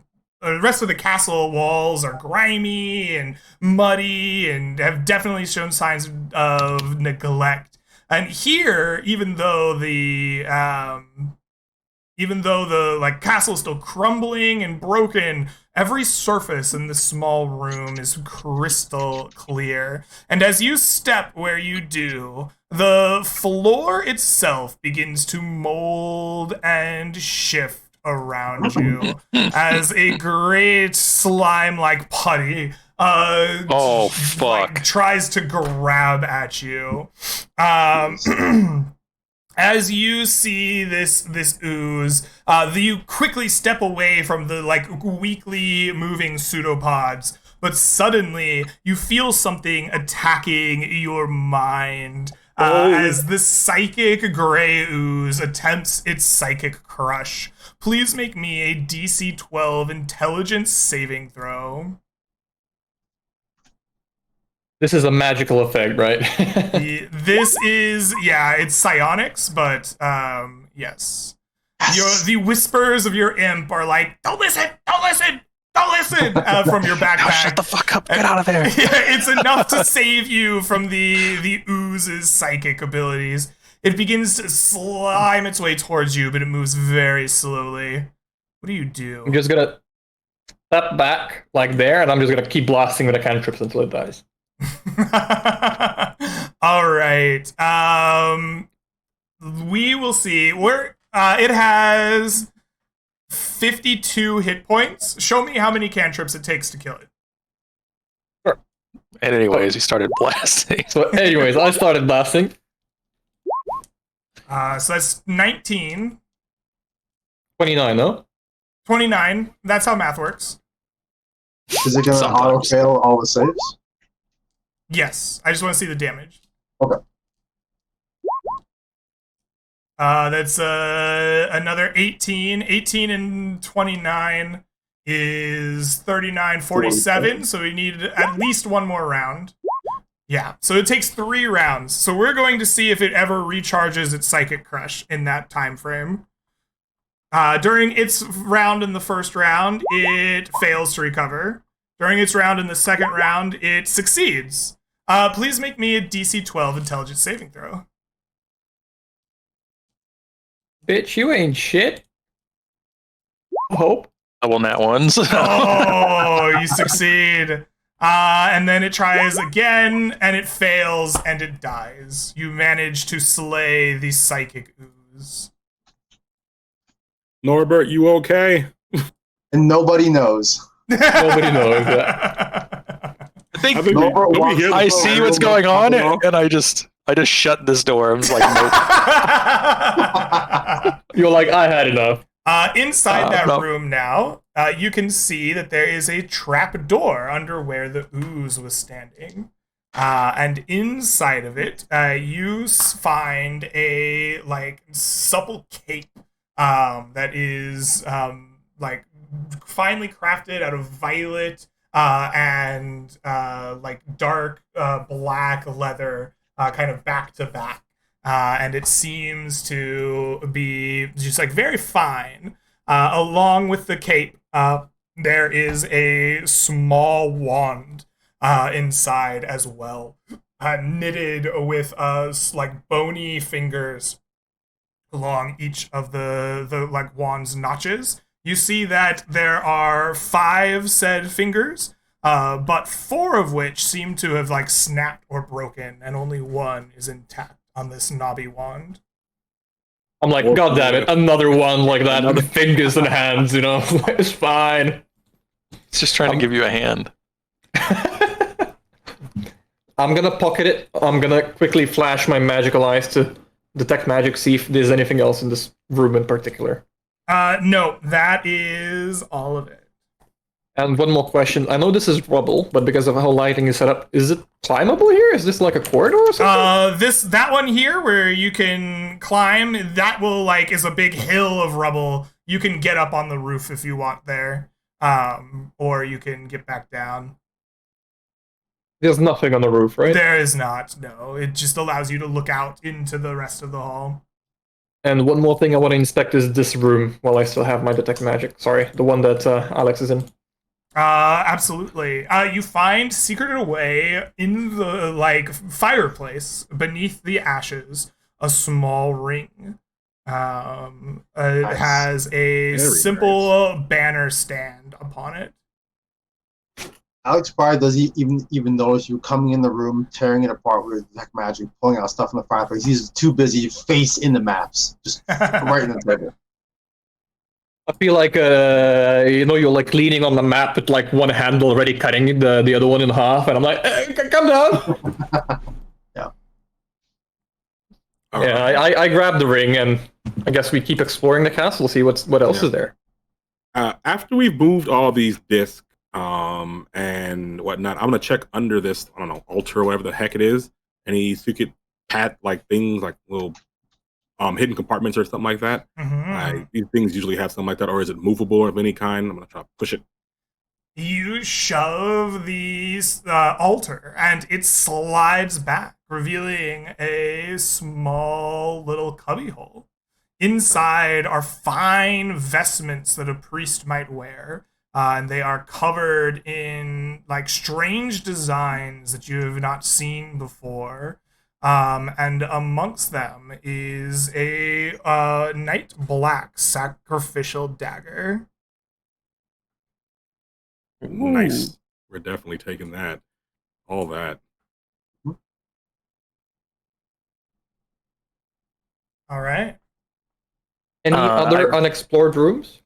No, I think you have gone through all of them to this point.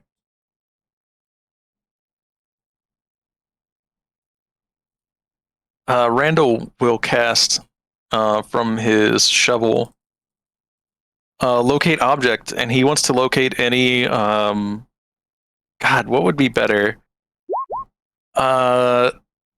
He's gonna locate like false panels, like if there's like a false flagon, like a false stone or something, that would be like concealing something. If there's anything within like 1,000 feet. For a false panel, and now with the altar having revealed its false bottom, there is nothing else that pings the tip of your shovel. Okay, perfect.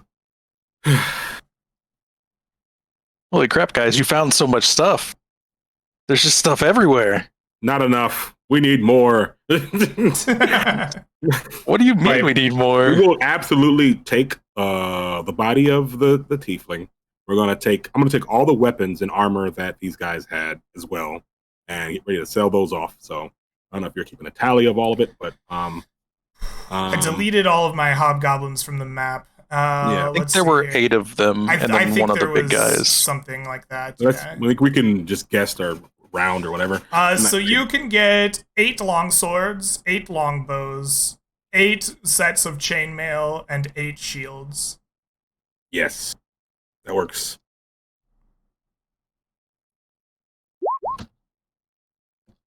We're not getting paid for this technically yet, as of yet, so We're gonna sell these off, get some money, guys. True. And I think Alright. that's it. Do you guys want to Mhm. rest here for the night and then head back, or Sure. do we just run out there like crazy little murder hobos? I don't think anyone would be around here because the goblins have absolutely like ruined this entire area. If something came around where this guy and this little tiefling is, they would absolutely get shreked. So it's up to you guys, but I think we can probably get moving. Yeah. Alex will suggest that perhaps if they want to rest here, they could put the hobgoblin bodies on, spikes outside or something, as a warning to everyone else to fuck right off.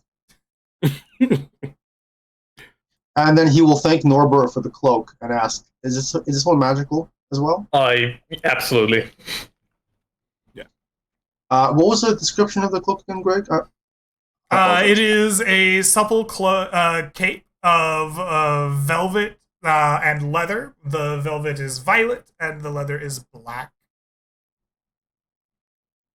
Anything on the outside of it, like designs? No, it is not ordained, or it is not ornate with designs. It is simple and clean. But it does look like it might flow or billow with some wind action. It could. All right, yeah, Alex puts it on. He's been itching for a cloak the whole adventure. Mm-hmm. Do I get Beautiful. immediately cursed or anything horrible? Is it okay? Nope, you're good wearing it. Oh, thank Yeah. goodness. Puts it on. Not yet. Oh, not yet, No, sir. twirls a little bit. All right. Oh yeah, we absolutely took the tiefling's body. I think I said that, but just to make sure, we're gonna let the Arcadium and Conclave of the Faithful figure out what's happening with this person, what she was doing, along with the maps. I think Moji would take the maps back too and let them know the what the places she's been and what's been going on with that. Unless there's And anything Alex else. will take her spellbook too, if possible. Let's talk about these lenses, right? Because we know the Arcadium Council already has one. We have the remaining 3. The question They is what offered- happens. The They question offered a is what. very large reward, right? Very large reward. Question I'm is, do guessing we at trust least them plus still? 20 a rep and 5,000 gold, but who knows? What are we gonna do with them otherwise? I pointed where the shadow exploded. I'll be like, you definitely can't trust the Conclave of the Faithful. They have shapeshifters amongst Oh them. yeah, we're gonna tell them too when we get back because that was freaking nuts. Yes. Out of character, what even was that, Greg? That was a shapeshifter from I don't think a he few would tell sessions us. ago. There was a shapeshifter that was released, and I'm pretty sure that was that. That I don't think so. Oh yeah, he just Yeah. said he nodded. That's Yeah. that Moji has it exact. Okay. Moji's smart, Beautiful. smartest there is. Plus 1 in people. All right. I think if you guys are good, I'm good. I think we found everything. I pray at this point because we scoured this area. Greg, did we find it all? Yes or We take a short rest if possible. You Please. guys did a great job scouring this place. Yes. Nice. All right. Well, we are definitely short resting. We are long resting here. Oh, or that one too. All right. You settle down in the castle as the late afternoon sun becomes evening, and you decide to rest up here. During the long rest, sorry, Leoba, go ahead. No, go ahead. During the long rest, could I summon my imp again and just ask him a couple questions about the lenses, what they could be used for? He seemed to be familiar with them from beforehand. Okay. Yeah. You summon forth your imp. If he crawls out of your backpack like, that was wild! Good thing it wasn't Cinder, huh? Indeed. But anyways, these discs, do you know anything about them? Yeah. Valuable. Little bits of creation captured by great mages of the past. That's all I've ever heard about them. What is creation magic? What's the purpose of it? It creates things. Anything you want, apparently. Ooh. It's I don't know. It comes from the beginning of time, man. I'm not that old. Gotta talk to the March Devils or Archdemons. They might know. Do you serve any of the archdemons or anything? I have a pact with you, so no, not currently. Kind of a freelancer. Listen, I'm not an archdevil yet. Soon, okay? It's in the plans, right? Hey, man, you got a long way to go. But I like your Yes. ambition. All right, I like it. You and me, we're gonna go far, kid. Okay, this Zord Chilton guy, right? Whoa! Is he cool? Is he cool? No, he's a dick. Why? Conquering the world stuff, enslaving demons. He thinks demons are second class, Devils know the way. They're all orderly and whatnot, and don't like him. Anyway, I think he's been banished to another realm for like ever and ever, so you don't gotta worry about him. Oh, he's not even in the hells. No. He's stuck somewhere. I don't know. I don't know the whole story, but he's not around. Hadn't been. But listen, if I had a way to summon him back, right, would he reward me or would he enslave me? Tough call, man. I don't know. Don't know the guy. Rumor is probably gonna kill you anyway. Big drinker of human souls, The usual, right? Yeah. All right, fair enough. Okay. I guess the party sees the conversation like casually happening, like, drinker of human souls. So the usual. Yeah, pretty much. Moji contemplates if he has an orc soul or a human soul. They sent that one up to heaven, I think. That's the worst place he could possibly go for himself. So peaceful. He has to crochet with old women all day. Is that what you think heaven's like? Man, that sounds terrible. Good thing I'm from the 9 hells, Lots of things to do down there. Oh, yeah. Name one. Hard pass. Hey, man, we got the Sea of Fire. Hang 10, baby. It's good shit.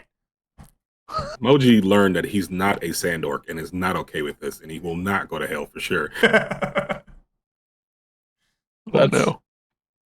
I make him disappear. I've had enough of this creature for now. You just keep him in there all the time? Yes.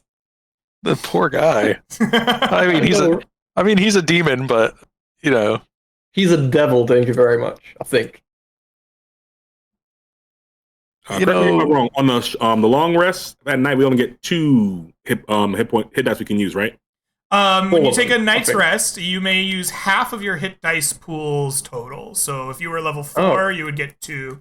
No, I'm sorry, I lied to you. That's on a short rest. You said a thing, and my brain just like went with it. Oh.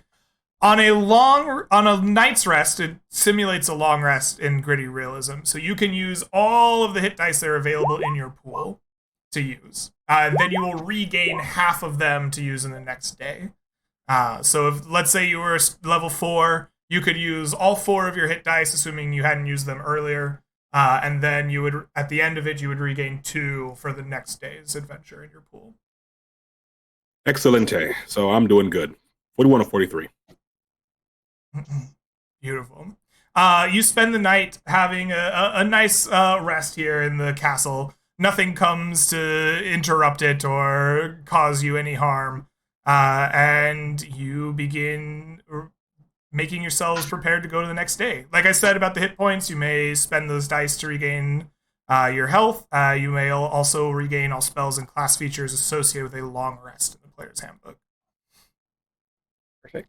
Sorry, I didn't want to ask before, but I'm assuming the 3 golden things there where the lens is not actually like a scimitar, a sensor, and a cup or something. Yes. Okay. Okay. Now we got to find that orc. All we have to find are some elves, and if we find elves, we find the orc. The winged right. boots, Randall, to the skies. It's only if we happen across them, right? Yeah. Sadly, they're pretty well hidden. Yeah. So, All right. What is the plan? You wake up the next day having cleaned this place out. What are you doing? Let's head back to Timbervale, and then we can decide on the route back home. If you're okay with that? Hope to see if we find them along the way. Okay. Do we know if elves generally frequent Timbervale, or are they kind of nearby there every so often? Elves are there's multiple elves. Wood elves are often found in the forest here. A different tribe of elves, maybe high elves, no one's really sure, occupy the forest further east. Somewhere down in the deep woods to the southeast, there are drow. And we think our know best- that. Well, go ahead. I think our best chance of finding him, because we came from directly south, is to head like southwest and maybe hit the road and then head west. Okay, that's good. Because if we're heading back anyways, because that gives us our best chance of happening across him.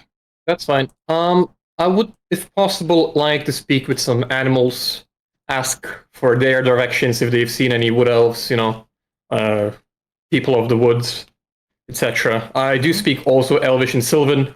If we see any fake creatures, I'm gonna ask them around, and maybe yell out sometimes something in Elvish like "Hello," Okay. And Alex Hoping for the best. will reply back in Elvish. Hello. God damn it. Alright. So as you're getting ready in the morning, you go to speak with some small animals. As you do so, go ahead and give me just like animal handling charisma check as you're trying to talk with these. You're trying to find the right information from them. You want Moji to do it? I'm just gonna have Norbert do it since he was the Okay. one talking with them. But I have guidance on it. sure. Well, That is a 12. Okay. You are able to talk to them. And they tell you where wood elves are normally found, but they haven't seen any in a while. You don't quite get the like directions you're looking for, but they say if you travel southeast towards the coast, you're likely to find wood elves. They gather there often. They have good nuts, says the chipmunk. We really like them. so for the route back, would it be possible to do something like this then? Sounds good. Does that even show up on the map? It does. Let's see. Yeah, I don't see why you couldn't do that. Let's do it. All right. I guess the mule is huffing and puffing all the equipment, but We got a caravan. So yeah, we're good. you still have the caravan of hunters. It takes some convincing, but after hearing of your exploits in the castle, they're not really willing to forego your protection of the caravan. So Fair enough. they'll continue with you. As we go, do you have the same 4 rolls as before? Yep. Okay. Still got enough food. So Moji, yeah, as the provisioner, talk to me about the food situation. How's that going? This is the 4th day, right? So we're still hanging pretty. We got few days left. Yeah, we got 4 days of rations left. Okay, 4 days of rations left, so that sounds pretty good to me. You're gonna go 1, 2, 3, 4, 5, 6, 7, 8, 9, 10 hexes. So yeah, you're about on track. You're still caravanning. You've paid the price for that. And you guys are making your way southeast. So as you leave the castle, you quickly make your way back into the forests or near Timbervale, heading southeast looking for wood elves as you go. The first person I'd like to hear from as you're making that travel is our scout, Randall. Randall, please describe to me your efforts for scouting the terrain and making sure your party doesn't get lost, stuck, or otherwise waylaid on your journey. I think last time he did pretty good, like running ahead, looking for danger. I think this time he's going to try like running ahead and climbing trees to look for danger, because maybe that will help a little bit more, just to get like a better lay of the land, make sure there's not anything really bad going on in front of them. Okay. And you got DOS boots for it, so it's going to be even better.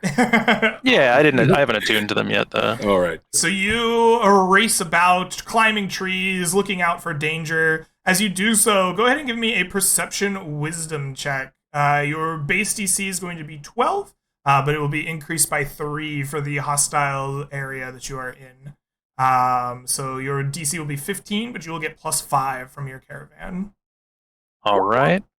And I do have advantage, so it should be a 17 Because you're a wanderer? for my background. Okay. Yes. Perfect. Not hostile anymore, Greg. We killed them.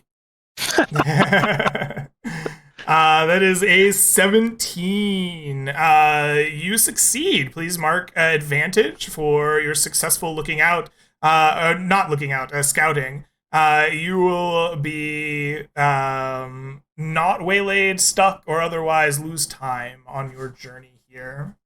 Your day continues to the southeast for some time, and you're growing kind of just like wary looking out in the forest, maybe a bit concerned. Mr. Lookout, I want to go to you next. Alex, how do you, or describe to me your efforts to spot these dangers that hound you on your journey and keep your party from being surprised by them? So on the trip back, Alex isn't so much on the lookout for danger as he's on the lookout for opportunity, signs of travel of a large group of people, sounds of like metal on metal, sword play, shouting, that sort of thing. So whether it comes from bandits or people training in the woods, similar sounds might be made. Okay, you're looking out for the sounds of people. Go ahead and give me a perception wisdom check. Your base DC is 12, plus 3 is 15, but you will have 5 on your roll from the caravan. All right. 16? That is a 16, that is a success. Please mark inspiration for your successful looking out. You and the party will not be caught unawares by dangers on this journey. You continue on making slow progress with you and your caravan through the first day. It's late afternoon, going on evening, when the smell of fire kind of wafts under your nose, Alex. Like sharp, acrid smoke. The smell is kind of like the forest itself burning a little bit. It's got that kind of wet smell. You try to keep your ears out for like the sounds of people moving, but what you hear instead are perhaps on just like the softest note, because you're paying close attention for sound. The sound of like injury or moans of people somewhere on the nearby kind of forest. What do you make of this when you become aware of it? Well, it definitely smells like a campfire or something, at least, some burning leaves or plants or trees in the woods to Alex. So it certainly signifies something unusual, either people camped out or someone in need of something, someone's tent burning down. So he will just alert the others, very nonchalantly point to where the noise is coming from and says, I think I smell burning. There's some noise over there. I hope it's not the elves, because if it is, they're not going to be happy. And then he will direct the others to go in that direction. Norbert is going to do what he does every time he hears moans and etc. He's going to listen in and try to think if it's actually humans or if some sort of a creature like faking these moans of pain and torture. They're very faint and just barely reaching your ears from your spot. It's hard to tell. Go ahead and give me an insight check, DC 18. Yeah.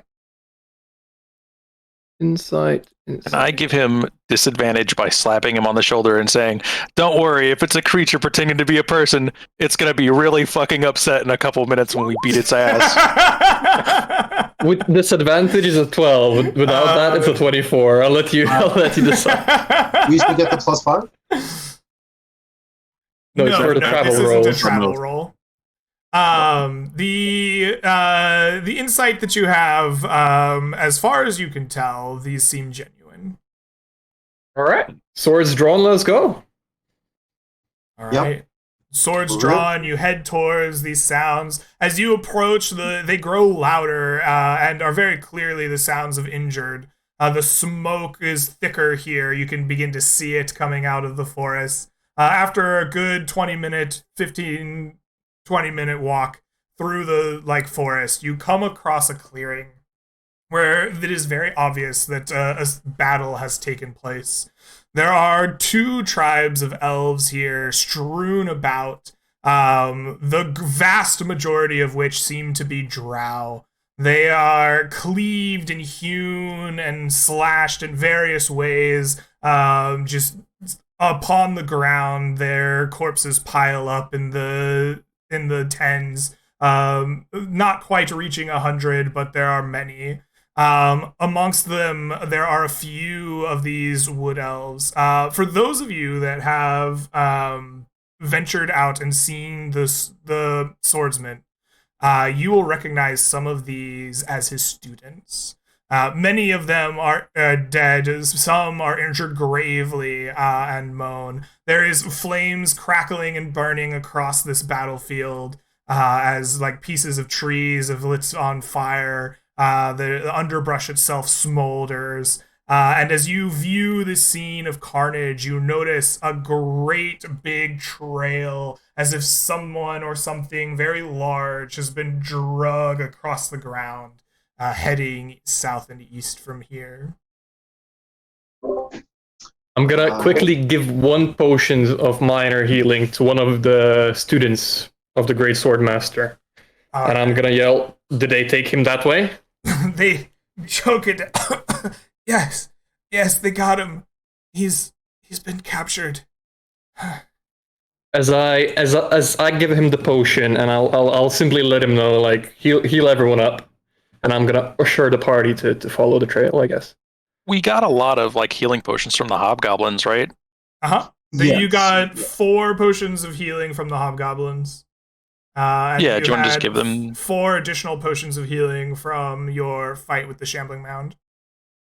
Yeah. How many injured elves are there? What elves? Of the surviving members, there are 6. Then they each get a potion, I guess. Make sure they all Fair. stay alive. That seems the thing to do. Okay. Yeah. We will. I'll take donate those. one of my spare potions, unless you're tracking them still. I was just So I going to donate- take them out of the 8 Yeah. that Okay. you have Okay. here. Sorry, would it be possible to have a 5-minute break, as I am bursting now? Absolutely, yes. I was hoping we might get to the end, but we are about 2 hours from our last break, so this is a perfect time for it. As you go to chase down the captors, we will fade to black here and have a nice break. We'll see you on the other side. And hello, Internet! Welcome back to the last portion of our Land Beyond the Mist. Just before the break, the party had stumbled upon the remnants of a mighty and fierce battle where the students and the great swordsman battled against the drow, and it seems the great swordsman has been captured and dragged off to the east. The party is going to be chasing them down, rushing through the forest to get to them. As you rush through the forest, I want the party to make me a group athletics check.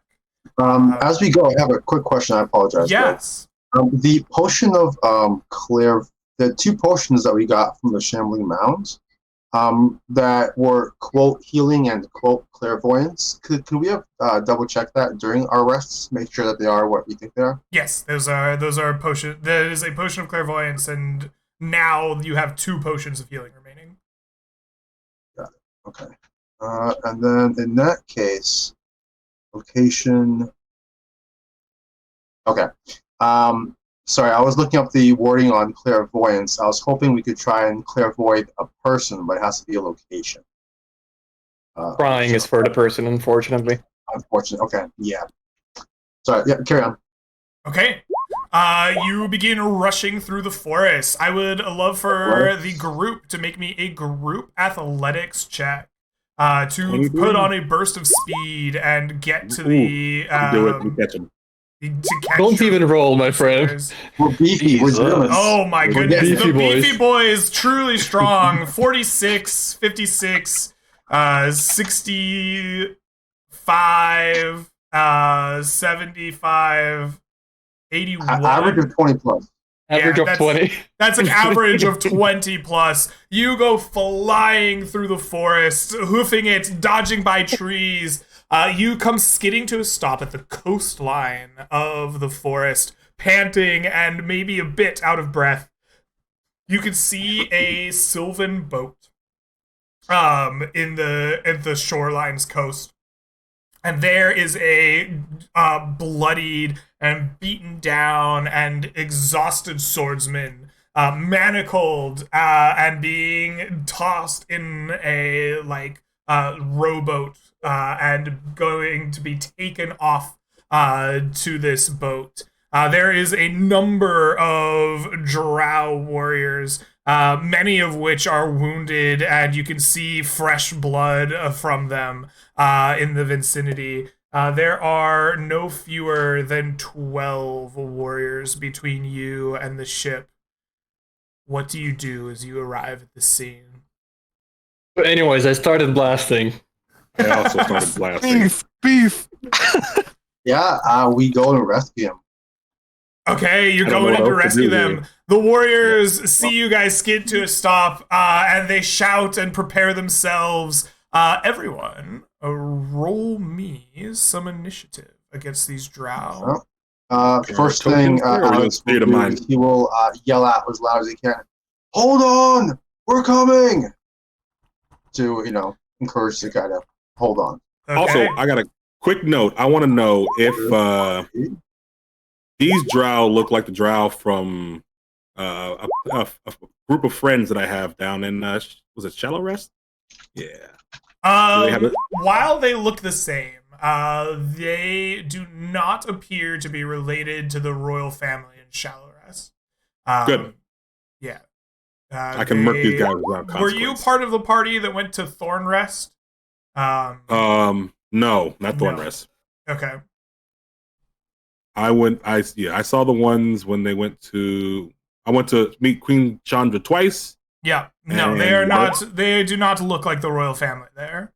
Okay. Cool. So Randall with a 21, Norbert with a 7, Moji with a 7, Alex with a 14. The drow rolled an 8. So the first in our order is Randall. You're about 60 feet away from the coast. You see these warriors preparing themselves to defend their captured prize. What do you do? Randall will rage, and he shall run 50 feet over so that he's just out of range. Or no, 45 feet over. So that way one of them has to walk up and take an opportunity attack. Excellent. Great. You prepare yourself just a few feet outside of their threatening range. Alex, what do you do?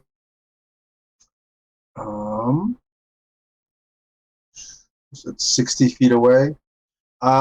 He will, having used Rally to help the Weapon Master previously, he will charge in after Randall, staying, just next to him there. All right. You run up no next matter. to Randall, preparing to fight. Yep. And yeah, that's it. Sorry. All right. On the next round, it is the drow. You see the drow warriors shoving the Blade Master into a rowboat. They get one round towards escape with the Master, while the 8 other drow are going to make their way up the cliffside a little bit. They see you guys lining up, and they set down weapons, pull out bows, and they are going to fire 2 shots at each of you. Should be like right on them, right? You're like 15 feet away, Oh, okay. right? You moved 45 feet. Yeah. They were 60 Yeah. feet. Okay, yeah. Yeah. And they are going to take shots here. So we're going to have 2 d20s. They have a +4 to hit here. We're just going to go in order. Excuse me. We're just going to go in order of the camera here. So we have Norbert first, with a 19 is the highest, isn't going to hit Norbert, the big old tank that he is. Then we're going to have Alex. We have a 22 and a 13. The 22 will hit you, I'm sure. 22 will hit. Yep. All right. Please take for me 7 points of piercing damage. Then we're gonna have.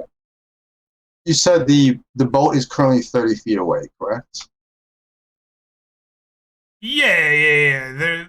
You're basically within a few feet of the shoreline. Yeah, you pulled up. And you pulled up 15 feet short of them. got it. And almost all of the drow have left the boat, except for you said 1 or 2 that are on there rowing. There are 12 in total. 8 of them are fighting you. 4 are trying to escape. Okay. In that case, I will put it to the party. I could sandal Misty Step into the boat Please do. and start hacking the rowers. Oh, Hell yeah. okay. I Like a hear plan no to me. objections. I'm doing it. Let's get in there. All right. As the arrow comes, Alex just taps the ground with his sandals and then vanishes into sand, appearing directly on the boat next to the weapon master, gauntlet raised up to attack the guys rowing. All right. I like it. We will strategically reposition. Yes, the sandals of the coward were coming in quite handy. Strategic repositioning. The next set of shots then will go towards good old Randall. Neither of those will hit you, and the last set will go to Moji. Does a 19 hit you? I'm sure it does. 19 will. All right. Please take for me 4 points of piercing damage. And they are 60 feet away from me, right? They are 60 feet away from you. You haven't moved forward yet. Cool. I'll take that. All right. Excellent. With that, it is Moji. What do you do? Moji. They're 1 round in the water away from me, right? Yes, they have 1 round of attempt to escape. So I'm gonna move up 30 feet, take out the bow. Mm-hmm. That I'm a rage anyway, because it's my thing. I'm always mad, always angry. And right. I'm going to shoot the skull bone bow at one of these. Does one of them look any more injured than another? Or are they all kind of like the same? They're all a little bit beat up, but none Okay. of them are. These are the healthy ones after the battle. Got you. So I'm gonna take this shot, and I'm gonna take Ooh. another shot. 18. It'll hit. That 18 will hit for There's no 11 two. points of. No. The 9. rage is not there. The rage is not there for 9 points of damage. Mhm. You see one Is of them it kind of just the one slump shot? over in their boat. They're not dead yet, but they feel shitty. They look bloody. Oh, for sure. Yes. Okay, cool. Excellent. But Yeah. they Did look Are you shitty. using a All quiver right. emoji or just single shot? Yeah, I use the quiver. Yeah. Okay. No, sorry for something. All right. Norbert, it is your turn. What do you do? So, first action, summon Dark Elemental Stone. Get the thing charging at the front line. Okay. Can he make 2 attacks at the 2 closest drow elves? Absolutely, he can. So, this is the first one. 12's not going to hit. Second one is not going to hit. Oh, that's not going to hit He's- either. Also going to choose one of the rowers, and he's going to terrifyingly gaze at him for 5 Ooh, psychic the damage, trying to stop them. gaze. That is a success. They will not be paralyzed, but they will take 5 points of damage. 2 for a save. 2, correct. They're going to take 2 points of damage. I would like to action surge, and I'm going to magic missile 3 of the most wounded ones. Like, get 1 magic missile each, followed by 1 firebolt each. Okay. So- Go ahead and shoot me your magic missile at the most injured rower. The firebolt will miss, but the magic missile will kill him. Of the 4 in the rowboat, 1 just like falls into the water, dead at the strike of the magic missile. That's for the second one. All right. When you say the most injured, are you including the ones on the land, or are you just only including the rowers? Overall, the most injured creatures, just Okay. trying to get the action economy up. Absolutely. The magic missile will hit for 11 points of damage. Sorry, that's a 5 damage. D4 plus 1. I rolled manually with a single Oh, I magic see. missile. Okay, 5 points of damage. That makes a lot more sense. That will strike Number And does 18 5. firebolt hit? 18 definitely hits. For another 19 damage. Oh, that one Oh my dies. goodness. He is one of the ones on land, but he goes down in a heap. Yeah, and the last magic missile is going to do 4 damage, and I'm going to strike him for 26, which I'm assuming is a hit, 26 definitely hits, yep. for 16 damage. This hits one of the rowers, and he goes down, and there are only 2 left rowing the boat. And I charge as well. All right, and you rush forward. Beautiful. That brings us to the top. Randall, you're like 15 feet away from some of these bowmen. What are you doing? I'm gonna walk up and be like, "What? You guys didn't come at me with your sword? Do you want to just surrender now, or do I kill you all?" And then I'm gonna just start recklessly assaulting these poor people. Okay. This is now my beach. 15. 15 will hit. All right, that guy Oh, takes my lord. 32 damage, Ooh, that guy dead. He out. What And then happened? whip out and slap a different guy. Hopefully, 19. You don't have to use the butt if you kill Yeah, you someone. could use if you kill you or crit. Look, it's cooler with the butt. Look, Randall likes big butts and he cannot lie. Okay, Your 20 big butt damage. hits for 20 damage. That kills another one. Okay, excellent. So 3 are dead on the beach, leaving only 5 left with their bows drawn. Excellent. All right. That's my turn. Well done. Alex, you're in the boat. What do you do? Well, there are 2 drow left rowing this boat. I would like to attempt to reduce it to 0. But first things first, I will look down at the orcish weaponsmith. How badly is he hurt? Pretty badly. You would think he's like barely conscious. Well, good thing he has some of those temporary hit points that I gave him earlier. So he's doing a little less bad than he could have been. Mhm. But I will glance down at him. I will reach into my side for a extra short sword that I have and just drop it on the ground. I'll drop it in the boat, knowing that he's going to be skilled with any kind of blade, no matter how small or how rusty or poor condition.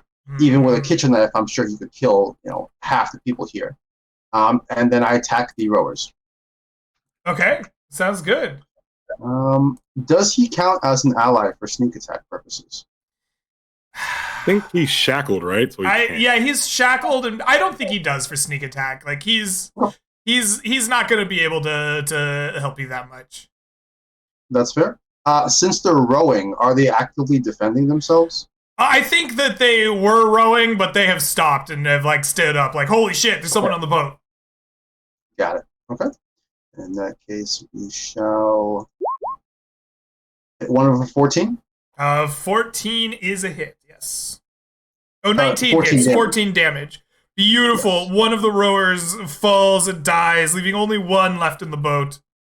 And then he turns towards the other one, says in Elvish, "You should not have kidnapped this man." And then action surge. Oh my lord! You eviscerate him. Right down the middle. Yes, right down the middle indeed. He is I will split take in both halves twain. off the boat. Look at the weaponsmith and say, "Sir, we have a boat." He nods and like just kind of slouches back down after trying to weakly grip the short sword you dropped at his on him. Yep. And then for his next turn, Alex will give him a potion of healing, but that's for later. Like he's done here. Okay. Excellent. That is your turn. The drow on the boat are all dead. The drow on the shoreline are down to 5. There are 3 of you on the shore, so we're gonna have 1 attack on 1 of you and 2 attacks on 2 others. 1, 2, 3. Randall, you are gonna be the one with 1 attack against you. Are they attacking the elemental? Oh god, the elemental is here. Yes. Oh no. They are going to attack twice at the elemental and once at all of you. They bring up their scimitars and they are going to slash at the elemental with a 16. I think that will hit him. Yep. The elemental will take 4 points of damage from the scimitar. And then we have 3d20. We're just going to go in camera order here. So the first attack will be at, excuse me, at Norbert. That is a 22. Does that hit you? No, sad. The next attack is at Randall. That's a 17. 17 will hit. Do you want to fish for a crit? I'm not all that interested in it, no. Okay. There's 7 points of damage to you, and the 9 will miss Emoji. Speaking of Emoji, you see that Alex has chopped the heads off, split one guy clean down the middle on the rowboat. It is now safe for the Grandmaster. There's 5 more drow on the beach. What do you do? I was like, oh, thank God, my master's safe. All right, you're next. And he'll go up to one of these guys and just do the thing. Big thing. At advantage. Right. Kaboom, got a boom. 19. Does it hit? Yes, it does. 25, 27 damage. That is a dead drow warrior. Yep, I'm going to go and attack the next one because I can do that now. And bada boom, bada bing. 17. He's dead? Yep. All right. 22 damage. All right, you've cleaved them down to just 3 warriors remaining. And I'll just say you could put it down, and you might live. Chill. All right, you tell him to chill. Norbert, it's your turn. What do you do? How many of them are alive? 3. All of them are getting a magic missile and a firebolt first. All right. 7 drow warriors. 1, 2, 3. Okay. 1, 2, 3. All of those How many hit. Yeah. So 10. So the first one takes 12, the second one takes 16, and the third one takes 21. All 3 of them perish in a single swift round. The damage of the firebolts from your mask and those magic missiles goes crazy. And the beach shore is now silent as you have defeated all of the drow warriors and rescued the sword master. I tell the elemental to dance. Yeah, Alex looks awkwardly at the weapon master and then at his own one hand that he can't row with, and looks back at the beach. Little help, guys? He's stuck out here. He can't get back. You don't want to stick your big sword in the water and row? Moji will strip down and say, come on, Randall, and we'll both swim over and bring the boat back. Have you ever been to Valencia or seen like the movies where the guy goes with a stick to the just push yourself with your sword? And I'm taking all of their weapons and armor again and checking their bodies for gold and all this other stuff. They came prepared for battle, not for commerce. They do not have any additional gold pieces on them. Cool. Though they do have some scimitars that you can pick up. There are, I suppose, we'll say there are 8 scimitars that you can get. 4 of them have fallen in the ocean somewhere. And the armor that they wear is going to be essentially leather armor, so you can add 8 sets of leather armor. Alex will give a healing potion to the weapon master to kind of help him regain himself as they settle down here. And when he has a chance to, regain his senses a little bit, he'll ask him what happens. We were training. These men attacked a big horde of men. I fought off as many as I could, but even my blade tired. They managed to get the jump on me, dragged me out here before you decapitated them so cleanly with your arm. Very good. Do you know why they were after you? I do not. I don't believe any of them are alive to speak of it, so perhaps we will never know. Well, there are ways to ask the dead questions, but at the moment it is more difficult. Indeed. we found some of your students, some of your companions back in the forest. We were able to save a good many of them. Oh, this is good news. I appreciate what you have done for us. Thank you. Did when they took you, did they say anything? Did you hear them mention anything of what they were doing? Well, they were here to capture me. I know that. That is what their strategy was for. They made that very clear. But as to why, I know not. There was no mention of big boss or like mean guy back at base. None of that sort of thing. No. That is unfortunate, but it is good that we were able to find you. It is well, I'd say it's fate, but it's maybe more destiny that we sought to seek you out, and you needed our help. I appreciate it. Thank you. When he gets close enough, Moji's gonna run, be like, "Master, I missed you. Look what I can do with my axe." Just the great mastery around. Like, I'm so good now.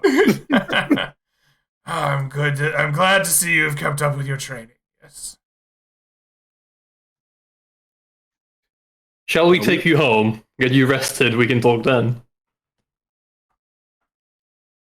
I think you have done plenty well enough. I would see my students, and we shall make our way when we are rested and ready. Can we train still? Moji has realized his weakness, but if you have to do what you got to do, I understand.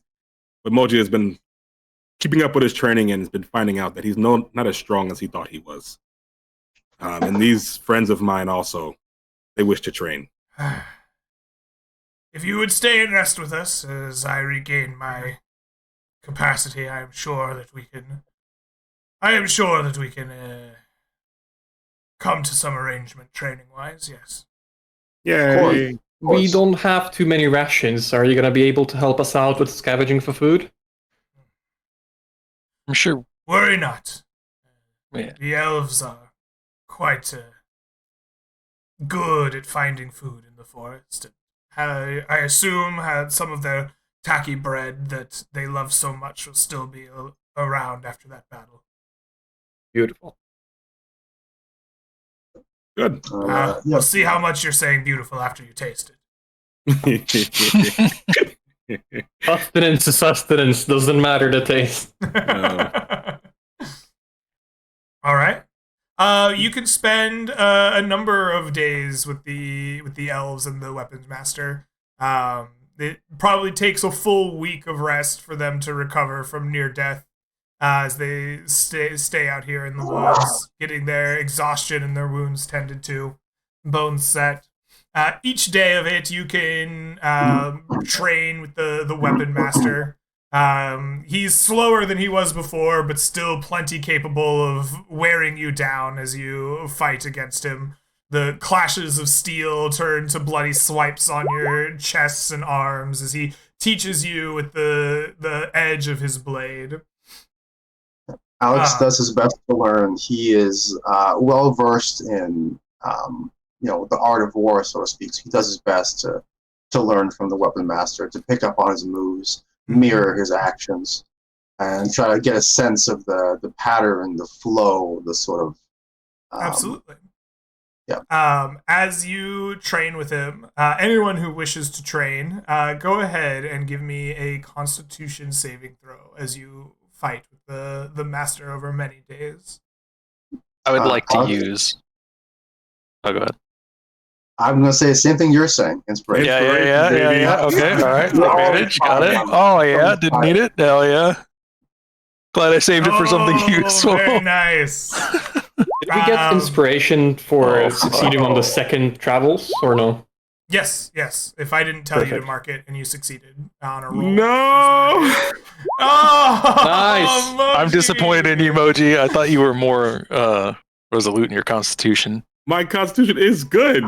It's just, I rolled so bad. Can you try the second win to continue to try again? No. No. All right. So Alex and Moji, despite your best efforts, you aren't able to keep up with the Blade Master even as he's wounded. You train with him day after day. He wears you down, beats you with his blades, telling you what you need to improve upon, but you just can't. You can't manage to keep up with his difficult way of training long enough to master anything new. Norbert, you are training with what weapon here? Would you allow me to do some training with a shield, or is he the weapon master? Yes, so you I'm can train training with with a shield. I would like to be better with a shield, if possible. All yes. right. Did you have proficiency with a shield already? I assume. Absolutely. Excellent. You are able to successfully train with him. You may take a weapon style, or a feat in relation to your shield that give you an extra ability. Go ahead Would you and let me take look. Shield Master? You may take Shield Master. Ooh, You I'm have taking earned Shield it Master. with your training here. Beautiful. so The upset. same goes to you, Randall. You are training with what weapon? Halberd. You may take a weapon, fighting style. You may take a martial fighting style or a feat as it relates to your halberd. Excellent. I shall do just that. Are you taking Sentinel? Hell no, I will never unleash. I've already gone too far into the dark side. I won't unleash the. I take a step back and your monster can never touch me. Haha, neener, neener. Yeah. What is it like? Great fighting style, great weapon fighting style. I believe. Do you mean the one that rerolls damage? Yeah, great weapon fighting. Yeah. That's it. Yeah. All right. That's what I wanted. No. It's mine now. Now I just have to remember how to code it into all of my attacks. All right. So after you spend a week with the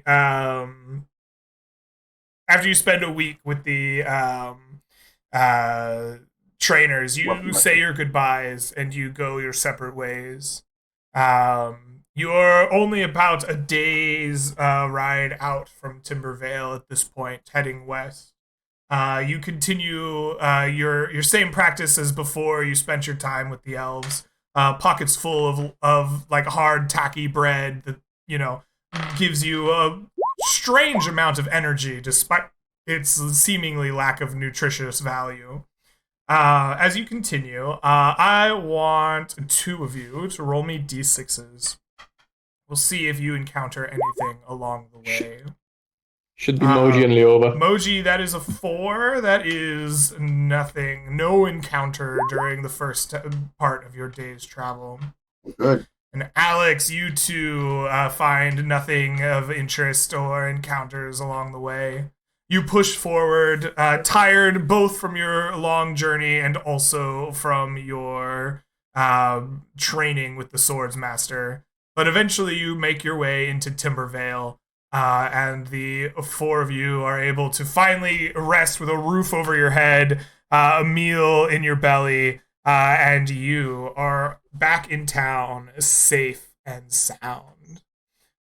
So, the 4 of you have successfully completed this mission. I am going to add up a bunch of XP and gold so that I can hand it out to you all. The running tally of equipment being sold at half cost, according to Soul, is 840 gold pieces. Are you splitting that up with the party? Yeah, I assume everybody is looking at this, and plus, like, we did it together, so I'm gonna split up with everybody. Okay, that sounds good. Excellent. So I'm going to add all of that up and get back to you with some rep increases and everything else. While I do, I'm going to turn the floor over to all of you to tell the internet where they can find you, what you were up to, anything of that nature. So why don't we start with Horo? Take her away. Absolutely. My name's David. I play Norbert. You can find me on Discord, named Horo.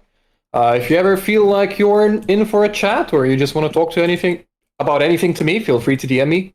Unfortunately, I'm not in any streamed games, only in house ones, so you can't really see more of me on the internet. Like always, a massive, massive thank you to Greg. Every session I play with him is more and more fun every time, which is a very good sign as well of him improving, us having more fun. So I look forward to it in the future, and I had loads and loads of fun today. So thank you again. Awesome. Thank you very much. With that, let's go to Leova. Yeah, I'm Leova. Thank you for having me. Thank you for hosting. As Horo said, I love every session. Not every game that I've been as a player, I've been has been good. You know, not everyone's a good DM, and you're a fucking fantastic DM. So thank you. Thank you. And also shout out to my beefy boys. Beef. We are the beef. Beefy boys. It's what's for dinner. No longer the Soylent substitute tofu boys. We beefed it up. We got it. Exactly. Finally, thank goodness. Oh, that was a rough start. All right. Let's head over to Vessel. All right, guys. I am Vessel, and I play as Moji. Yeah, you'll see me on here every month or so, something like that. Maybe a little bit less now that the babies are getting bigger and I need to spend more time with them. But it was so fun. I had a great time. Didn't expect things to go down as smoothly as they did, but we recovered all these pieces of lenses and all. And like, it's cool to be a part of an integrated story. Everybody's doing different things, and then they all thread back together. I love that. So thank you, Greg. Thank you, fellow players. The Beefy Boys is one of my favorite little concepts that we've come up with so far. And I've been having a lot of fun with everything going on. So thank you guys and everybody in chat. It's always fun to shoot the stuff in chat or in Discord. So you guys are great. Everything's fun. I'm having a great time. All right. Wonderful. Thank you. And we'll go over to Soul Crusher. It is me again. It was always me. I always have a ton of fun like playing in the Mist. It's great to like mess around and have a lot of good times and like fun playing D&D. This is the only place that you'll find me on the internet at the moment. I'm not in any other streamed games right now, but I'm sure you'll see me like in a month or so, just like messing around, or you'll catch me in chat. I'm here. If you want to talk, just hit me up. It'll be fun. Awesome. I am almost ready to give you all the rewards. But first, I need to know who gets the lenses. Do they have an effect, like a magical effect, while identified, or not really usable for players? They're not really usable for players. I guess if you'd have messed with them in that room where Moji had the brush, you could have done something funny, but more of a quest item. No thanks. Hard pass. I was scared. Bad My idea. vote is the Arcanium. I think the Arcanium offered us a reward, right? Arcanium definitely offered us a reward. We could also split them, and just so like don't get too crazy. Arcanium might be the safest, but I think giving one to the Arcanium, one to Conclave, one to Merchants, and one to the Code Iron might be a good idea also, but it's up to you guys. I'm just thinking in terms of not having too much concentrated power in one group. So Yeah, I want that reward, man. I want that reward as well. All right, let's do it. All to the Arcadium. Quick question: what if we got rid of one? Nah, Because just do the whole they're thing. incredibly It's too dangerous to like throw it away or try to destroy it. Like we gotta give it to someone who's trustworthy. If someone else gets it or it blows up and destroys like half of the Mist, then we're screwed. This is what happened last time when they released the shapeshifter, dude. I don't want not on Moji's watch. I have an impeccable record with everybody. I don't need enough. Demon Slayer, Beefy Boys return from another successful hunt. Yeah, Beefy Boys have never lost yet, so we're not starting. That's fair. All right, sounds like the vote is the Arcanium Council. So I want you to take home 20 plus 20 rep with the Arcanium Council. Holy hell. I knew it. Is it 40 total or 20 total? Sorry. You said 20 plus 20. 20. I was clarifying like plus 20. That was Okay. That was supposed to be like repeating the number. Yeah.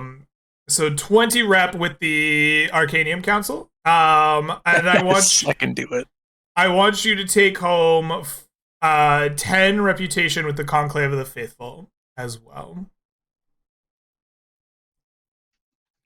All right.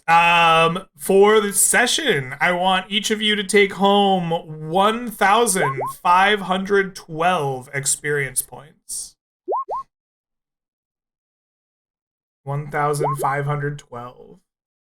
And with the bounty from the Arcanium Council, I want you each to take home 397 gold pieces.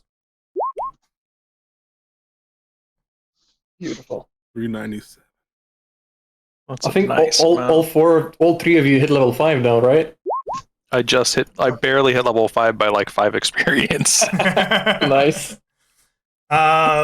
In the past, people have wanted me to read through all the magical items and then split them up. Is that how you guys would like to do it as well? Yep. All right. So, you have found 2 potions of healing left over, a potion of clairvoyance. Both of these are right out of the book. You have found 1 set of boots of elven kind. Boots of elven kind right out of the book as well. You have found 1 set of winged boots. You found 1 ring of enlargement. This ring doesn't cast the enlarge spell. This ring makes you 1 category size larger, including your equipment. Can you imagine Norbert with that ring, how much weight he can carry? He can lift a house. Is that a attunement? Yes. Okay. Are the boots now- attunement as well? Yes. Sorry. I believe they are. Let me double check the book. I know the winged boots are. Yeah. I actually think boots of elven kind might not be. Oh yeah, that's good. I want It that. doesn't say they are. Nope, they're not. Yeah, Beautiful. that vibes with me. The winged boots are, but the boots of elven kind are not. Sick. Nice. The wand is a wand of Death's Finger. Ooh. You may sacrifice your own HP to break one of its seals. When the seals are broken, it will cast Finger of Death. There is a way to restore the seals, but that knowledge is unknown at the moment. Is it a permanent sacrifice of HP? Yes. How much are we talking? Do we know? You will have to sacrifice 1 hit dice's, like full hit dice worth. Okay. The ring that you found, the other ring that you found is a ring of heroism. You Ooh. may use this to cast heroism upon yourself once per day. The wand, how many seals are active on it? There's There's one only left. 1 out of the 5. So, a quick question about the Ring of Heroism. What's the spellcasting modifier for it? If you're like a 5 for you. non-caster to use For a it? non-caster, it will be wisdom. Wisdom? Oh. Okay. Nice. The black dagger you found is a dagger of soul stealing. This black blade is magical for the purposes of overcoming resistance, but starts at +0 to hit and damage. Each time a creature is slain by the dagger, it gains +1 to hit and damage until the end of the day. At dawn, it resets back to a +0 dagger. Is there a cap on that? The cap is +5. Awesome. The last one is the Count's Cape. The Count's Cape allows you to, once per day, as an action, cast Dimension Door. This spell is right out of the player's handbook. There is a 1 in 100 chance that Dimension Door will take you to another plane that you do not control when you are wearing this cape. That's not the item for me then. I know exactly where I'll go the first time I use it. Does it require attunement? For the Sea of Flames. Yes, this is definitely an attunement item. Okay. No. It's unfortunate. It's a super good spell. Yeah. It's high level for a reason. All right. So, with that out of the way, let's go back up to the top here. We have 2 potions of healing. Would anyone like to lay claim to them? Yes. Moji. All right. I have a couple already. So the potion of healing from the Shambling Mound, that's the one that we're talking about here, yes? And the clairvoyance one, I'm going to remove this from my sheet. Yep. Perfect. Okay. If nobody wants one, I'll take one. Otherwise, we can roll for it. Yeah, you guys can both take one. It's fine. Yeah, you can both take one, I guess. All right. Cool. All right. 1 potion of healing to each of you. We have a potion of clairvoyance. Would anyone like to lay claim to that? I would already roll have for it. so someone else should take it. We can just I'll roll for it too. It's fine. Yeah. Okay. Let's have ourselves a little roll off here.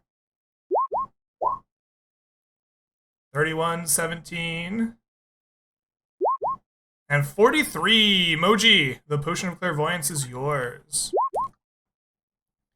Next we have the Boots of Elven Kind. Would anyone like to lay claim to the Boots of Elven Kind? Yeah.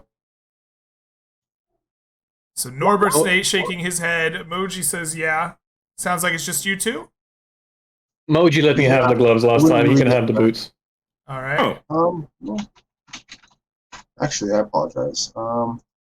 Stealth.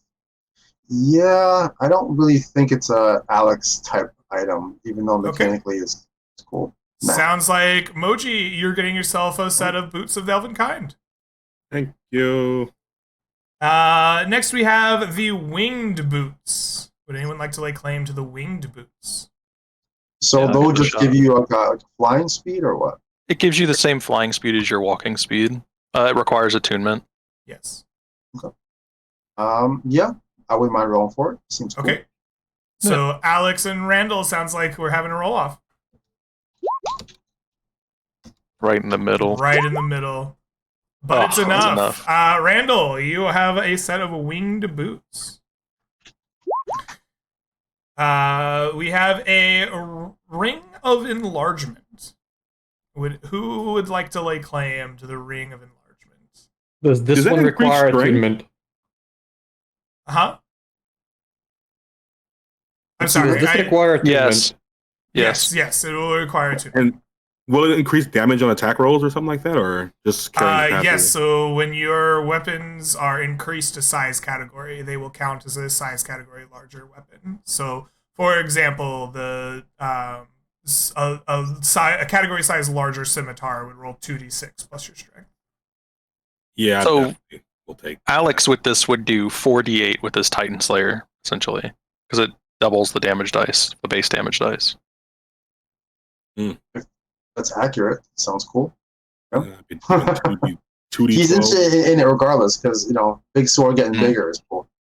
I'll pass on this one. So would Moji technically roll like 8d12 when he crits for damage with that ring? It'd be a lot. It wouldn't increase his d12s from his savage critical. It would only do his like weapon size, right? So, he would still roll a bunch of d12s. Yeah.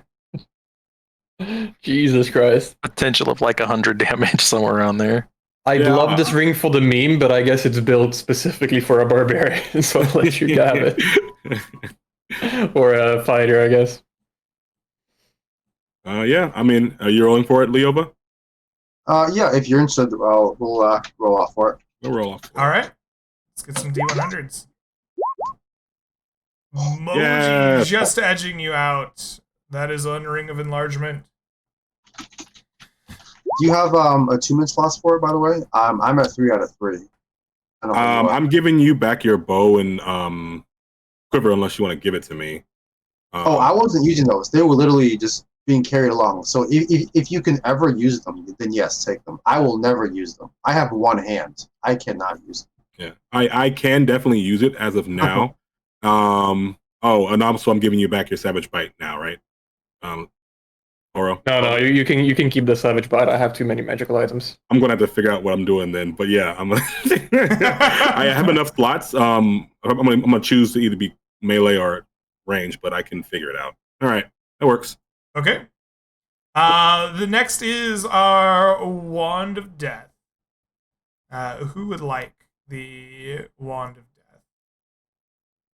I would definitely have a team going with all those items. Mm-hmm. Yeah, this is not an Alex item. If you want it, it's all yours, man. I don't want the creepy finger hand things. All right. Norbert's got all the creepy hand and finger stuff going. He's Sounds gonna rival like Blonde. Norbert is holding the Wand of Death now. We have a Ring of Heroism. Would anyone like to lay claim to the Ring of Heroism? That requires attunement, right? Yes. Yeah. Okay. But it just casts the heroism spell, right? Yes. Yeah. It's a good spell. If no fighting, one like- wants it, I'd definitely take it. I definitely. Would you guys like to give this item to one of the guilds to get some reputation? No, I want it. No, it's too good to have, right? Yeah. Because it's situationally, like if you're fighting something that you know fears like a dragon, it's a top tier, like S tier item, right? I'll definitely Because it just makes you immune to the fear. Mhm. Also gives you temporary HP. Yeah, every turn. It's big. I want it if no one else is going to Mhm. take it. Super good. Moji now can roll off for it. Okay. Sounds good. You got it. Oh, not quite. Oh my god. Moji, Ring of Heroism is yours. Next we have the Dagger of Soul Stealing. I cannot I have no use. I could take it, but I feel like bad because I'm taking everything. Did you want it, Randall or Leova? You can't, Leova. I don't- You could. I don't really Well, use I could. daggers, right? Actually, I Yeah. want to take this dagger and use it in my research towards the Titan Slayer to reverse the process. Try and use the soul stealing mechanism in some reverse quantum polarity type nonsense. You know what I'm All saying? right. If you can use it, take it. Yeah, I mean, I could use it, but it's whatever. I don't care. Yeah. I'll be honest, the only item left that I want is the cape. This dagger is just a cool thing I could try some nonsense with. So if you're all cool with that. Sounds like you're the one that has a use for it. Go ahead and take it. Dagger of Soul Stealing is yours, Alex. Sounds good. And last but not least, we have the Count's Cape. Yeah, Could you tell us the Alex effects of definitely that wants again? As an action, once per day, you may cast the spell Dimension Door. You have a 1 in 100 chance of Dimension Dooring to a different plane. A random different plane that you were not prepared for.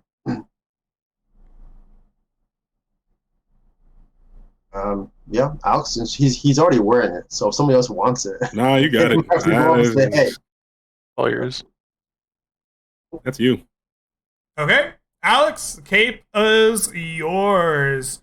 With that, we have given away experience, we have given away items, we've given away gold. Thank you all for playing with me. I hope that you enjoyed it. Twitch chat, I hope that you have enjoyed it as well. This was a fun session. I will see you tomorrow, actually, as we are doing a makeup session in the Miss for a game that had to be rescheduled. So we got even more coming. Hope to see you then. If not, have a great rest of your day, night, week, whatever it may be. Until I do catch you again, see you next time.